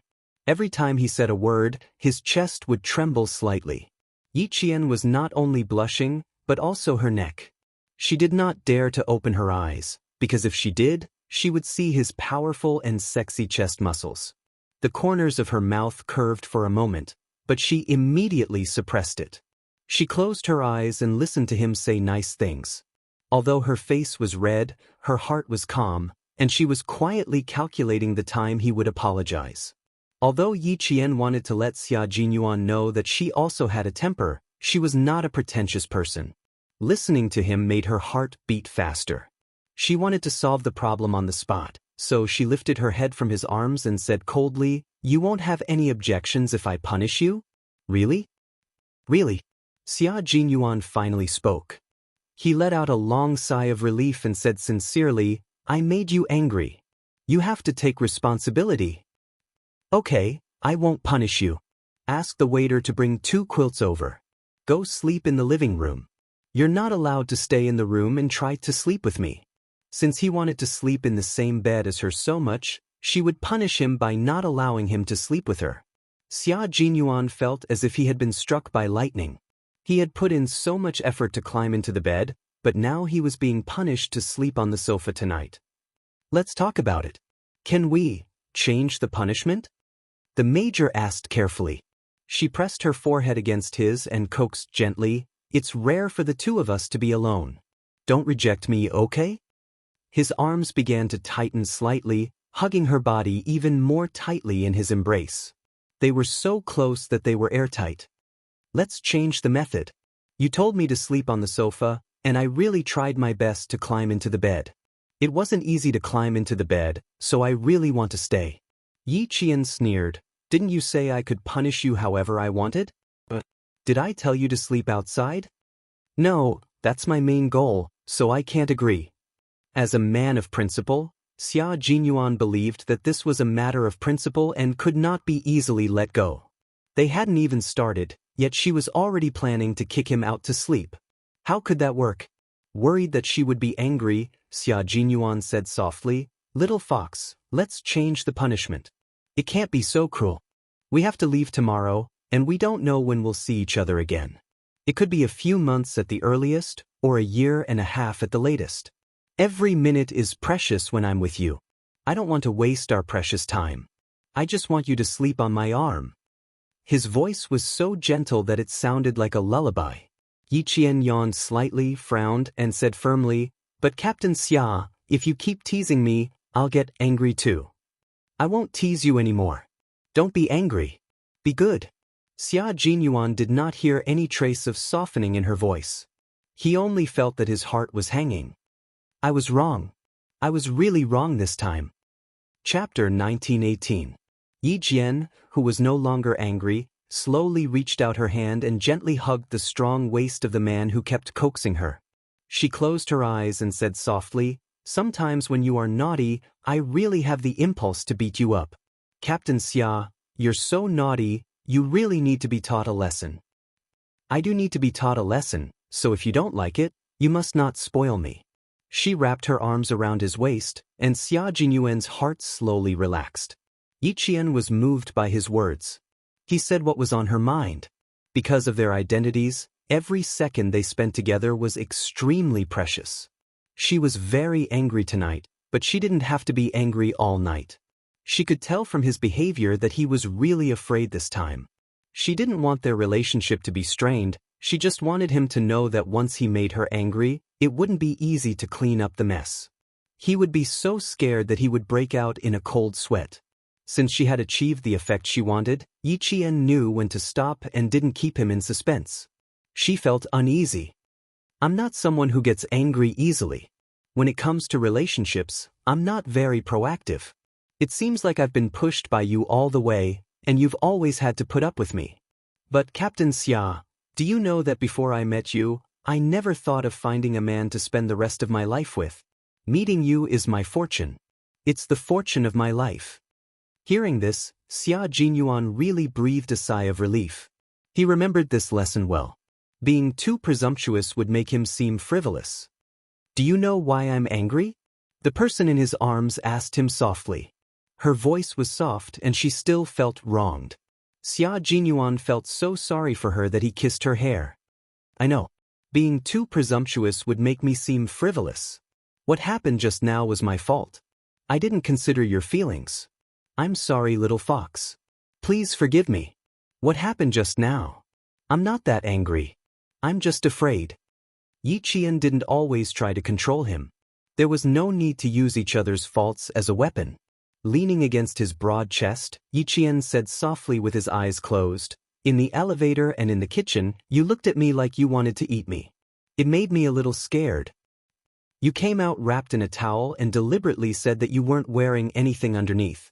I really believed you at that time. When I believed you, I panicked. I was afraid that I shouldn't have seen. I'm angry because I trusted you so much, but you lied to me in the end." Her tone gradually softened and was no longer as tough as before. Xia Jinyuan, who was afraid of being pranked, hugged her tightly. After a heavy sigh, he said, "Don't worry, little fox. I won't use your trust to tease you again. It won't happen again." After saying that, he kissed her hair carefully, as if he was kissing a piece of jewelry. "I did have some other thoughts tonight. It's impossible for a grown man to not have any thoughts when facing his girlfriend. Little fox, I have some thoughts about you. I want to have physical intimacy with you."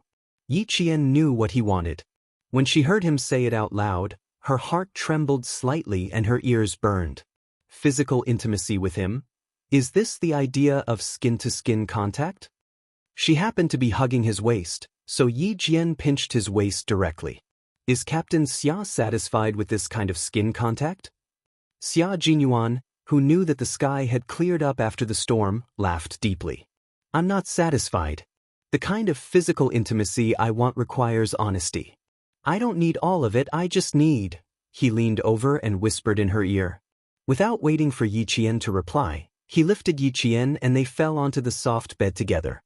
Chapter 1919. When it came to relationships, both of them were inexperienced. Yi Qian was a woman who had not done anything in her 2 lifetimes. She even had her first kiss in her previous life. Major Xia Jinyuan looked both righteous and evil, but he was actually a man who exuded an air of abstinence from head to toe. He was the most gentlemanly man. Relationships were also a foreign territory to him. However, men had always been good at understanding relationships. They were born with the ability to dominate. The two of them pressed down on the bed. Before Yi Qian could make a move, he had already trapped Yi Qian beneath him. His deep eyes stared unblinkingly at Yi Qian. His eyes were his world, and in his world, there was only Yi Qian and Yi Qian's existence. Yi Qian was his world. It won't be the last step. Just give me a few appetizers. I promise, it won't be the last step. You're still young. I need to consider your health. His scorching thin lips gently kissed the tip of Yi Qian's nose. As he spoke, he kissed her gently. His gaze was so gentle, and his actions were filled with tenderness. He treated her like a precious treasure. There was no aggression. He only told Yi Qian wholeheartedly that everything he did was built on the basis that he would not let her get hurt. Yi Qian did not close her eyes. She wanted to see his love clearly. Not only did she want to feel it, but she also wanted to see it clearly. The door to her heart, which had always been tightly shut, had unknowingly opened for him. She did not know when he had entered her heart, which could not accommodate anyone else. He was both a teacher and a friend. He was also the only man she had fallen in love with in her 2 lifetimes. It was too difficult for him to hold himself back.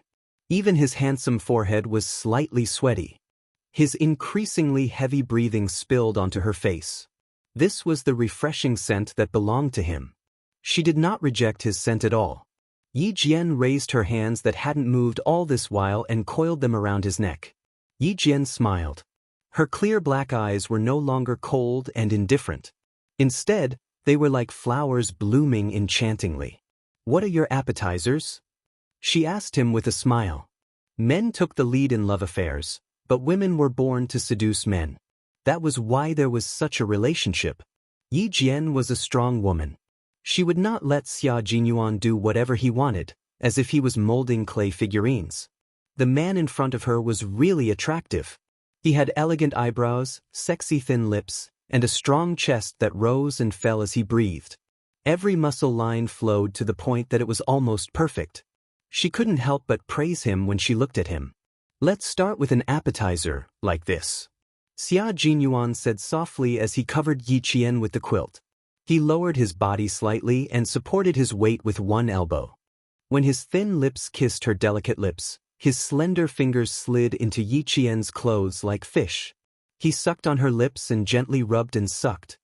His voice was mellow and intoxicating like red wine. Like this, again? He asked her. His scorching palm had already quietly covered her slender waist and began to rub back and forth. Just like this. Yi Qian hooked one hand around his neck and the other hand gently caressed his handsome face. Her fingers traced the side of his eyebrows, then the tip of his handsome nose. Her index finger pressed against his thin lips. Her dimples were like a flower, and her eyes rippled like autumn water. A woman's natural charm overflowed from the depths of her eyes little by little.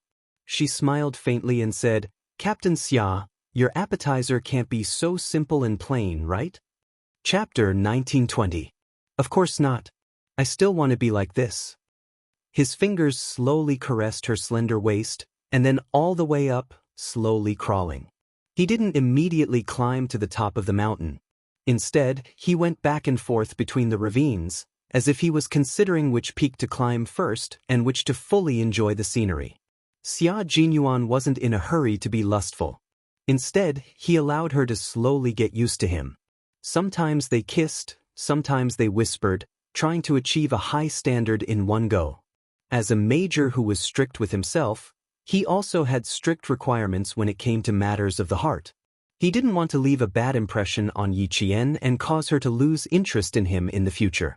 Interest needed to be nurtured, so he had to take it step by step and enter the best state. Yi Qian indeed didn't like to be rude and unreasonable, and he believed that not many women would be willing to treat him that way. The joy of intimacy was a joy that couldn't be controlled when one was deeply in love. How could one be so impatient? When he placed his hand on Yi Qian's right side, she gently closed her eyes. Her face was as red as the rosy clouds, and it was even more gorgeous than the spring scenery. Her eyebrows and the corners of her eyes were like water, and there was also the charm of first love. A droplet of water dripped onto her eyelids. Yi Qian, who had closed her eyes, couldn't help but open them again. She saw his forbearance and restraint, and also saw the joy in his eyes. I couldn't sleep because I thought about it day and night. Now that my wish has come true. Xia Jinyuan saw her quietly open her eyes and let out a long sigh of satisfaction. The texture of your hand is 1,000,000 times better than what I imagined. This is the second small dish, and it's even stronger than the clear soup. She had secretly rubbed her fingers together and secretly wondered how big they were, and even wondered how it would feel to touch them. Now that she had gotten what she wanted, she realized that her previous fantasies were all nonsense. Her imagination couldn't be used as a reference. It had to be real. This is my first time, so I'm a little nervous. As his sweat dripped, Xia Jinyuan's dark eyes were like an ancient well, and there were already ripples in them. I didn't expect it to be so wonderful. I want time to stop here. He lowered his head and kissed her slender neck. Between heavy breaths, he said vaguely, "The third dish is exploration. I want to explore all the way and see how different women are from men." Yi Qian's heart skipped a beat when he heard this. He wrapped his arms tightly around Yi Qian's neck and asked, "Are we done with the probing?" "No, there's one last side dish after that. It's called tasting. I want to taste it so that I can reminisce about it when I'm alone." He kissed her from her neck all the way down to her collarbone, and then lingered back and forth in her sexy bone groove, leaving behind a few bright red flower buds. Using his lips to explore gently, he began to touch her skin bit by bit. His slender fingers now felt the scenery on both sides, and his movements gradually became more and more complex. Unfortunately, Yi Qian was one of the more promising ones. Xia Jinyuan gave up after trying twice. There was no way for him to take over both companies. Light, bouncy, delicate, and soft. You're not as hard as us men, and even feel pain when we bump into you. Xia Jinyuan said sincerely in the midst of playing. His voice was a little hoarse, because there was too much forbearance in it. Every word he said was scorching hot. Chapter 1921. It was lucky that both of them were able to hold themselves back. Both of them preferred to study first before making a move. Yi Jian was a little stiff at first, then her face flushed. In the end, she was already aroused. Xia Jinyuan. She moaned softly. Her moan was like a spell that trapped the man who was trying his best to restrain himself. It was just a light breeze and drizzle, but all of a sudden, he sucked hard on the skin below his collarbone and didn't want to let go for a while. Yi Qian, who was stimulated, no longer wrapped around his neck. Instead, he went under his armpits and held onto his shoulders with both hands. The last few side dishes. Xia Jinyuan was entranced by her soft moan. His eyes reddened as he moved his body closer to Yi Qian's chest. Yi Qian didn't let him taste it all at once. Instead, he panted softly and said, "Captain Xia, I can't bear the responsibility." She could already feel the biggest change in his body. "If you can't bear to, you can help me. Use your hands to help me." After he finished speaking, he lowered his head. The white quilt moved up and down, and the room became a spring scene. In the end, Xia Jinyuan, who hadn't had a taste in 26 years, got what he wanted. When he said that he would only taste it, he really stopped there. He didn't let Yi Qian use his hands to help. Recently, it had been difficult for him to endure. Xia Jinyuan, who had tasted so much that his blood was boiling, used rubbing and other methods to release it. Yi Qian felt his body suddenly tremble. After a while, he felt moisture coming from the side of his legs. Yi Qian, who knew what this meant, bit his lower lip and his body started to tremble. Although he stopped there, he couldn't control himself in the end. After both of their bodies trembled, there was only soft panting in the spring scene in the bedroom. Although he didn't get to know her better, and he didn't even go below her navel, their first intimacy was enough for them to reminisce about. Her face was so hot that she felt like she was steaming. She closed her eyes and adjusted her breathing. It was too exciting, and she couldn't calm down for a while. Xia Jinyuan did not move either. He still had one last appetizer that he had not tasted yet.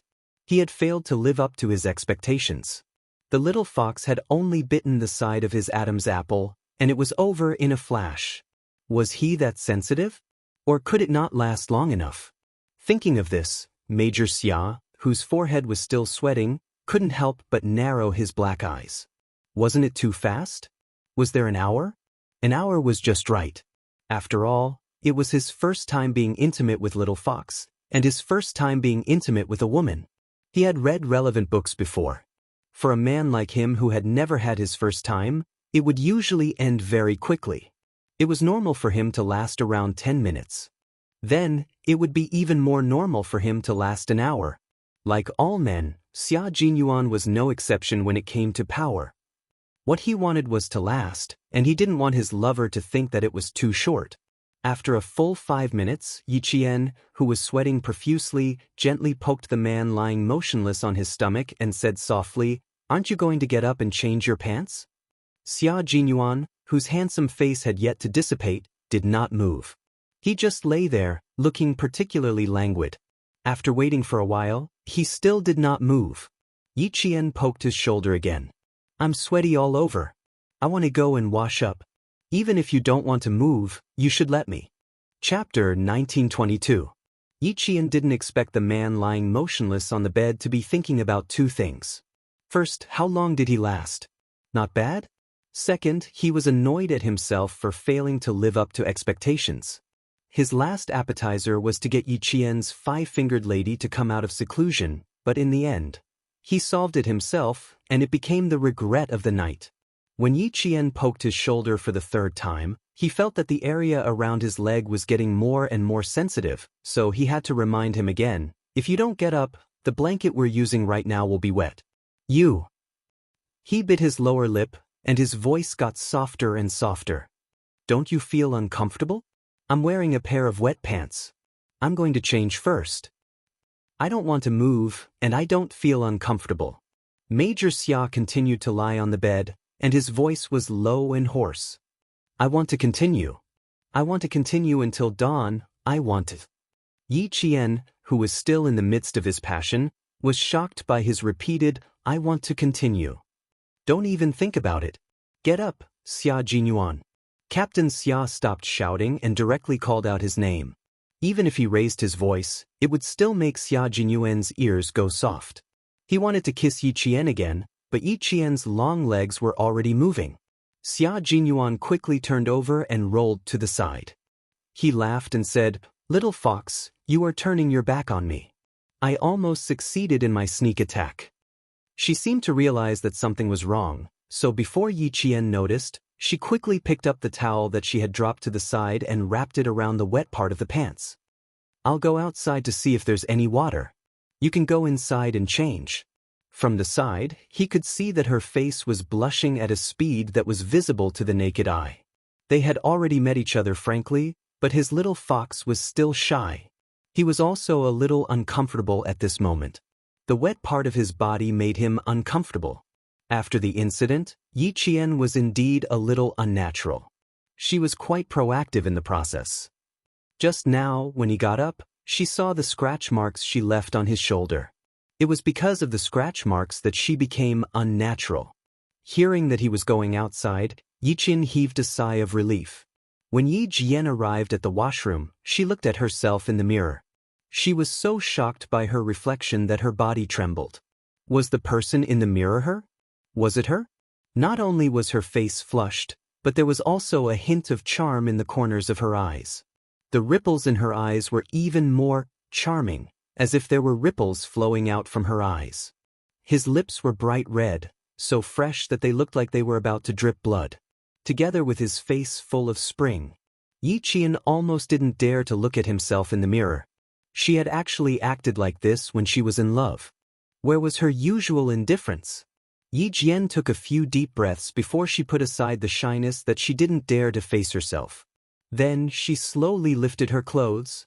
Her snow-white skin was dotted with red spots, and her chest was kissed by him. After taking one look at Yi Qian, she quickly put down her shirt and went straight into the shower.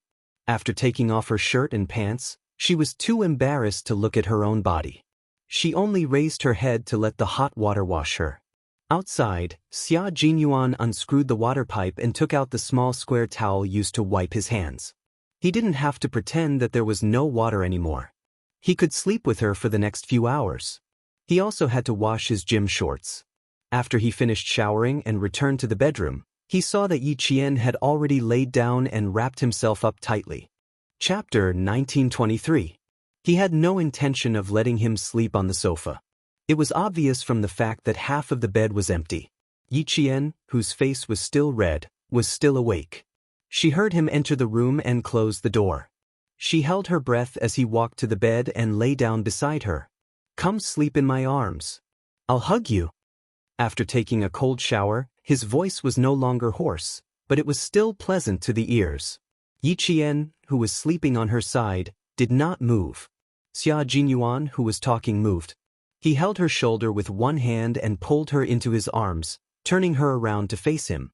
Looking at her blushing cheeks, Xia Jinyuan kissed her forehead.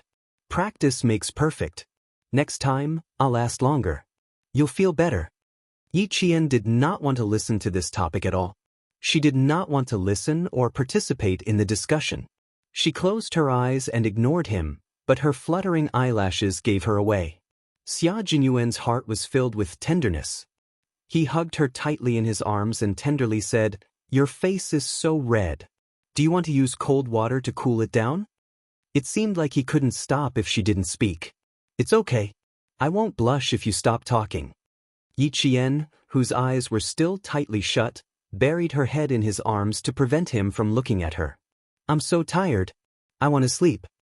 Xia Jinyuan, who was both physically and mentally comfortable, did not feel sleepy at all. Even though he did not invite Yi Qian's 5 fingers to help him, he did not have to think about it anymore. In the unit, Han Zheng would sometimes bring up the things between men and women. He was a veteran and had never stopped since he started having sex at the age of 15. To him, women were like objects to satisfy his needs. After he used them, he would not think about them. When he talked about feelings, he would also think about it. The person he was thinking about was none other than the girl sleeping in his arms. After all, imagination was imagination. It was completely different from reality. As long as one experienced it, they would know what it felt like to have sex. It was a feeling that made his cerebral cortex quite active. It was a feeling that made his soul float. He had only opened up 2 mountain ranges in his territory, and it had already made him feel this way. Then, when he occupied all the territory, wouldn't it be? There was no need to think too deeply about it. Just thinking about it now made his body itch again. Are you tired? If you're tired, close your eyes and rest. Listen to me. He didn't want to sleep. He still wanted to tell her how he felt. He gently caressed her shoulder and said in a low voice, "I've never felt this way before. Even now, I'm still very excited. Little fox, how do you feel? Did I make you feel better? It should be okay. Hearing your low voice is really like a cat scratching me. The more I listen, the more excited I get. Even now, I can still hear your voice in my ears. When I was bathing just now, I used cold water to put out the flames. Little fox, I've really fallen into your hands for the rest of my life." He had experienced similar seduction training countless times. Other than the first time when he was caught off guard, he never had a reaction again. No matter how good a woman's body was, she was just like a plastic model standing in front of him. She wouldn't arouse his interest at all.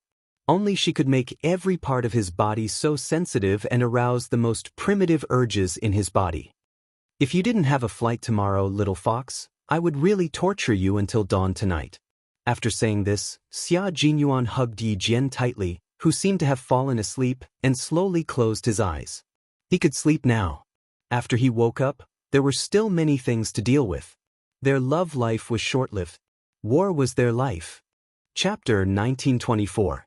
By the time the two of them fell asleep, it was already past 3 in the morning. Xia Jinyuan was exhausted from leading the troops.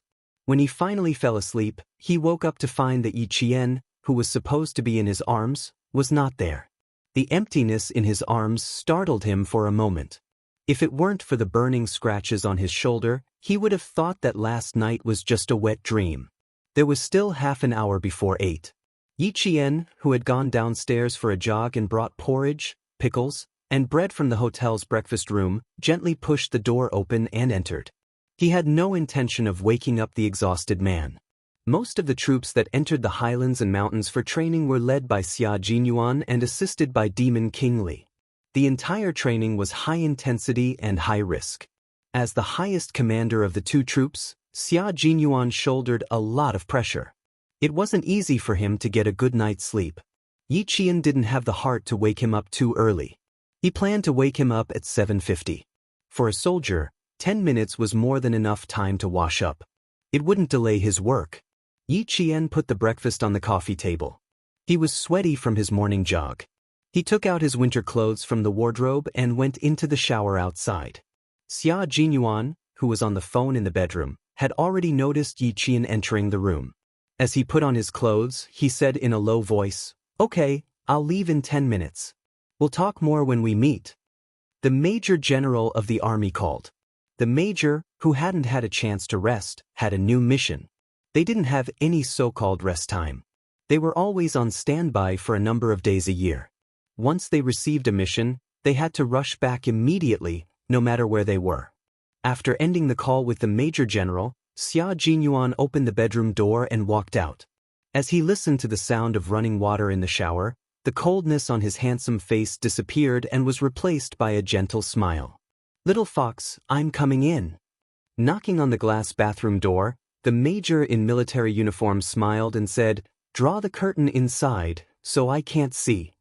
Yi Jian turned off the shower when she heard the knock on the door. After she heard what he said, she immediately raised her hand and pulled the shower curtain tight. "Go to the bathroom inside. I need 2 more minutes. All my toiletries are here. Also, I just received a call from the military. I need to leave in 10 minutes. It's a little urgent." Xia Jinyuan really didn't dare to barge in case she splashed water on him. Yi Jian knew that he needed to carry out a mission. She did not waste any time and let him in immediately. Half of the plain waterproof shower curtain was covered by the sound of running water. The major's slender, straight, and muscular legs moved from time to time. His Adam's apple moved slightly, and he let out a light sigh before quickly washing up. After he finished washing up, the sound of running water stopped. His gaze fell on the military uniform and bath towel on the hanger outside.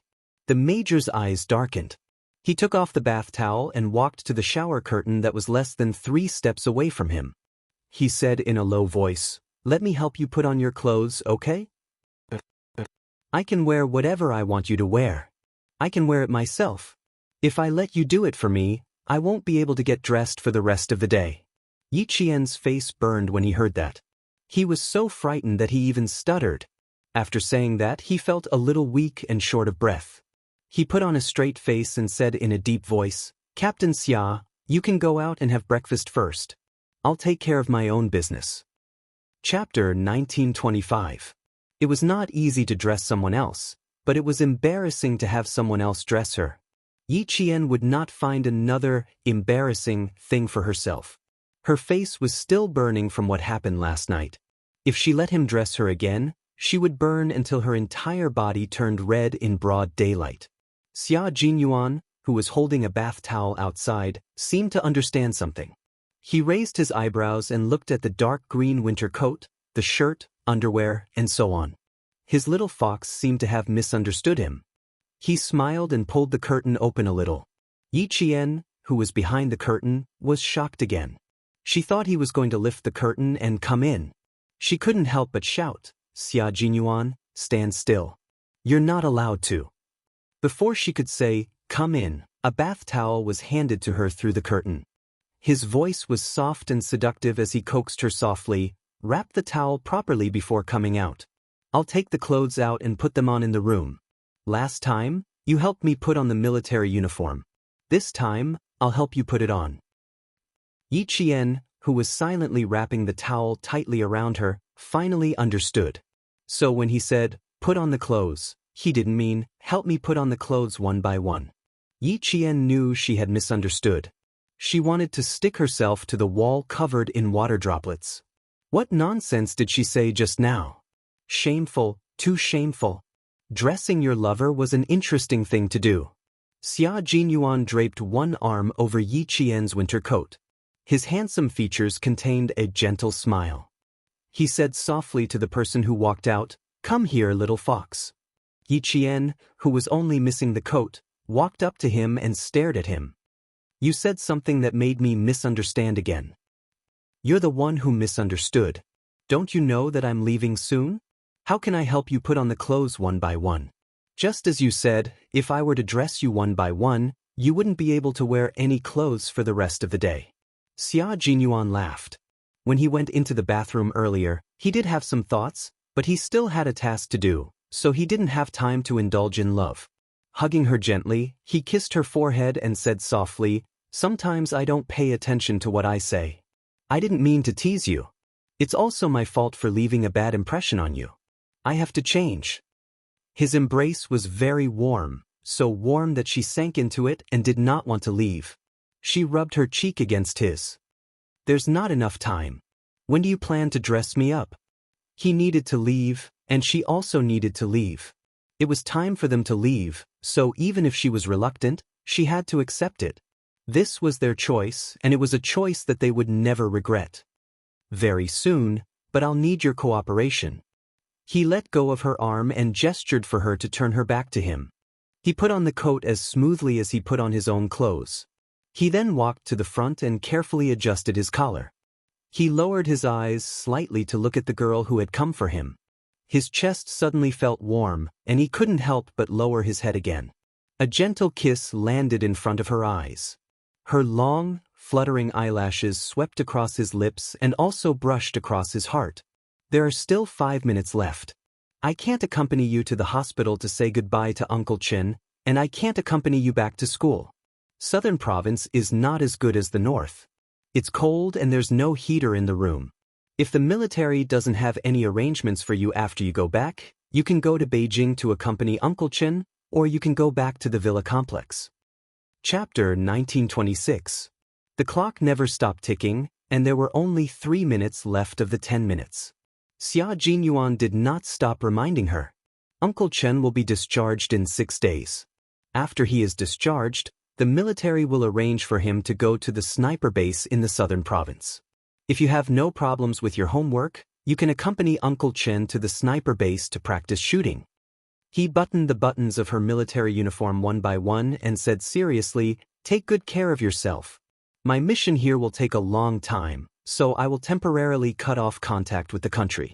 If you have any urgent matters, you can contact the brigade directly. Our comrades in the brigade will be happy to help you." Han Zheng's father is Minister Han of the General Logistics Department. My family is on good terms with Han Zheng's family. Uncle Han and my father graduated from the same military academy in the same class. Our families have always been on good terms. If you have any problems that you can't solve, just look for Han Zheng. He won't refuse. You don't have to worry about Du Jiai. She doesn't have the ability to directly overstep her authority and reach into the campus of the National University of Science and Technology of China. You don't have to worry about anything outside. The most important thing for you now is to take care of your own matters. Finish your 4 years of studies with excellent results and get the title of outstanding student. He carefully reminded her, and Yi Qian listened attentively. When he finished, she said, "You too. Take good care of yourself." Their separation was imminent.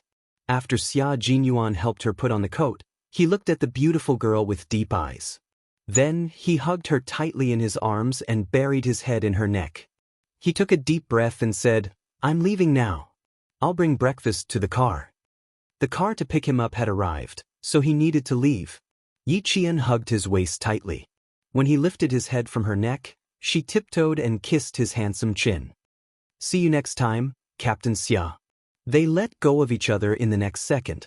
Yi Jian turned around and picked up the bread on the coffee table.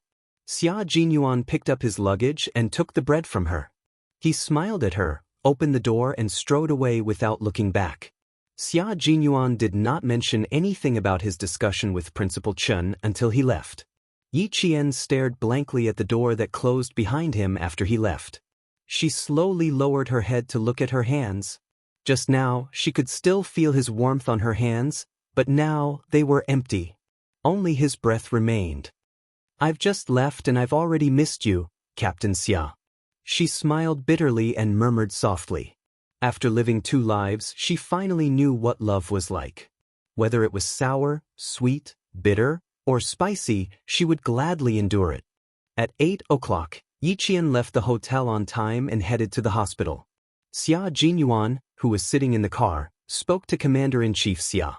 It may involve a wide range of people, but a unit that erased the existence of a martyr already shows that there is something wrong with this unit. I'll report the problem to the military. I only hope that justice will be served for the martyr who sacrificed himself for the country. I want to investigate the matter clearly and let those with bad intentions know that they won't be able to hide the truth forever. Commander-in-Chief Xia's face turned pale when he heard this. If Xia Jinyuan had not reported the matter, he would not have known that there was a unit that dared to erase the glory of a martyr's life. How dare they? At this time, I will report it to the military commission, but everything will have to wait until I have a certain amount of investigation results. If we want to make a move, we have to make a big move. A small fight won't hurt us, but if we make a big move, it won't have much effect on a few scapegoats. Chapter 1927. Hearing the furious Commander-in-Chief Xia close the document he was reading with a sullen face, the Commander-in-Chief, who had not been angry for a long time, slammed his palm on the desk and said sternly, "Tell Xiao Yi that as long as I'm here, I won't let her mother suffer any grievances after her sacrifice." How audacious! How dare they erase the deeds of a martyr? I'd like to see what kind of monsters are stirring up trouble in this unit. A martyr was loyal to the country, yet she was treated like this after her sacrifice. If the military didn't solve this problem, how could they face the soldiers who risked their lives to protect the peace of the motherland? The morale of the army was in chaos, and the country was in chaos. How could anyone disturb the morale of the army? Dad, I haven't told her about this yet, mainly because I don't want to affect her studies and distract her. I plan to tell her when I have some clues. Please keep it from her for the time being. Xia Jinyuan originally wanted to investigate it himself, but the mission cycle was too long. After thinking about it, he could only ask the old man in the military to do it. With him taking the lead, the investigation would be much faster. You investigate in secret first. I'm afraid that they'll be prepared. It won't be good if they bite back at us. He cautiously reminded him that it had been more than 10 years, and it was extremely difficult to investigate again. Some of the evidence had already been erased. The only breakthrough was that there were no records of Sun Xueqing's heroic deeds in this unit. You can contact Sun Xueqing's comrades in the unit first. Tongzhou Public Security Bureau Chief Kai is also secretly investigating this matter. He was a comrade of Yi Qian's mother, and he was the one who found out about this when he returned to the unit. Chief Kai should have investigated deeply. It was better to contact him directly to get the relevant evidence than to investigate from the beginning. Leave this matter to me. You and Yi Qian don't have to be distracted. I'll contact you if there's any progress. Commander-in-Chief Xia remembered this in his heart and said a few more words before hanging up the phone. A phone call had secretly stirred up a storm. However, at this time, there were still undercurrents, and the surface was still as calm as before. Those who were hiding in the dark did not know that the dusty past was about to be opened again. Someone would take a photo of the dust of the past, and everything would be revealed. Yi Qian knew that Chief Kai was secretly investigating her mother's sacrifice on the day all the exams ended. Everyone in the class knew that she went to the company for official business. Before the exams, everyone had to prepare for the exams, so they didn't ask much. After the exams, They couldn't help but ask about the basic level of the company. As long as they didn't say the unit number and only talked about the company's life, it was normal communication and didn't leak any secrets. After the exam, Yi Jian answered with a smile that she had gone to the company. The training was several times harder than the training in school. Su Wen ran over. Before she came close, her voice was heard first. Yi Jian, someone is looking for you outside. He said he is your mother's comrade. The guard has checked his ID and is taking him to the reception room. Then you go quickly. We'll come find you later. Seeing this, the students who were sitting around Yi Jian stood up and stopped bothering her. There was still a class meeting after the exam. It would not be too late to ask her then. Yi Jian was the only one in the class who went to the basic level of the company, so the students were quite curious. Yi Jian vaguely guessed that it might be Director Kai whom she met during the mission last time. She slightly restrained her expression and suppressed the panic in her heart. After thanking Su Wen, she quickened her pace and headed to the reception room. When she arrived, Chief Kai was already in the meeting room. Yi Jian pushed the door open and said with a smile, "Not bad, you look more like a soldier than last time." Chapter 1928. Knowing that Chief Kai was his mother's comrade, Yi Jian only felt a sense of closeness when he saw him again. He couldn't help but smile as he walked over. "How did you find the time to come over? Are you here on a business trip?" "I've wanted to come and see you for a long time, but I was afraid I'd disturb your studies, so I decided to wait until your exams were over." Chief Kai scrutinized the girl he hadn't seen for a few months. The more he looked, the happier he became. She was really a good child. She stood tall and straight with the valiant and heroic bearing of a soldier. She wore a tailor-made student uniform and looked like a thriving pine tree. Although the branches and leaves hadn't fully extended, one could already see her future glory. Yi Jian first asked him to sit down, then hurriedly poured him some hot water. "I'm sorry, there are no tea leaves in the reception room, so I can only treat you to some hot water." Hot water is good. It's simple and plain, without any impurities. A person should also be like a glass of clear water, simple and straightforward. Chief Kai took the hot water with a smile on his face. He gestured for Yi Jian to sit down and said kindly, "Although your complexion is a bit poor, you're full of energy. It's clear that you're used to military school life." "Not bad, not bad. You didn't embarrass your mother. You're the descendant of a soldier." Yi Jian liked to talk about her mother very much. She felt a great sense of pride. "Although my mother left early, I still remember things from a long time ago. I still remember that she once told me that a person should live up to the word person, be open and aboveboard, and act magnanimously. Just as you said, a person should be like a glass of clear water, simple and straightforward, without any impurities." Chief Kai heard this and laughed even louder. Good, good, good. Very good, very good. Hong Mei has a daughter like you. No matter how much she suffers, she's willing to accept it. But I can't bear to." Yi Jian took a sip of the hot water. When he looked up again, his expression was a bit more solemn. "I don't know if what you said last time in Tongzhou is true. I want to know about my mother. I can ask you at any time." Chief Kai also retracted his smile and leaned against the wooden sofa used to receive guests. His kind gaze from a moment ago suddenly became sharp. It was different from the unruly sharpness of a young man. Instead, it was a sharpness that had been accumulated over time and was able to see through everything. "You didn't come looking for me, but I came looking for you. Yi Jian, I'm here because of your mother. I want to tell you something you don't know." Looking around, Yi Jian knew the purpose of his visit. His expression grew colder and colder. "Is this place suitable for talking?" "Don't worry, there are no surveillance cameras here. There are also guards outside. If someone approaches, they will alert us in time. This is the most suitable place." Yi Jian's back straightened, and his eyes grew darker and colder. "Please speak. I will remember every word you say." Since he said this was the most suitable place, Chief Kai didn't think too much about it. He took out some clues from his recent investigation from his briefcase. "I've always felt that there were many things wrong with your mother's sacrifice. I've thought about investigating it before, but in the end, I couldn't find anything. After I saw you, I felt guilty towards your mother, So I secretly investigated again. Back then, another comrade and I investigated and found another comrade who went on a mission with your mother. We found out about your mother's mission back then. It's all written down here. You can take a look. Yi Qian's hands trembled slightly as he took the documents. Even his gaze towards Chief Kai trembled slightly. Chapter 1929. She opened the folder and saw a picture of a young woman in an old-fashioned military uniform. She was very familiar with the picture. So was her mother. Even though she had only been with her for less than 4 years, she would always remember the gentle look on her face when she told her stories. Even after a lifetime, it was still so vivid. The reception room was so quiet that it seemed like no one was there. Even the sound of breathing couldn't be heard. Chief Kai watched as Yi Qian carefully flipped through the pages.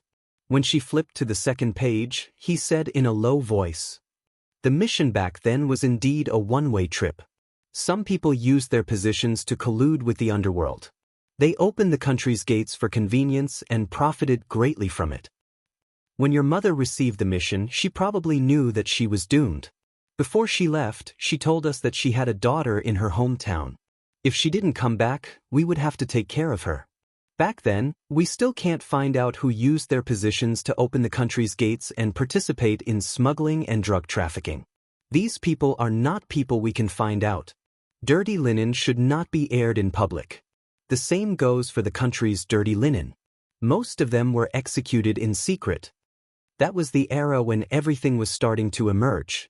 Some people couldn't keep their conscience. They couldn't resist the temptation of money and started to violate their original vows. Step by step, they committed crimes. Look at what your mother's comrade said. He said that before your mother sacrificed herself, she shouted a person's name in her hometown's dialect. Then she was ambushed and shot in the chest. She died on the spot. This is what she sacrificed." Chief Kai suddenly stopped talking. He quietly took out a brown envelope from another pocket of his briefcase. He gently placed it on the coffee table and slowly pushed it in front of Yi Qian. "Yi Qian, take a look." Yi Qian's outstretched hand seemed to realize what was inside. She suddenly retracted her hand. She glanced at Chief Kai, whose expression was dark. Yi Qian's outstretched hand clenched into a fist. When she released it, she seemed to have made a decision. She quickly picked up the envelope. There was a picture inside. Even after more than 10 years, the colors were still so bright. It was a bright red national flag with some blue leaves. Under the national flag lay. Yi Qian's eyes were already glistening with tears. Her lips moved. "This is the picture of my mother when she sacrificed herself, right? She's the one lying under the flag, right?" "This child." "The one lying under the flag is martyr's son Xueqing. This is a photo of her after she sacrificed herself." Chief Kai's voice was filled with sorrow. After more than 10 years, when he mentioned his comrade who had once saved his life, the mention of her sacrifice still made him sad from the bottom of his heart. Tears slowly rolled out of her eyes, drop by drop. Yi Jian stared at the photo and sobbed in a low voice. The entire flag covered her mother from head to toe. She could only vaguely see the outline of her mother's body. She couldn't see her mother's face or body, but she could see the red flag was stained with blood. Before martyr's son Xueqing was sacrificed, one of her comrades said that she once shouted something in her hometown dialect. It was very short, and it felt like she was shouting someone's name. Unfortunately, there was a lot of gunfire at the time, so he wasn't able to tell what your mother said. Look at the second photo. The second photo is a little gory. It's a combat dagger stained with blood. Later, when the fabric on the dagger was extracted, it was found to be tissue from a human eye. In other words, before your mother sacrificed herself, she used this combat dagger to stab a criminal in the eye. Chapter 1930. For some reason, Yi Qian's heart trembled violently. She looked up at Chief Kai abruptly. "A criminal's eye? Did you catch the criminal?" Her voice had a sharpness and urgency that she didn't even notice. "Don't be anxious, child. Drink some water to calm yourself down." Chief Kai quickly got up and handed a warm cup to Yi Qian. "You need to listen to me slowly. Then we can find a breakthrough together." Yi Qian clenched the photo in her hands. Her hands trembled as she took the cup. She took 2 small sips and suppressed the immense pain in her heart. She asked in a hoarse voice, "I want to know if this criminal was caught." Other than killing a few criminals at the scene, we didn't catch the criminal whose eye was injured. Later, I heard your mother call out to her comrade in the dialect of her hometown. She mentioned this several times. When I found this comrade, he told me that no one cared even though he mentioned it. Someone even ran to the dorm window and warned him not to mention it again. He didn't mention it again until he left the army. He didn't mention it again until I found him some time ago. Yi Qian gently closed her eyes. A fierce and ferocious face flashed through her mind. Sun Yaozu. His eye was injured when her mother sacrificed herself. Old Madame Yi even said that it was an accident when she was working in a factory outside. The boss even paid a large sum of compensation because of it. The villagers said that it was at least 100 to 200,000 yuan. At that time, 100 to 200,000 yuan was an astronomical figure to the villagers. In the dialect of her hometown, Sun Yaozu. Then she remembered the fierce gaze he used to stare at her after his eye injury, and the year he kicked her unconscious. So that's why. She finally understood. She finally understood why Sun Yaozu hated her so much. She finally understood why old Madame Yi pretended to be kind even though she clearly hated her. She finally understood why she came to school to cause trouble in her 3rd year of high school. When she brought her parents' photo over, she looked so scared. She finally knew the reason. She put the photo of the dagger back on the table. Yi Qian, who was still quite emotional, now spoke in a terrifyingly cold voice. "Can you do me a favor? I want to get the results of the tissue on the dagger." She had changed so much that Chief Kai could not keep up with her. He could not help but ask her, "What do you want this result for?" "I want to compare it to see if it's the same person." It was a very calm voice, but it was filled with an extremely strong aura of hostility. Using a calm tone to speak in an extremely ruthless tone, even Chief Kai, a veteran who had seen many scenes, couldn't help but feel shocked. However, his attention quickly turned away. He lowered his voice and said, "What did you think of?" "I thought about how it coincided with the time of my mother's sacrifice, and how she also happened to hurt her eyes. She used to wear an eye patch all day long, but now she wears a pair of black glasses all day long. I plan to meet him tomorrow and take some tissue back to see if I can close it." Chief Kai objected sternly, "Nonsense. Yi Qian, if anyone finds out what you're doing, your future will be ruined. Give me the suspects and I'll take care of it." She was the only descendant of Red Plum Blossom left in the world. He had to protect her. "You can't stop me. I have to take care of this matter myself." Yi Qian shook her head. Her calm expression was filled with unwavering determination. "I can only rest assured if I do it myself." Chapter 1931. Yi Qian's stubbornness made Chief Kai understand why Principal Chen had stopped him from explaining these things to her for the time being. This time, Chief Kai wanted to slap himself twice. "Child, I came to tell you that your mother was indeed killed by someone.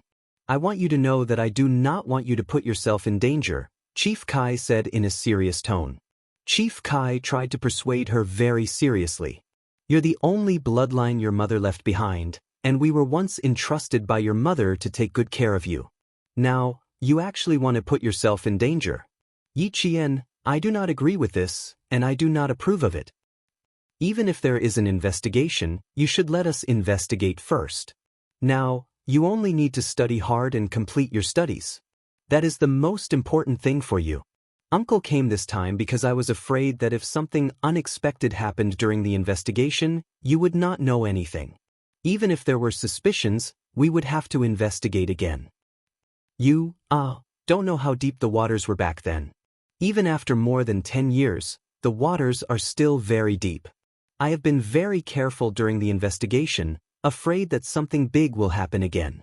As for you, you are just a military school student now. What do you have to investigate?" If he had known that this child was so stubborn, he would have discussed this with Principal Chen first. But Principal Chen was nowhere to be found now. Old Chen, I wanted to discuss this with you, but in the end, I could not even find you. Even the villagers of Shuku village did not know where he went. Right, he almost forgot about this." Yi Qian, do you know where Principal Chen, who has been taking care of you, is? I went to Shuku village this time, but I did not find him. Even the villagers said that they had not seen him for a long time. He was afraid that something would happen. After all, he had already investigated the death of Hong Mei and handed some of Hong Mei's belongings to Old Chen, which was equivalent to bringing him into danger. Yi Qian could hear the worry in his voice, but it was true that he couldn't reveal too much about Uncle Chen, so he said, Uncle Chen went on a vacation. I'm afraid he won't be back for a while. Yi Qian could tell that he was worried, and that there was something wrong with his tone. He asked directly, you said that the situation was already very complicated 10 years ago, and it's still the same 10 years later. You also mentioned that you were afraid that there might be an accident during the investigation. Are you implying that if someone finds out that you're investigating my mother's death, they will kill you to silence you? That's right. That's why I stopped you. Faced with an extremely intelligent cadet, Chief Kai knew that it would be better for him to explain things more thoroughly. Yi Qian's expression was as cold as ice. Since it's so dangerous, I can't just watch you and my mother's comrades take the risk. As her daughter, I must do what I should do. Don't worry about me. I won't be so stupid as to joke about my future. I have a way to get his eyes, and I also have a way to not let myself fall into his trap. Sun Yaozu, let's settle our old grudges together. Yi Qian, who had finished reading all the documents, did not put them away properly. After memorizing each and every one of them, he destroyed them one by one in front of Chief Kai. I've kept the 2 photos. I've already memorized the rest of the information. I can't keep them, lest they implicate you. At this point, Chief Kai knew that he had no way of stopping Yi Qian. He sighed and said, I'll see if I can get my hands on the test report. If I do, I'll let you know immediately. Chapter 1932. Yi Qian didn't plan on leaving for Nan province immediately. She still needed to go back to the capital to pick up Principal Chen from the hospital before returning to Nan province. Chief Kai knew that he had no way to stop the girl who was as stubborn as her mother. He could only repeatedly remind her to be careful and to contact him immediately once she found something wrong. She could not act on impulse. Old Chen was traveling at this time and couldn't be found. If he could find him, he might be able to persuade Yi Qian. Even after they left the school, Chief Kai still reminded Yi Qian to be careful and not act rashly. She needed to be calm when something happened. Yi Qian promised him again and again that she would look for him first if anything happened. Only then did he relax a little and leave. Yi Jian was very grateful to him. To her, Chief Kai was actually a stranger. But for her mother's matter, Chief Kai, who could have ignored everything, risked his life to find out the truth. As a daughter, how could she stay out of it and ignore it? The night after the class meeting, Yi Qian chatted with her classmates until 11 p.m. before returning to the dormitory.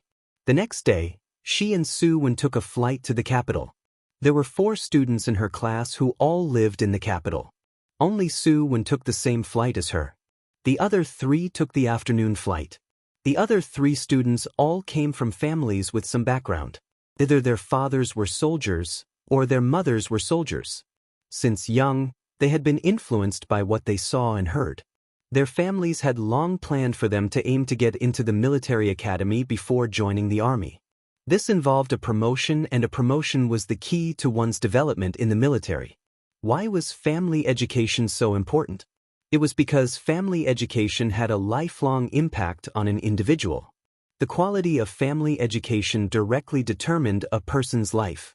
Su Wen and the others all came from good families. Their parents and relatives were all highly educated.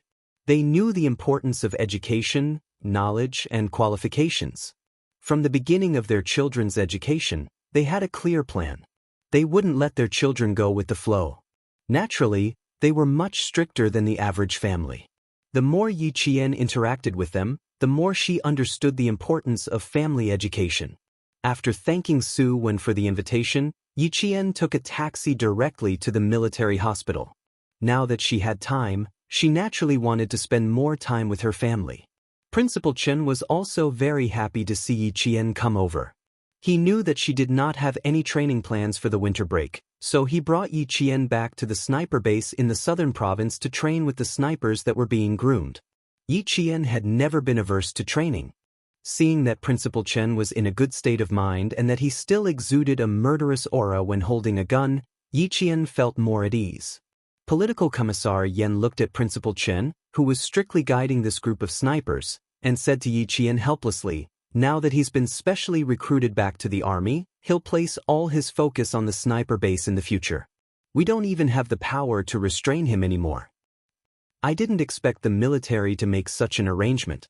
Previously, he was so tired from training this batch of snipers that he vomited blood. Now that he's received an order, he'll only put more effort into it. "Little Yi, you have to persuade him." Regiment Commander Liu was also very worried. They all knew old Chen's ability. He was the sniper at the top of the sniper team. Keeping him around was like keeping a mountain of gold. Even a mountain of gold would run out one day. The best way was to develop it rationally so that it could last for a long time. The next step was to memorize the sniper's image. Yi Qian, who had entered the sniper base, was in charge of clearing the bullets and arranging the guns. Hearing this, she checked to see if there were any problems with the sniper rifle. While adjusting the scope, she smiled and said, "Don't worry, I've already made an appointment with Uncle Chen. I'll only have 4 hours of special instruction every day." Chapter 1933. I also told him that since he was specially hired, he had to appear at key moments. If he appeared all the time, the other sniper instructors would have an opinion. If he did all the work of several people by himself, it would make the others seem incompetent. I also said that your intention of monopolizing the training was good. You wanted to train more excellent snipers, but this would offend others and bring criticism to yourself. For the sake of the unity of the entire sniper base, you had to change your habit of monopolizing the training. Commissar Yen had already laughed when he heard that. This advice was good, really good. With Principal Chen's temperament, only this kind of advice could reach his heart. Uncle Chen was stunned for quite a while after he heard that. I saw that he was wavering, so I asked him again if he was responsible for all the training and if the other sniper instructors were just watching from the side and giving simple instructions. If that was the case, then it would be your fault. The main responsibility of the sniper instructors is to be responsible for sniper training. How could they just watch from the side and give simple instructions? You're not helping them, you're taking their jobs. Yi Qian was already checking the 4th sniper rifle. She loaded the bullets into the magazine one by one, put the safety on, and adjusted the scope. There was no pause in her movements at all. Her posture was swift and skillful. Recalling Principal Chen's shocked expression at the time, Yi Qian, who was secretly laughing in his heart at the time, also laughed along with Lu Tuan and Commissar Yen. Uncle Chen was really scared at the time.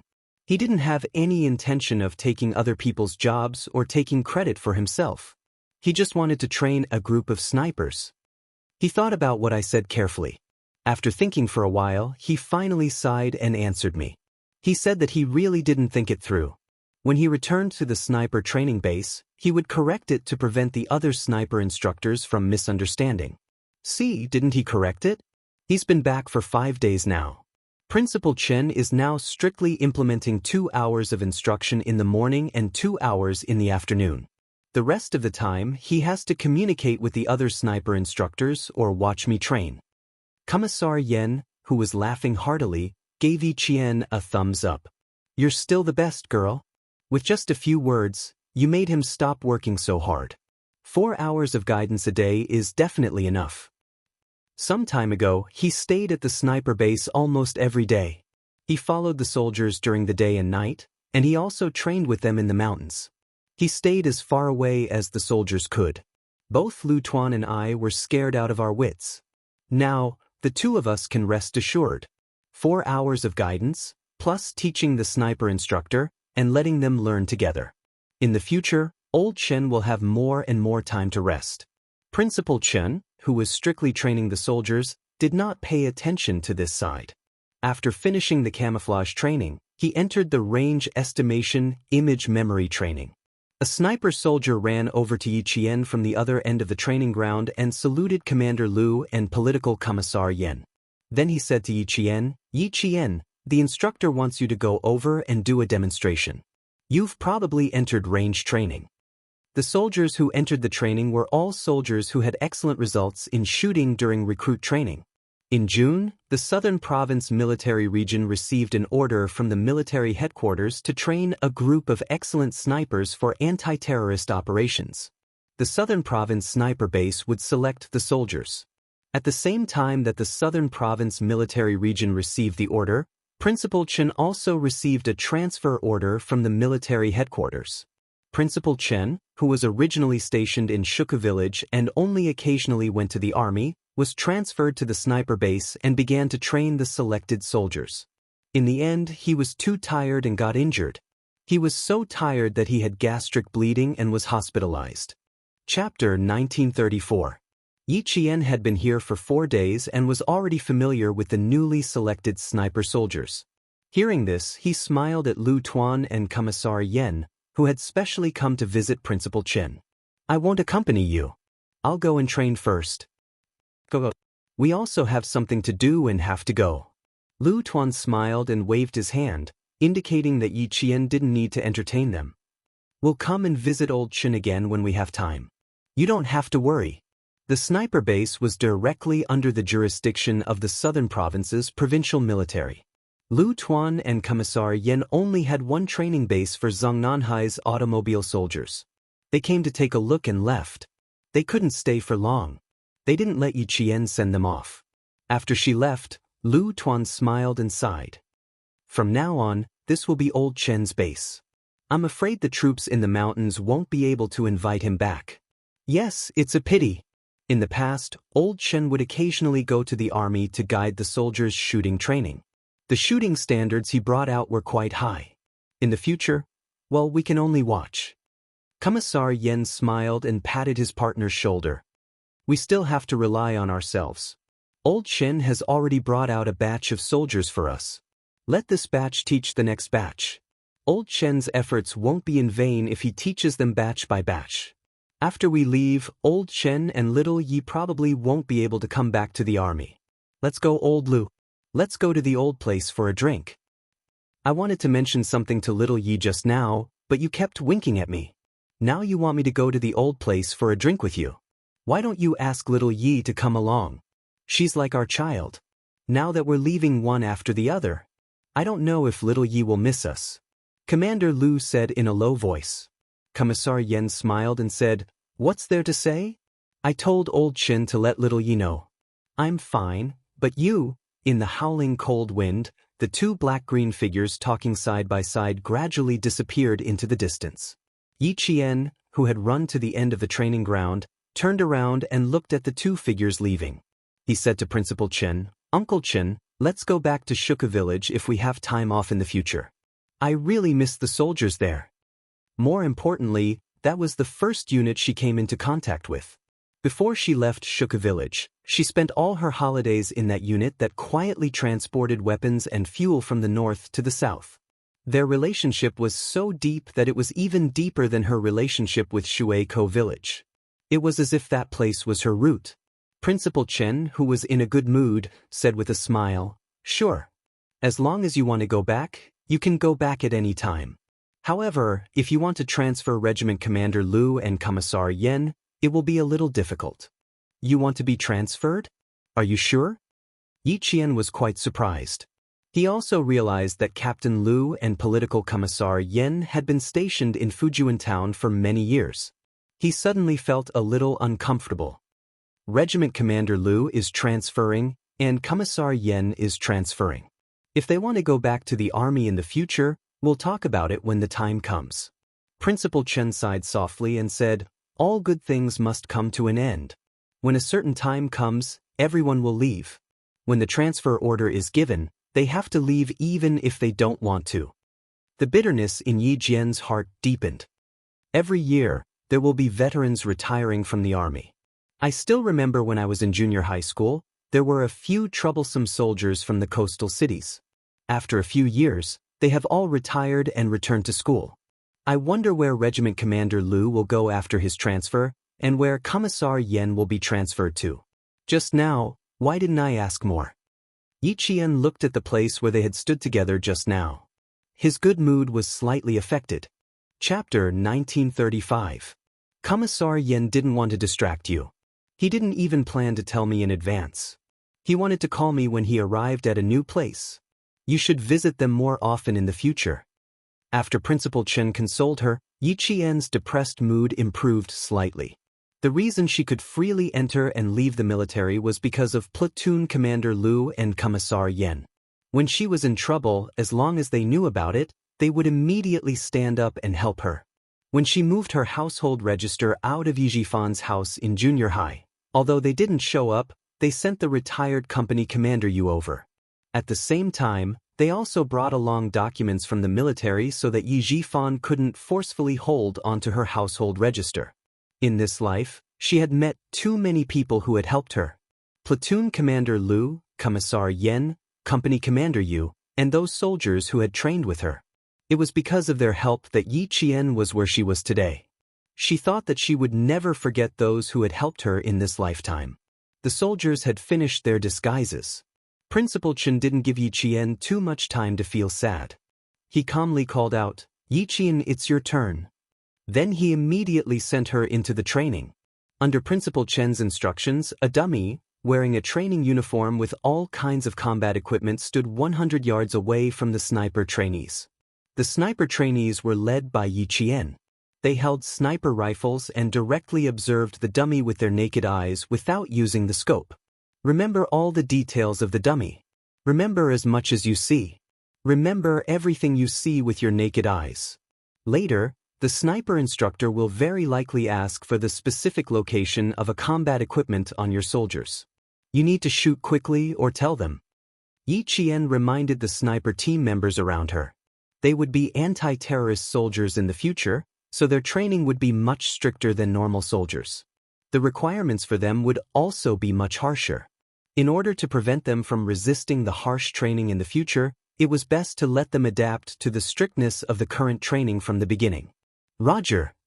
The soldiers of the sniper team nodded in unison.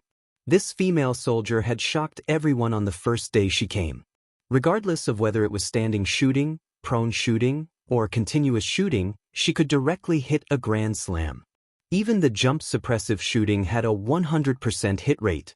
His shooting skills had reached a level that even the instructors were left speechless. It could be seen how terrifying it was. "Retreat 200 yards, Principal Chen ordered. The soldiers beside him immediately waved their flags, reminding the sniper team to retreat. All details, colors, and equipment within 200 yards can be seen clearly with the naked eye. Yi Qian reported. Then, he received a signal to retreat 300 yards. He reported again, "The outline of the body is clear. The color of the face can be seen. The details of the appearance and the equipment on the body can be seen. The outline is somewhat blurry." Then, he said to the soldier beside him, "Remember the details of 100 yards, 200 yards, and 300 yards, as well as the changes in the outline of the equipment. This will be of great help to future ambushes and snipes. As long as there are similar outlines, we can immediately determine the result with our naked eyes." With Yi Qian reminding the sniper team all the way until they retreated 600 yards, the body of the soldier in front of them was already wedge-shaped. Even the head was no longer obvious. There was only a vague outline. Because there were too many pieces of equipment, it was impossible to tell the shape of a human from 600 yards away. Remember in detail the changes in the outline of every object in every shooting range. This will be a reference for future targets. When you see the changes in the outline, you need to know in your heart how far away you are from the target. Immediately adjust your aim and shoot accurately. Chapter 1936. Every time Yi Qian reached a shooting range, she would remind the snipers around her. This was the appearance method used in sniper training to estimate the shooting range. Back in the day, Principal Chen had taught her this step by step. "Yi Qian, complete your shot at the target's walkie-talkie device." Principal Chen's stern voice came through the earpiece. Yi Qian answered softly, "Yes, sir." She immediately adjusted the scope and completed the precise shooting range of the device. Standing in place, she pulled the trigger. After the sound of the gunshot, she had completed her shot. It looked like a simple shot, but the snipers in training all knew how difficult it was to shoot accurately like this. Mental calculation, eyesight, wind, and a series of other factors needed to be firmly grasped in order to achieve accurate shooting. When they heard Principal Chen tell the sniper team through the earpiece that Yi Qian had completed her accurate shooting, the group of 10 people couldn't help but applaud. Amazing!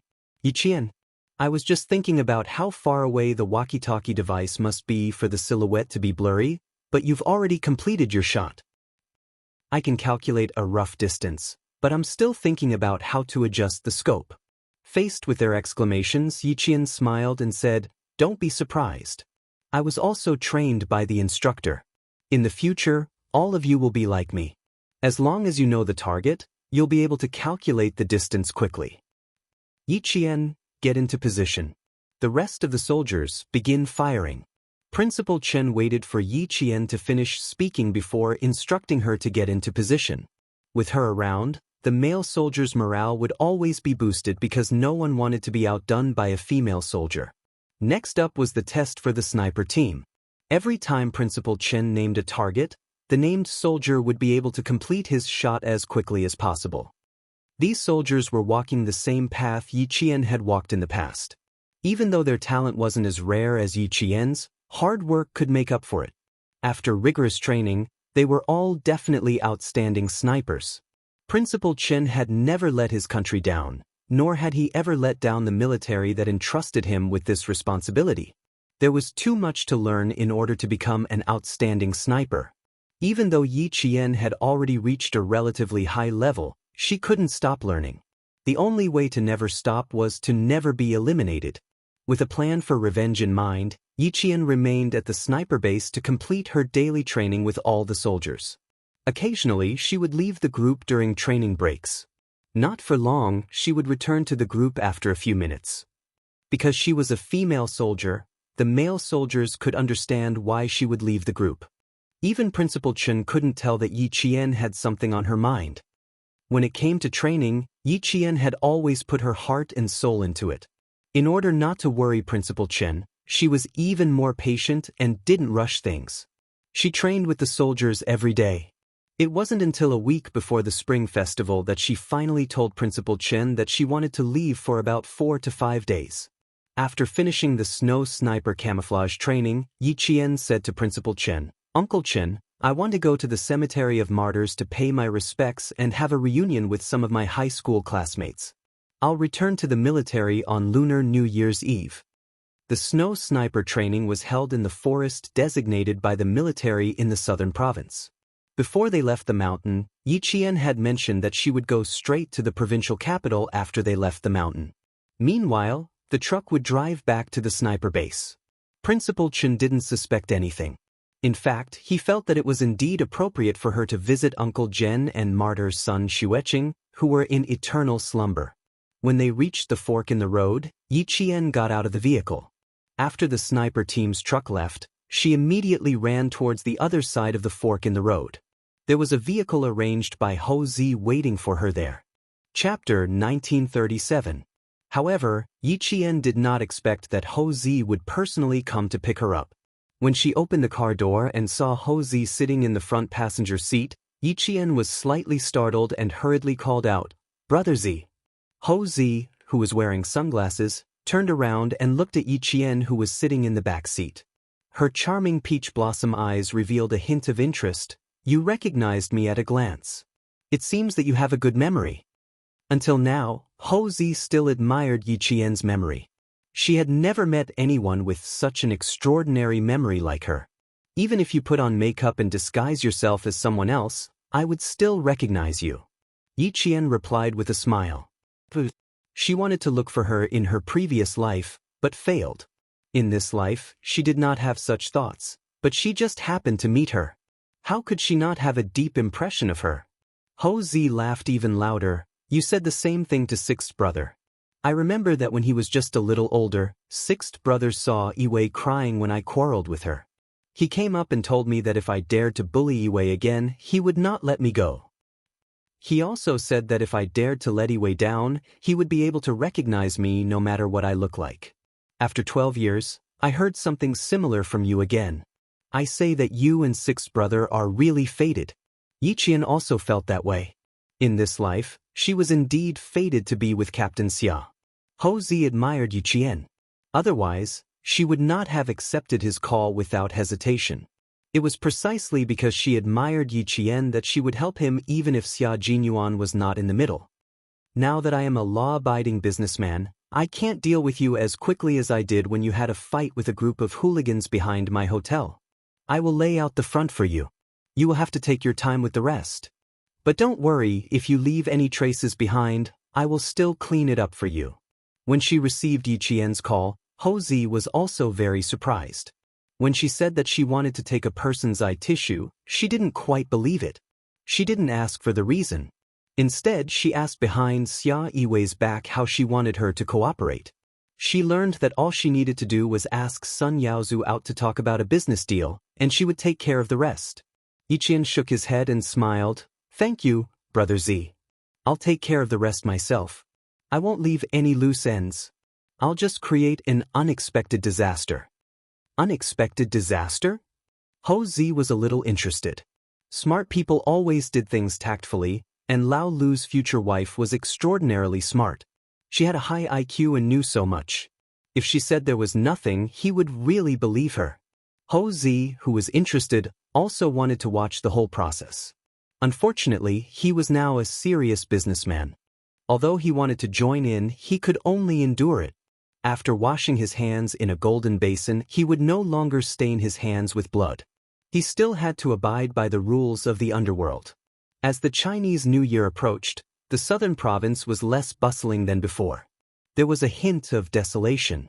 The streets and shops were playing songs to celebrate the Chinese New Year, but it didn't add to the liveliness of the city.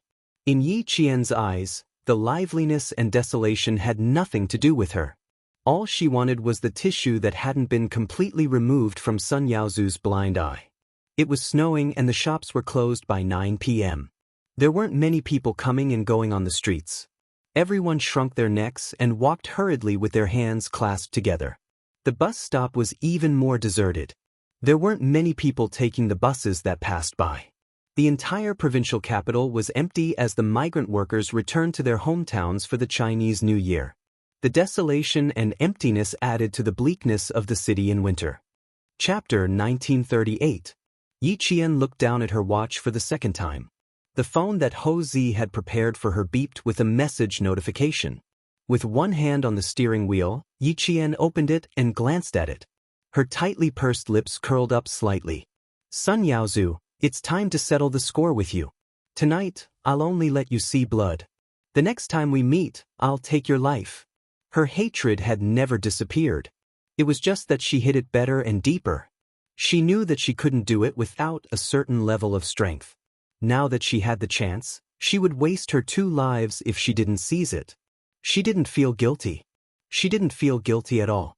The person she wanted to kill had committed a heinous crime. She didn't need to do it for him. She was just doing it for herself. With a cold expression, she started the car and drove off. The car seemed to be going faster and faster. In the blink of an eye, it disappeared at the end of the street. In the hotel, Hou Zi glanced at the phone handed over by her assistant. There were only 2 simple words on the screen, "Thank you." Just like her, she was simple and pure. Even the way she did things was the same. Her actions were more daring than a man's. As someone who had been in the underworld, Hou Zi didn't think that Yi Qian's actions were inappropriate. Revenge for revenge. Don't say that the world is unfair.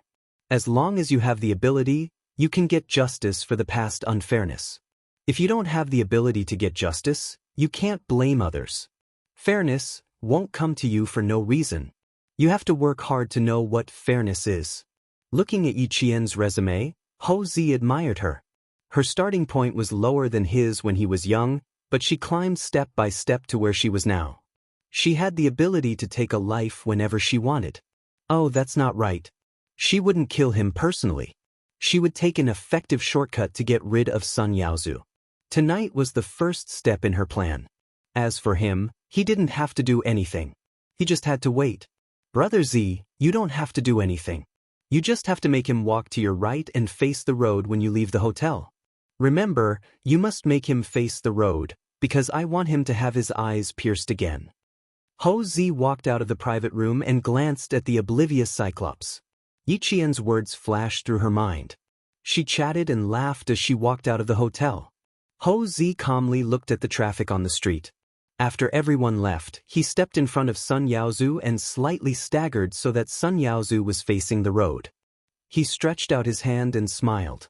Mr. Sun, then we have a pleasant cooperation. I'm waiting for Mr. Sun to draft the contract to my assistant as soon as possible. I hope that after the Spring Festival, we can officially establish a cooperation relationship. Sun Yaozu, who was now proud of his success, saw the boss of the underworld that he didn't dare to offend politely shake hands with him. He pushed away the glasses that his assistant-cum-bodyguard handed to him and stretched out his hand with a smile. Well said. To be able to cooperate with you, it's... Something shiny suddenly splashed as a car sped past. Sun Yaozu, who was facing the road, didn't even have time to finish his sentence before a flash of light flashed in front of his eyes. Then, he covered his eyes tightly and howled like a pig being slaughtered. Everyone didn't realize what was going on.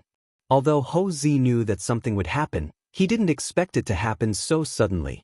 The black car sped past. Even he, who was closest to Sun Yaozu, didn't notice anything strange. The guy who was talking to him a second ago had his eyes pierced in the next second. Chapter 1939. The speeding car didn't attract too much attention. There was more than one car coming and going on the road. In the chaos, who would pay attention to a car? Mr. Sun, Mr. Sun. Mr. Sun. Mr. Sun, what's wrong with you? Blood, Mr. Sun. Mr. Sun is bleeding. Ho Zi roared. What are you panicking for? What the fuck are you all panicking for? Call the ambulance. You guys, bring me the hotel's sterilized towels quick. At this time, the boss of the underworld showed his majesty. Although he was wearing a tailored suit, he looked elegant and calm. Then, he roared and immediately calmed the panicked scene. The waiter brought the sterilized towels. Ho Zi said to Sun Yaozu, who was howling in pain, Mr. Sun, cover it with the towel first. There's a lot of blood. Sun Yaozu was in so much pain that he couldn't listen to anyone. He felt the pain again after more than 16 years. It was so painful that he wanted to roll on the ground. It was so painful. I'll cover it with the towel for you. You can't stop the bleeding with one hand. Ho Zi looked at the blood flowing out between his fingers. His expression didn't change at all. He was used to seeing this kind of blood. What he was interested in was, how did old Six's girlfriend manage to injure Sun Yaozu's eyes without even showing herself? Compared to the blood in front of him, he was more interested in how she injured him. It seemed to be quite serious. The bleeding couldn't be stopped.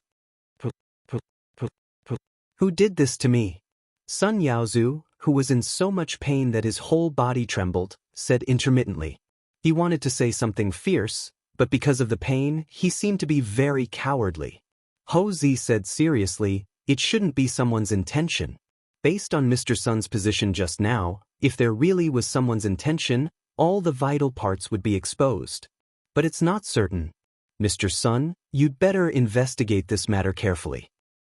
You also know that the land you bought is the most promising piece of land in the southern province. It's possible that someone is holding a grudge. You're bleeding too much.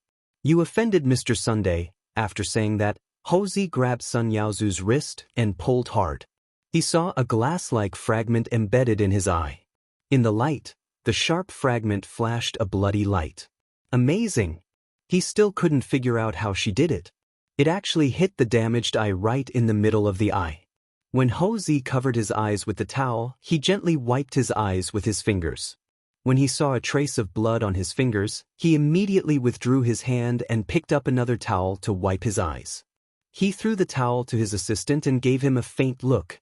The assistant nodded slightly and held the towel in his hand. He then said to Sun Yaozu's bodyguards, "Leave 2 of you to guard So Sunday. The rest of you should go and take a look around. Whether it was an accident or premeditated, we have to find out." These bodyguards couldn't be compared to Ho Zi's bodyguards who had seen blood, but they were all strong and powerful. 2 of them stayed behind to guard the door, and the rest quickly went to check the surroundings.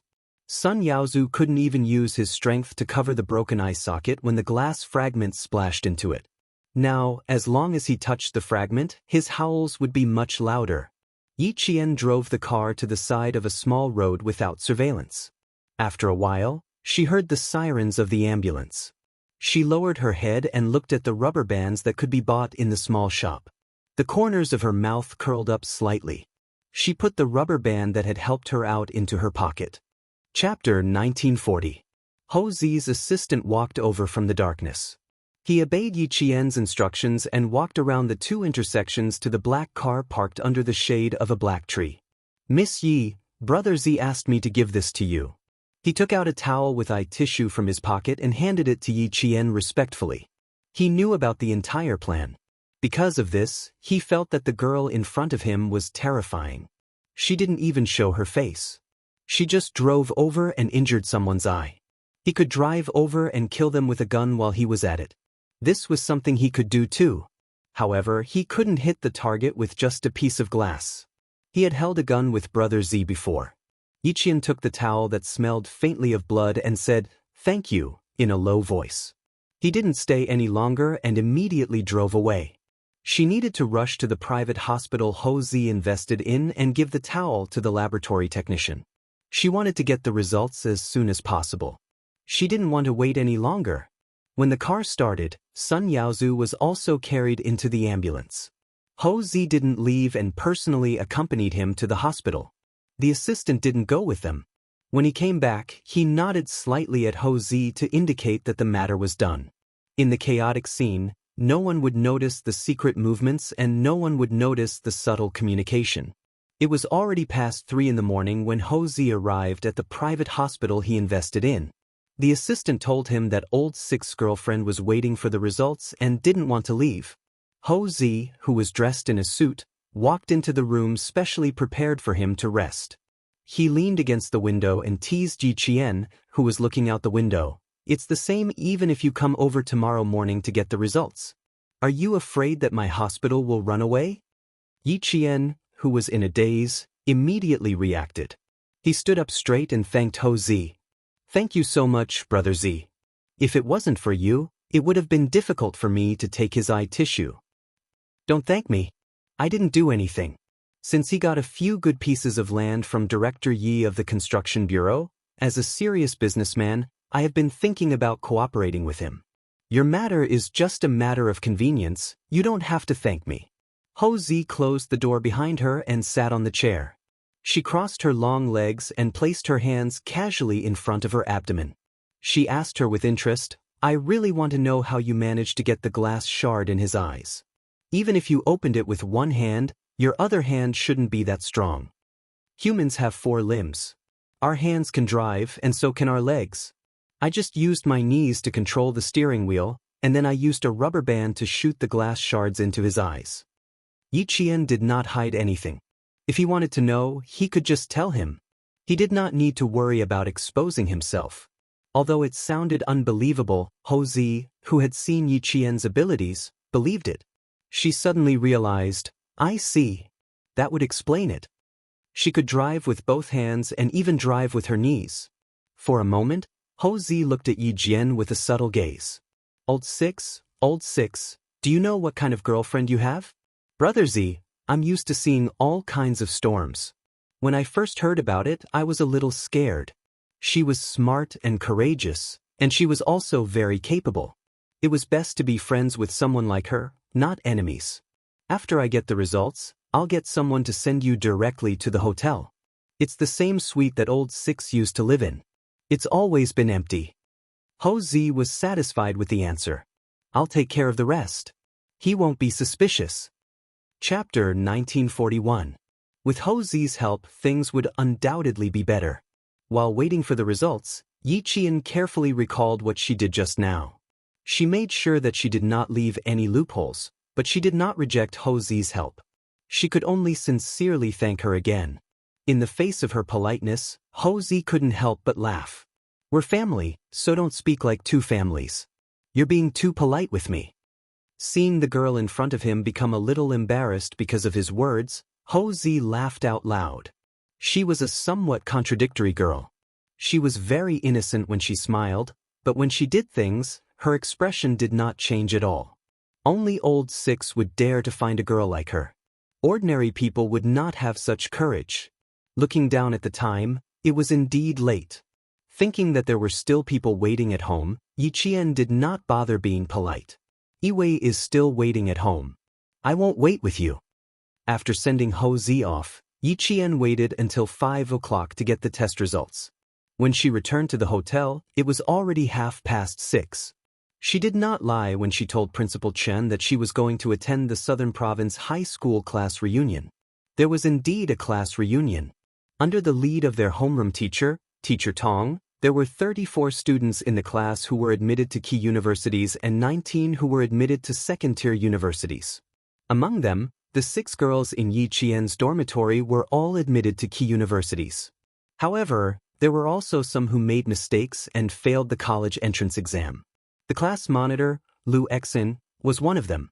He caught a bad cold before the college entrance exam and fainted on the first day of the exam. Unfortunately, he failed the exam. He was the first to arrive at the Venus Hotel gathering place. The students who arrived one after another saw a figure in a military uniform from afar. After being stunned for a while, they immediately ran over. Class monitor, damn.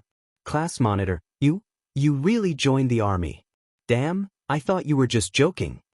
The boy who came over hugged the former class monitor. Although they had only been separated for half a year, the sight of an old classmate still made his eyes red. Lu Exin had grown a lot taller and stronger. Although he had only been in the army for a month, he already had the temperament of a soldier.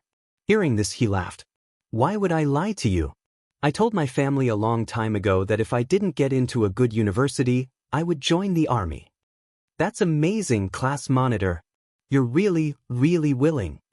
A boy who chose to repeat his second year gave him a thumbs up. You're better than me. Look, I'm still repeating my second year. I don't know if I can pass the exam next year. Since when did the gifted scholar in our class become so unconfident? Bring out the courage you had when you were competing with Yi Qian. Getting into a university won't be a problem for you. A tender laughter came from behind. Zhang Yuan, who had grown into a slender and elegant woman after not seeing her for half a year, was standing behind the boys with a gift box in her hand. She had delicate features and was much prettier than when she was in high school. The boys turned their heads and stared at her. A girl changes 18 times between childhood and womanhood.